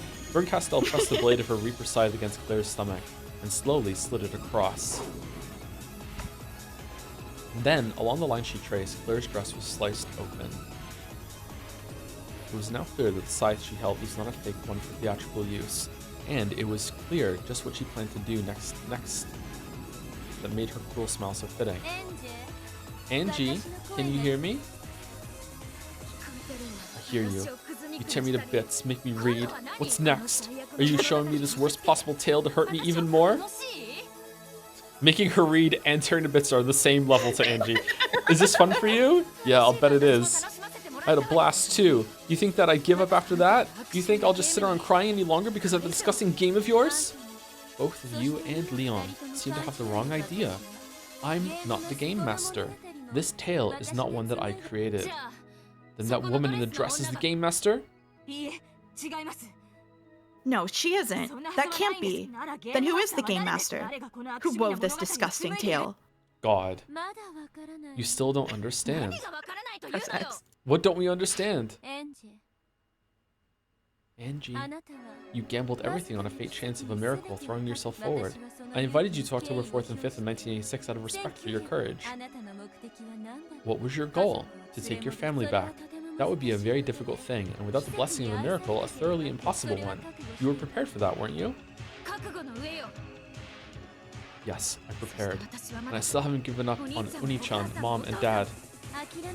Whether you give up or not is not your choice. Sorry, give or not is your choice. That's your own game after all. I won't support you, and I won't even watch. I've already enjoyed my fill of games that use the PCUR, and so I have no need for you any longer. Glad to hear it. Then why am I here? Aren't you the one who invited me? Yes, that's right. I invited you here to thank you for entertaining me for a while as my piece. To thank me? Huh, so this is how witches show gratitude? Sure, this has been loads of fun, you beast. How could you make this kind of game and do that to Dad and Mom? Angie, you made a wish hoping to take your family back. However, you also made another wish, remember? No, I don't. You wanted to know what happened on that day. What happened on Rekenjin on October 4th and 5th, 1986? Didn't Angie leave on her journey with Amakusa because she longed to answer that question? That's right. So what's your point? You don't mean... Leon realized what Berncastle was getting at. Realized and was unable to say anymore. The game master is neither Berncastle nor Claire. Then who is it? That's the wrong question. There is no game master. Well, Ryukishi, that could mean only one thing. Angie, you still don't understand. What? This is the truth. The insides of the cat box on October 4th and 5th, 1986. Afterwards, Ava survived the explosion by escaping to Kuadorian, and since she never spoke of the inside of the cat box no matter how much you wanted to know, that truth was shut within the cat box for all eternity. What are you saying? Only Ava returned alive. Even though the police claimed it was an accident, the public didn't believe it. Then, she took over her husband's company, and the harder she worked to make it more and more successful, the more enemies she made. A public image of her as a great queen of conspiracy grew stronger and stronger. I'm sure she wanted to tell people about the truth. That truth that no one would ever believe without proof. Bit by Bit by bit, Ava's heart began to snap. It's really cool how they made you adopt the perspective of those people that would hate her because of it showing the future after episode 3. It's really cool. It's really good writing. You rejected Ava, so she rejected you in turn. The relationship between the last 2 members of your family was strained to the limit. Each time she compared you with her beloved son, she grew more and more twisted and broken.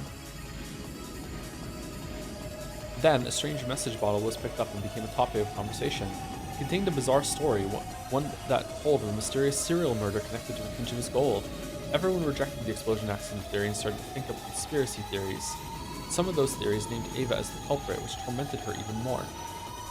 However, Ava used even that to build up the cat box. And until the moment of her death, she protected it. She protected the lock that held the cat box shut. So, no human would ever reach the truth inside the cat box, not unless those witches who crossed the sea of fragments opened the lock. This is the truth. You're lying. You're lying, lying. This really is the truth. You should be able to say so in red. There's no way you can. Of course there isn't. Yeah! Angie, calm down. I don't think red can apply to reality. Angie writhed with such strength that the chains on her arms and legs looked like they might snap. All over her body, a red, gooey liquid started to seep out. It was as though cracks had opened up all over her and blood was leaking out of all of them. What's that? You want me to announce it clearly with the red truth? Then I'll say it just for you. That this is all truth. No! Oh man, she can do it. Angie's yell covered up Burns' red truth. Giggle, giggle, giggle. Stupid kid. Excuse me. If only you hadn't made me say that, you could have shut it up inside the cat box. But you just had to ask, right? I knew you would, of course. And so I wanted to see you scream like that. Lovely expression like that should keep me laughing for about 100 years. Giggle, giggle, giggle, giggle, giggle, giggle. Go back to being scrap meat. Ha ha ha. Mohohoho.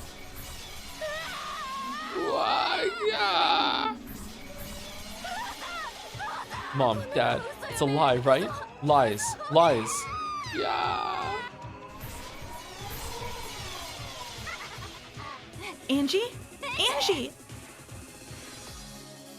As Angie held her head and screamed, the blood dripping from her finally grew so thick that it started scattering all over the place.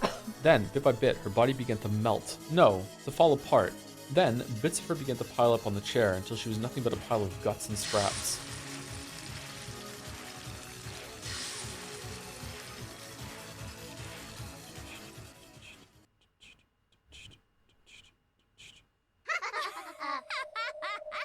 Wah! Is the truth really that sacred? How absurd, how foolish. Why can't humans control their own truth? They stupidly search for the truth like that's all that matters, and when they finally find it and can't stand it, they turn themselves into scrap meat. Hey, are you watching? Claire? You wanted to hide this truth too, didn't you? For fun, you wrote several Catbox tales, and planned to seal them in message bottles like the end of a mystery novel you loved. Then you threw them into the sea, to save those who would suffer if they knew this truth. You sealed everything in a Catbox, and Ava provided the lock. Giggle, giggle. And I've sliced that box open for you. All that effort you spent to hide it has gone to waste. I've exposed all the truth you hid with your death. Oh, sorry, Burn Castell's laugh is hitting different after Higurashi. Oh, sorry. That's a very specific damage over time. Most things do. Is that what you've been after? You did all of this just to mock Claire's death? And then you showed it to Angie to make her suffer? You really were an evil witch after all. Yeah. Duh. I've been a witch the whole time. A traveler whose only goal is to escape boredom. Care for it and love it while it's still alive. Then eat the guts when it's dead. That's how witches live. I cannot forgive you for what you've done. You've hurt Angie and humiliated Claire, the person I would become in another world. I won't forgive you. Leon, you're still Claire's hope, even after her death. Huh? From the moment Claire got thrown off that cliff, her fate was already sealed. I'm sure she felt a little bit of salvation, to know another her lives in happiness in another world. That's right. I'm her salvation, so I must live life to the fullest for the both of us. Leon, let me show you just a bit more of this tale of the truth. I'm not interested. No, it'll be very interesting. After the duel between Ava and Kyrie, the guest house is wrapped in silence.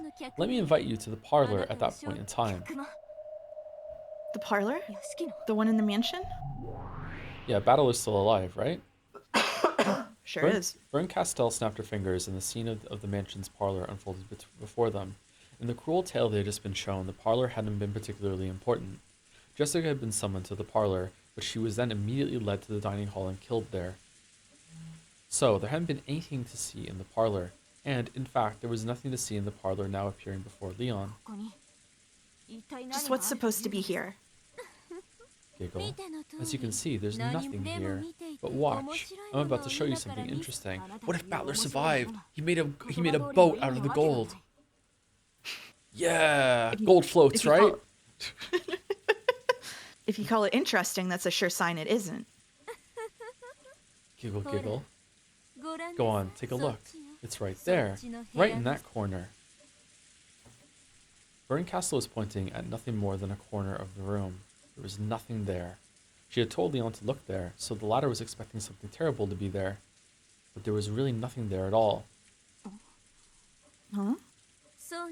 That's right, there's nothing there, at least not in this world. But what if we peek into the next fragment over? Huh?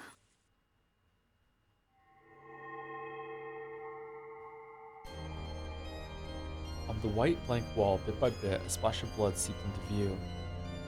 Creepy shot. Then, right there, a corpse appeared. But that couldn't be. This Sorry. is... me? It was Leon, lying dead against the wall. Ushumi Leon's corpse lay there exposed. What's going on here? Why am I here?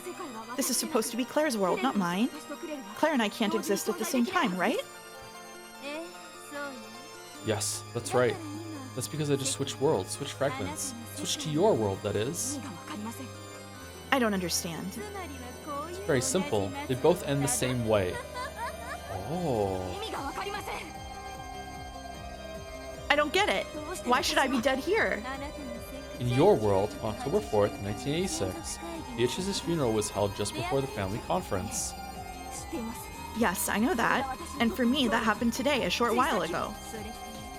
I wonder what will happen between that time and late that night. Nothing at all. The cousins will all play together, and the whole family will have dinner together. Then comes the family conference after night falls. You were going to succeed the headship when you turned 20, right? Was the entire family satisfied with that, I wonder? I don't know if they were satisfied, but the decision had been made.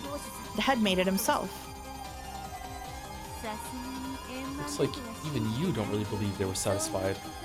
That's it right there. Kinzo adored you more than anything, so he tried to make an exception and have you succeed the headship directly. Of course, his children wouldn't have been happy with that.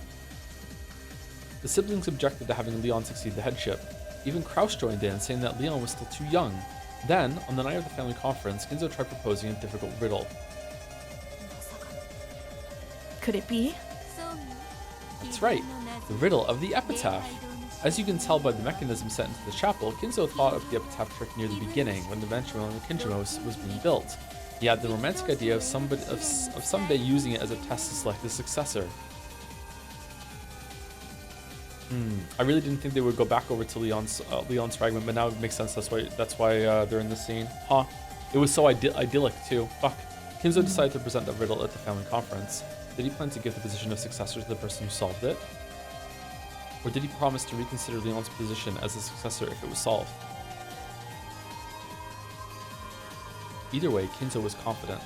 He was confident that no one would be able to solve this tough riddle which he had created himself. After that, everything happened exactly like the truth you just saw. The siblings solved it right away, and there was a quarrel over the pile of gold. Giggle. Then, Kiria and Rudolph decided to prevent any chance of the crime being discovered the next morning and an outcry being raised by committing murder late that night. They used the phone to call the kids out from the cousins' room one by one, and then killed them. As the first of the cousins, you were the first to be called out. Then, Kiria shot you dead right here in the parlor. No, that's not quite right. You're the Ushimiya lion from the early evening of October 4th, 1986, so I'll say it this way. Tonight, Kyrie will shoot you dead in the parlor. That's insane. That's right, probability. Just like Leon can be born from Claire thanks to a rare miracle, Aunt Kyria only commits murder with a tiny probability close to 0. That must be it. Aren't you the witch who specializes in finding extremely improbable worlds? That is correct. I have to find one fragment out of 2,578,917 in order to discover the miracle that is you. However, it was very, very easy to find this result for your world. After all, probability isn't a factor. I'm a witch who can find any miracle no matter how unlikely it is. But I can't find things that don't exist. If the Witch of Certainty really guarantees that something is certain, even I can't win against her. But then, I'm... With a 2,575,916 out of 2,578,917 probability, you live in the world where you're Claire, get toyed with by an inescapable fate, and reach a tragic end. And with a 1 out of 2,578,917 probability, you live as Ushiromiya Leon, and are killed by Kyrie tonight. In other words, Sumari, your fate, no, the fate the two of you share, traps you in an inescapable dead end, a hell of fate, with a 2,578,917 out of 2,578,917 probability. To put it another way, Sumari, it's a certain fate with absolutely no chance for a miracle. Hehehehe. Sucks for you, Claire. Or should I say, Beatrice? Just when a bright light seemed to turn the world white, the scene suddenly changed back to the theater. On the stage, Berncastle's Reaper side slid across Claire's stomach as the latter stood absolutely still. A red line was drawn across the white skin, exposed now that the dress had been cut, and black blood began to seep out. Alright, well, I think I know what episode 8 is about now. Beatrice, trapped in that inescapable certain locked away pair of days, you became a witch who could give birth to endless possibilities within that 2-day cat box. In exchange, it was absolutely certain that you would not be saved or rewarded. However, you had a dream. You dreamed of Ushiromiya Leon. You consoled yourself with the thought of a miracle world where you could have lived in happiness without ever becoming Claire. I had to work hard to find Leon.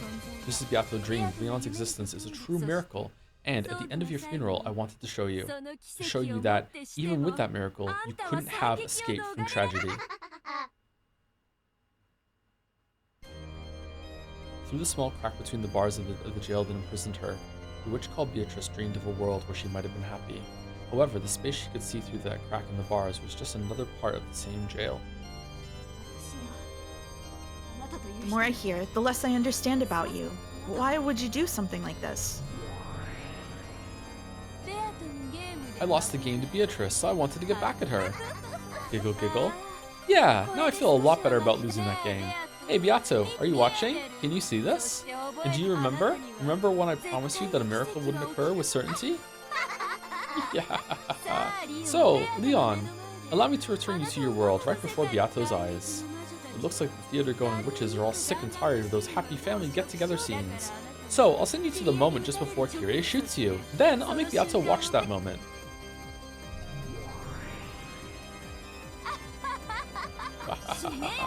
Die, scum Leon. The last hope of that scum Beato. Mwahaha! Berncastel raised her Reaper scythe, swung it down with gusto, and plunged it deep into Claire's stomach. Did you think you'd get an easy death?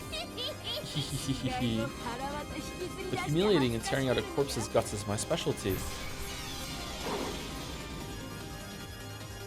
She took the blade end of the scythe and heartlessly, ruthlessly, brutally raised it up into the air. Along a vertical line from Claire's stomach to her chest, the blade cut deeply, slicing Claire open. The red blackened sides jutted out, then burst like a dam breaking, covering the world with dark red entrails. See, if it was me, it'd just be Cookie. You're different, Yeah, for sure. different, yeah. Whoa! Steal the Italians' gold, you say? You coward, you're sure me, and you call yourself a soldier of the Empire. 166? Uh-oh! Yeah. Father? I do love and respect you, Father.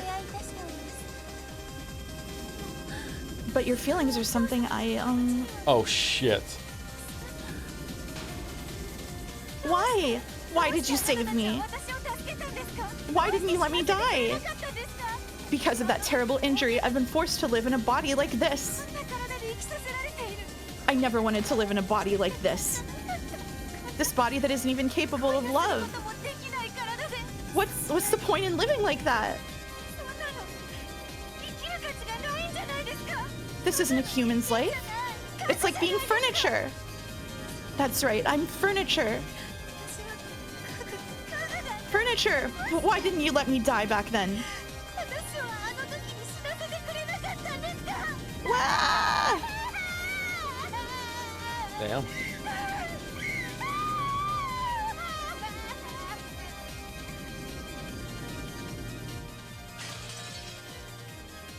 Huh.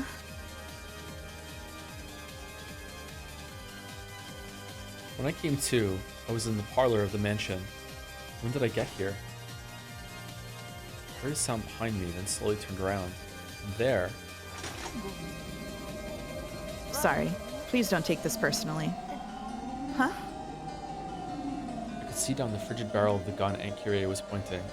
Then, she slowly pulled the trigger.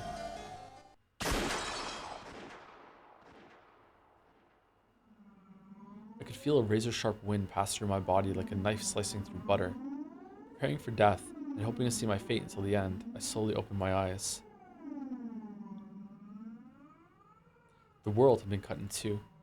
Kyrie was frozen in place like a statue, still pointing her gun with a cold smile on her face. And had been cut in half at an angle, the top part of her slowly sliding off to the side. No, that wasn't quite right. That wasn't right at all. It wasn't just Kyrie. The whole world had been sliced in half at an angle, and was slowly sliding off to one side. Then, immediately after, a fissure seemed to appear across the world. It shattered.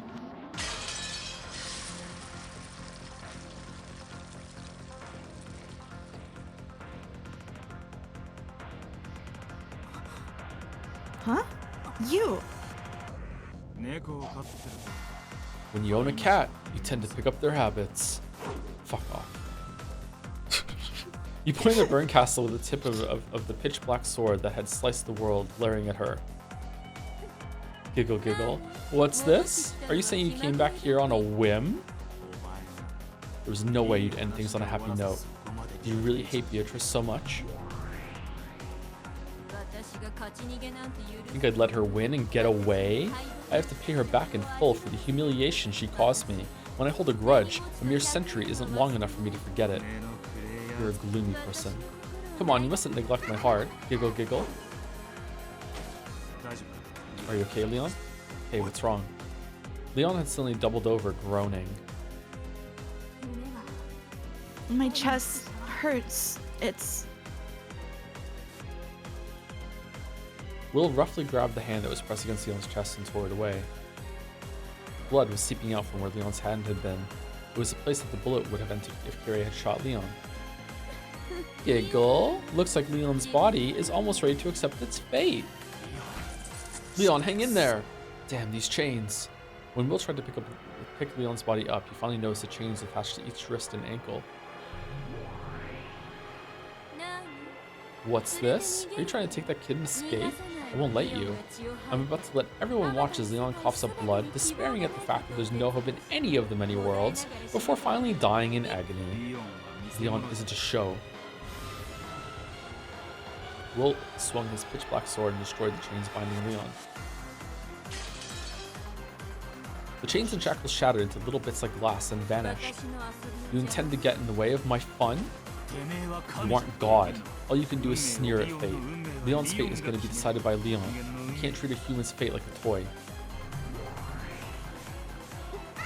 Giggle, giggle. You got guts saying that to the great Berncastle, witch of the Senate. I have no more use for you either, get it? You've shown that Beato's fantasy is a mystery and cut it to pieces. You fulfilled your role.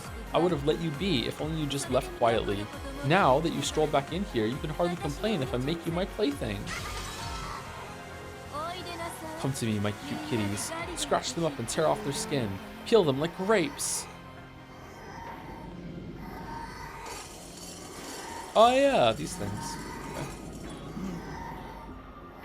When Berncastle clapped with her hands twice, countless pairs of glaring jewels appeared around Will and Leon. They were clearly cat eyes. The way the drool hung from their mouths looked far more terrifying than any cat. Well, I'll handle this. Trimming kitty nails is nothing new to me. I can do that too. It's a real pain in the ass sometimes. yeah, The number of jewels surrounding them already reached into the thousands. Will pointed his sword in one direction after another, warding off the surrounding cats. Get a grip, Leon. You haven't been shot. Don't acknowledge that you have been. No, you're going to be shot.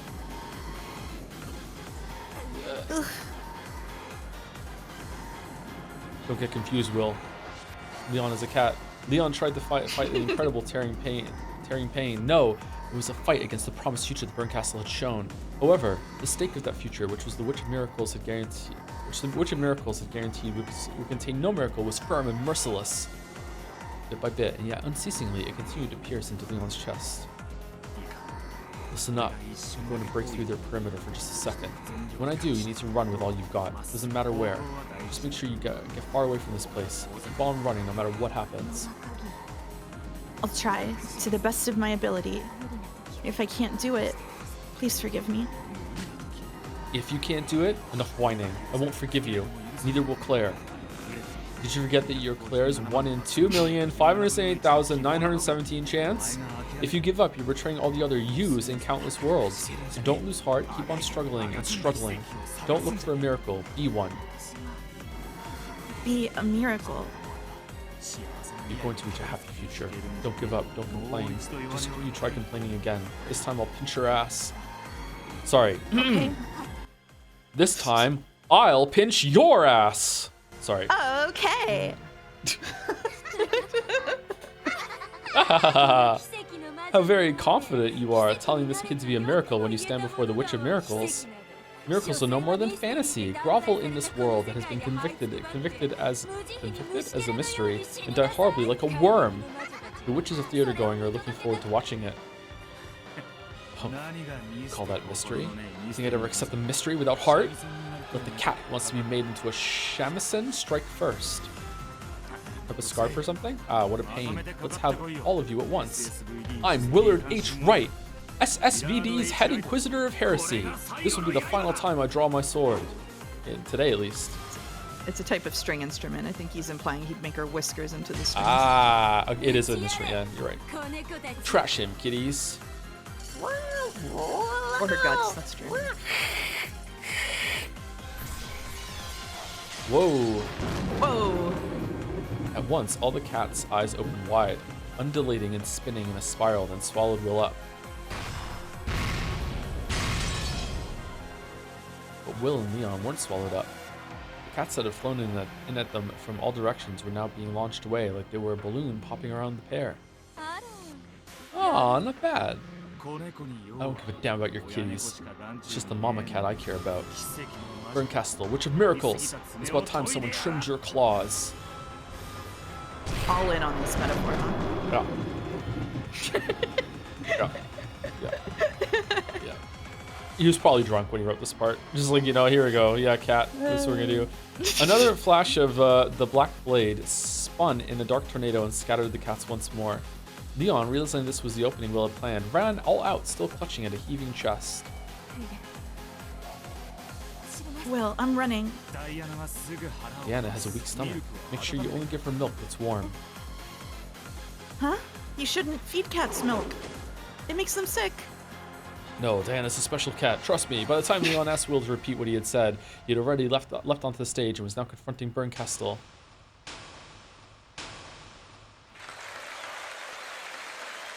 It was at the climax of the show. Loud cheers erupted from the pitch-black audience seating. On either side of Claire, who lay with her insides exposed, stood Will with his pitch-black sword, and Burn Castle with a scythe that could harvest miracles from fate. Kyrie and Rudolph were the culprits, and they massacred the people on the island. They called Leon out to the parlor, then shot Leon to death. Sorry, but I can't acknowledge this truth of yours as a mystery. This is all fantasy. Fantasy. You're calling it that to try and let Leon escape fate? By all means, try. Cackle, cackle, giggle, giggle, giggle.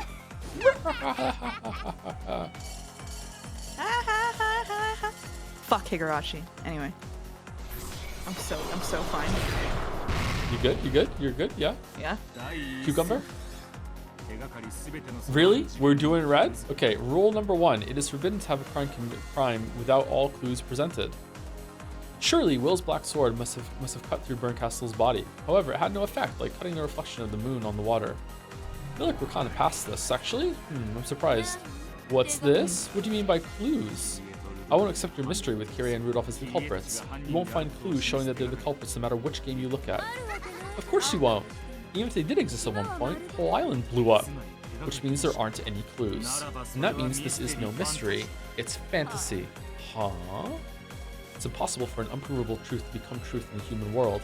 In other words, Samari, even the actual truth cannot cross the boundary of the cat box. Are you trying to shut the truth inside the cat box? Giggle giggle, is this how the mystery genre is supposed to fight? With a laugh like the howl of a wild animal from Higurashi, Berncastle carelessly tossed her side to side. Fighting itself is a waste of time. Get over here, scum. Try and cut me all you like. I'll listen to all you've got to say. 20 wedges will pierce every part of your heartless mystery. Here it comes. And when you realize you can't defeat me with those 20 wedges, you'll know what'll happen next, right? Giggle, come on. I'll play with you if that's what you want.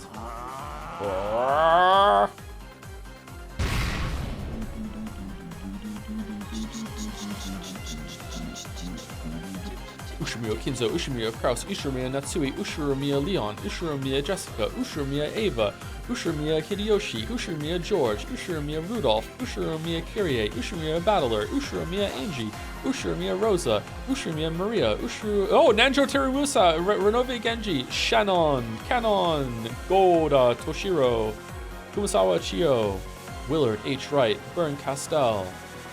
7th game, Requiem of the Golden Witch. All of the goats. All of the goats. We haven't seen a goat in a while. I haven't seen a goat in a while.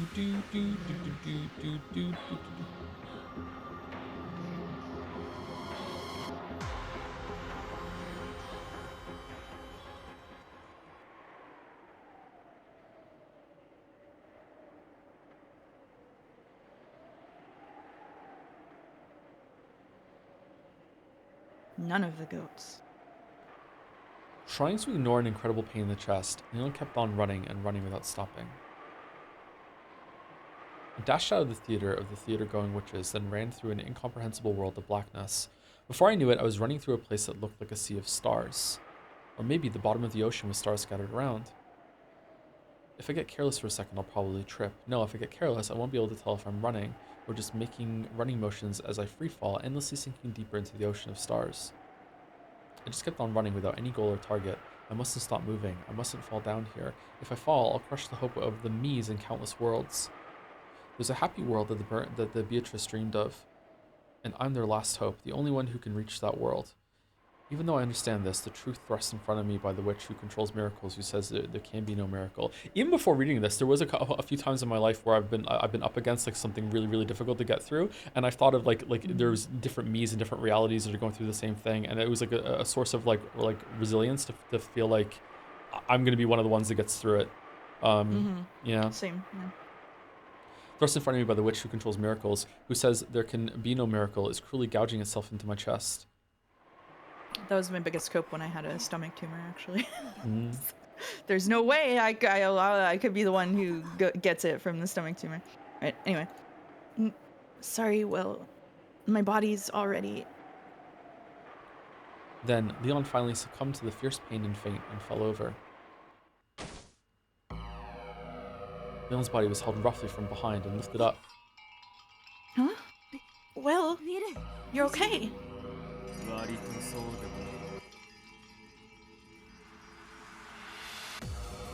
Is Will meant to be like an idealized battler?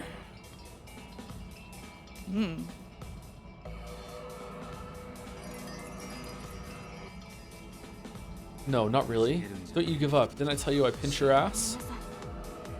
Sorry. I'm really sorry, but on that day, in that place, I was fated to be killed. That's right.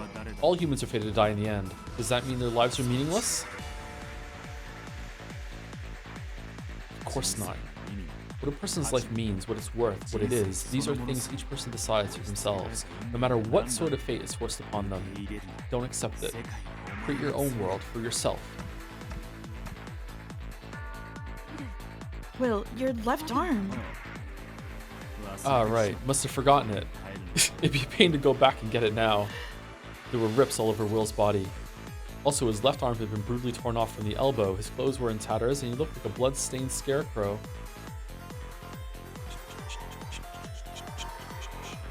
Then, Leon noticed. Though this place had once felt like a sea filled with stars, both above and below them, those stars had now gathered together and were surrounding them. It was a huge, even number of stars, all glaring at the two of them. Will, holding Leon with one arm, didn't take his sword out. However, he didn't let go. Also, he said it was the last time he was going to draw it. He was determined to let Leon escape from here, to lead Leon towards the happy tale that the Beatrice had dreamed of. Behind the cats, whose eyes glowed out of the empty darkness, the queen of cats who committed no miracles appeared.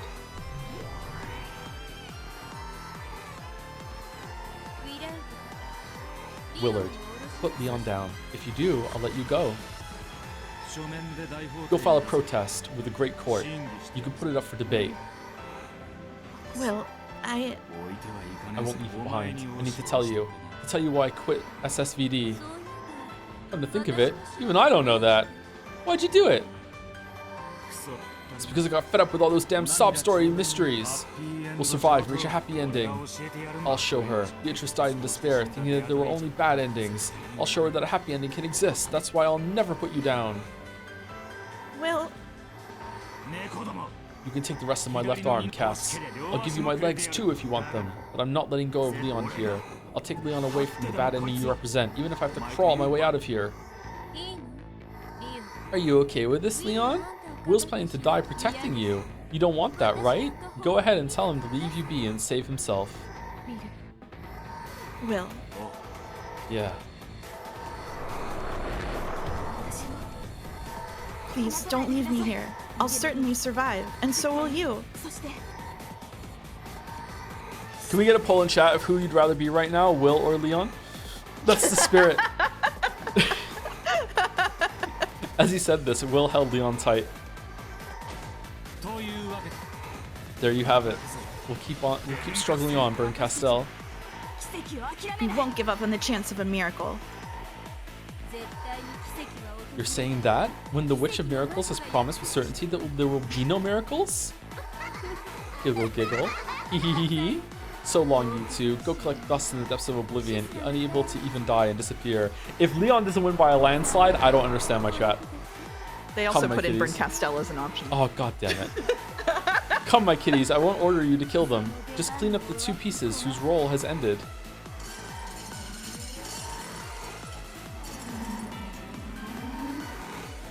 $100 million, $1 trillion, 10 quadrillion cats all bared their fangs.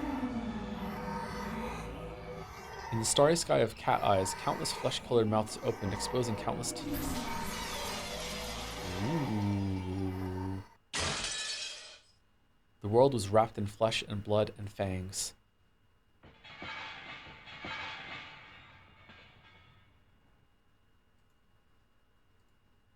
And that's the end of the tea party. Damn. And then, after all of that, Beatrice walks out from the void and looks at Battler and says, "Now do you believe in magic? What else could have happened there, Battler? Don't you think that now that his magic is real, what else could have happened there? Now you'll sign and go to the Golden Land, right?" Beatrix once more. All right. So we've got the question marks. For this, you will be Burn and the boys, and I'll be everybody else and narration. Burn the boys, okay. Yeah, you're burning the boys. Burning the boys. All right, before we get into it, let me say some quick thank yous. Thank you, Dominic, for the bits. I can't wait for episode 8 where it's revealed that Umineko is a 150-hour psyop designed to clockwork orange readers into having a carnal lust for evil women and or men with single-digit IQs, and it works too. Kojima has done it again. Kojima really has done it again. Wasn't necessary for my chat. Thank you, Donkey2012, for the bits. An alternate interpretation of that Kyrie monologue. She knew she was gonna die, was resigned to death when Rudolph died, so she severed the ties between her and Angie so Ava wouldn't blame the kid. Didn't work too well, but she tried. I did actually think of that at the time. I don't think so.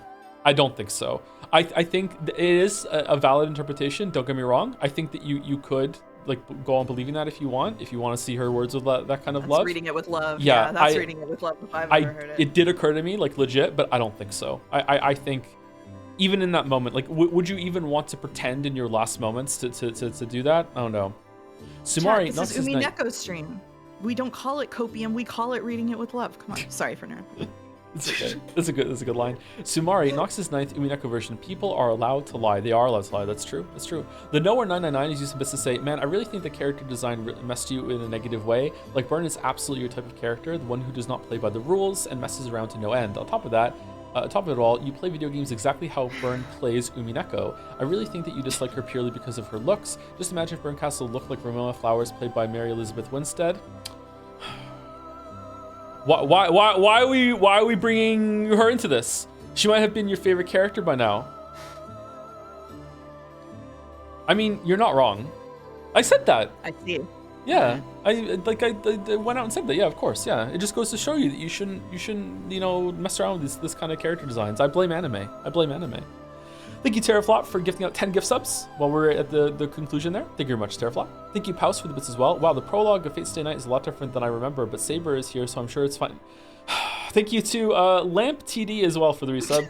Episode 7 tea party is kind of cool. Yeah, there was no tea, there was no party. Yeah, pretty good. Pretty good. 0 out of 10. 0 out of 10. All right.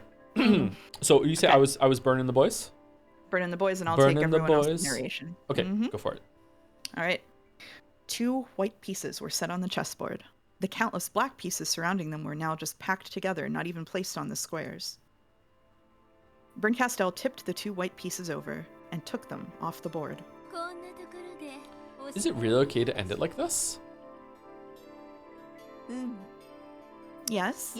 Yes, as usual, your reading truly does fall comfortably on my ears, my Miko. As you wished, I've scraped out even the inner parts of the guts. Was that enough of an answer check for you? Indeed. I'm quite satisfied. Using the answer you have revealed as a key, I will go back through all the tales so far, opening the closed rooms like treasure boxes, one by one. It's fun finding the key, and it's even more fun to stick it into all the locks. You've done very well, my Miko. From now on, let me enjoy my thoughts alone. This has been enough. The Witch of Theatergoing sat back in her rocking chair, a satisfied smile on her face as though enjoying a pleasant aftertaste. There was no need for a game board anymore. She just had to go back in her mind through the whole set of tales to check whether her theory was right or not. It seemed to leave her pleasantly drunk, even better than the most expensive wine.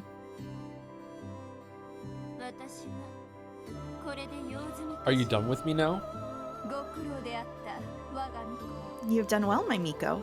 I absolve you of your duty. I will return to my slumber. I'd like to enjoy this pleasant dream for a few more centuries. And when I grow tired of that, you will find yet another tale to keep me entertained. We'll call it Caconia. For those centuries, which will pass in the blink of an eye, I grant you your freedom. Splendidly done, Berncastel, my cute Miko. It's not like I care. Babaka, go ahead, dry up and die. So long for the rest of time. You call a few mere centuries for the rest of time? Featherine's consciousness slowly faded away.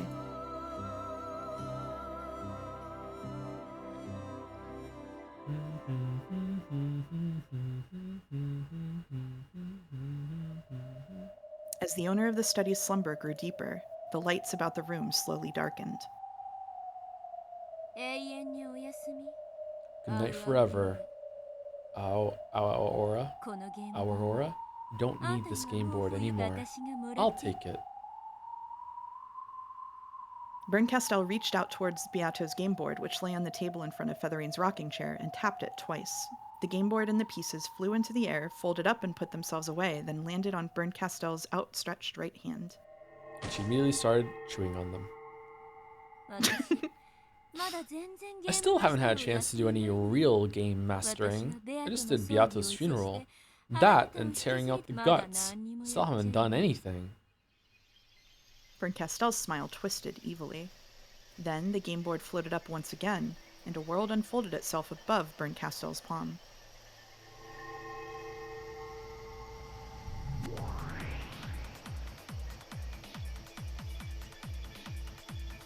Fucking Chad is gonna judge Bernkastel right now like they haven't just murdered people in The Sims before.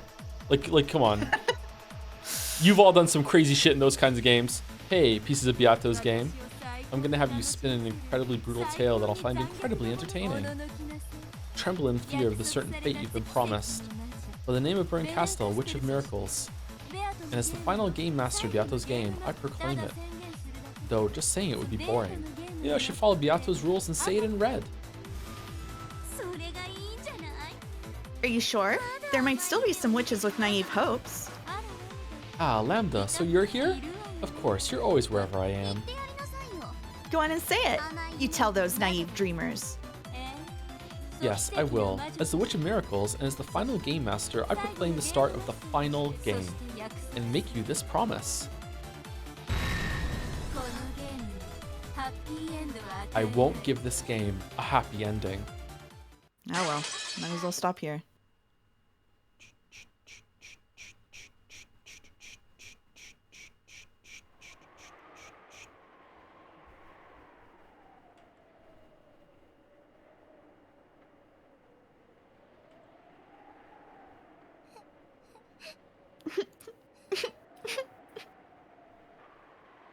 A single girl was crying in a desolate, quiet chapel.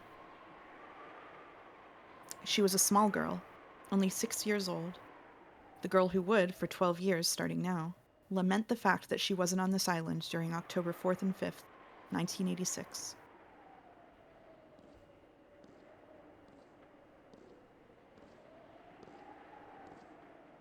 Then, a single man appeared. Can't be George. The man noticed the girl, walked up to her quietly, trying not to scare her, and put his arms gently around her shoulders. Oni-chan? I've been looking for you, Angie. The girl jumped into her big brother's chest and started crying again. What's wrong? Why are you so sad? Today, a kid in class bullied me. He said that people on TV were saying Mom had ties to bad people. So he said that Mom and Dad were the culprits and that they probably killed everyone. I asked Aunt Ava, hoping she'd say it wasn't true, but she didn't say anything. Mom and Dad aren't bad people, right? Right? Poor kid. Everyone keeps saying whatever they like about what might have happened on the island on that day. Sit over here. Okay.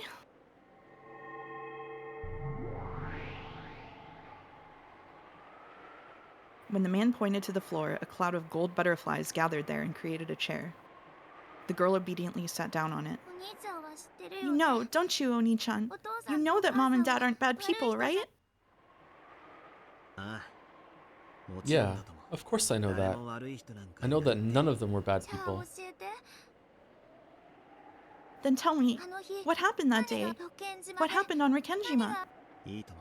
Okay, I'll tell you. This is what happened on that day. Is it a scary story? Of course not. Is it a sad story? Not at all. Then what kind of story is it? You can decide that for yourself when you hear it. It definitely isn't a painful story, so listen up. Okay, Battler Oni-chan. On that day, we all went to Rikkenjima. There were a lot of us, and it was an important day, the day of the family conference. Where should I begin? This is... Oh, this is you. This is the final game made just for Angie. Listen, Angie. This is what happened on Rikkenjima on that day. It isn't sad or painful at all.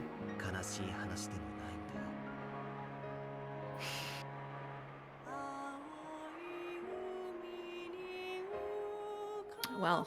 That hits, man. That hits. Yeah, that actually got me a little bit. Yeah. Got me a little bit too, yeah. Well, now you know what chapter 8 is. Episode 8. Yep. Yeah.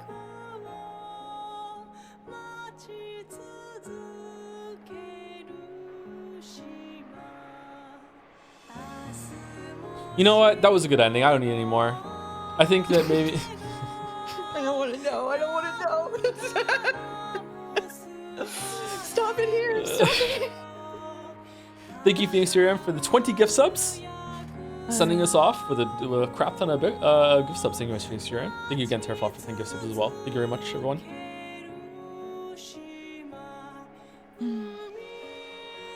We are the seagulls crying. Oh, what a take. Thank you, Inu Oblivion. So, episode 7 is where things started to go wrong in Japan, but in the Western audiences, overwhelmingly many people's favorite episode. I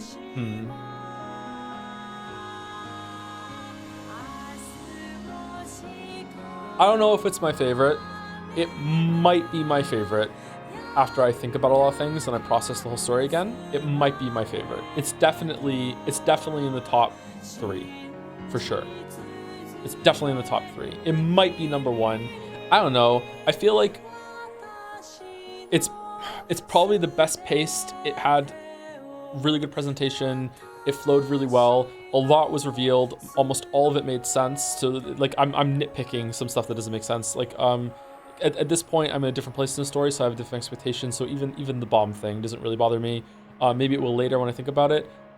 However, if I'm looking at it purely from my memory of when was I so locked in and just like amazed and being like, oh my god, I'm enjoying this so much, like it's still episode 1 for me. Sorry. Like, but that might just be expectations. Like after the parlor scene, I just felt like it just kept getting better and better and better. And there's never been a point in this whole entire story that I've enjoyed this more than when they found the first round of bodies in the shed, and then literally everything that came after that.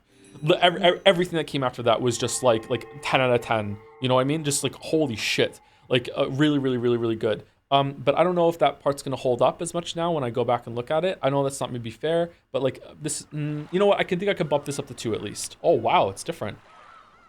Right now, I would say episode 1, number 1, and then episode 7, number 2. That makes sense, yeah. Chad is asking why they didn't like it. There have been a couple of threads on the subreddit that went over this in more detail than I'm able to provide, but a lot of it came down to people reading at the time did not like the solution that was, you know, hammered into your head in this episode. And also I think that they wanted something more like Higurashi, and this wasn't that, so. SSVD, SS Van Dyne, one of the repentance enforcement agencies supervised by the Great Court of Heaven. Its area of jurisdiction is the 8th District. The SSVD has a long history, even by the standard of the other enforcement agencies, and is known for its strictness and fundamentalism. Many say that the agency is at odds with the times, but is also highly praised by some for still continuing to preserve the basis of the spirit of the law. It is traditional for the agency's chief inquisitor to inherit the name Right, because they are right. So am I streaming solo on Tuesday, or are we doing a co-stream for the first one of episode 8? I cannot stream on Tuesdays, so. Yeah, am I skipping Tuesday? Or are we gonna go? Is the next one gonna be Saturday? Is it good to do a co-stream for the opening? Doing a co-stream for the opening could be fun, yeah. Okay. Some of the parts after the opening, it will be better for you to do on your own. Okay. I say, not expanding at all. Maybe Jelly, are you available on Saturday too? Maybe we could do a Three Musketeers next Saturday. Let me just read this real quick. Good morning. This farewell is as sad for me as it is for you. I prepared a goodbye party for tonight. A game competition will be included as well, so please feel free to participate. The difficulty is small, but not to be trifled with. As this will be the last opportunity, why not take part yourself? Yeah, I can't believe we're at the end. It's been so long. Anyway, is Walrus Life? Hey, we got it done. We got it done.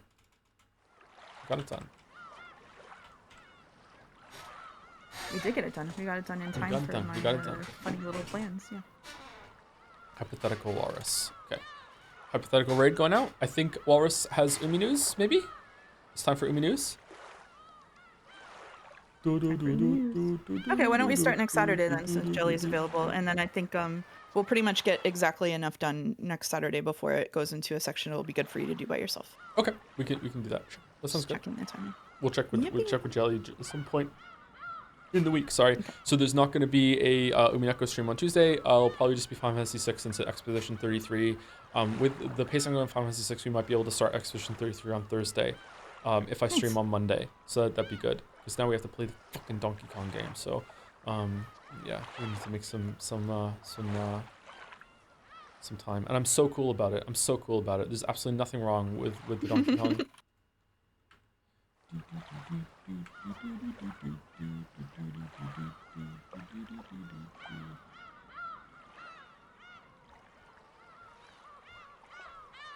We heard the seagulls crying. Huligardo used to say, Joe, can you cancel Umineko for real, please? Do it for me? Sure. Why not? Sure. Just for Huligardo. Done. Anyway, raid's going through. Oh my god, this keeps happening with the track screen. Anyway, see you later. Have a good rest of your weekend, chat. This was a really good episode. Really good episode. And anyone stuck around or is watching the VOD or on YouTube, see you later. Thanks for watching. You want to say goodbye, Mouse? Goodbye, Mouse. Goodbye, Mouse.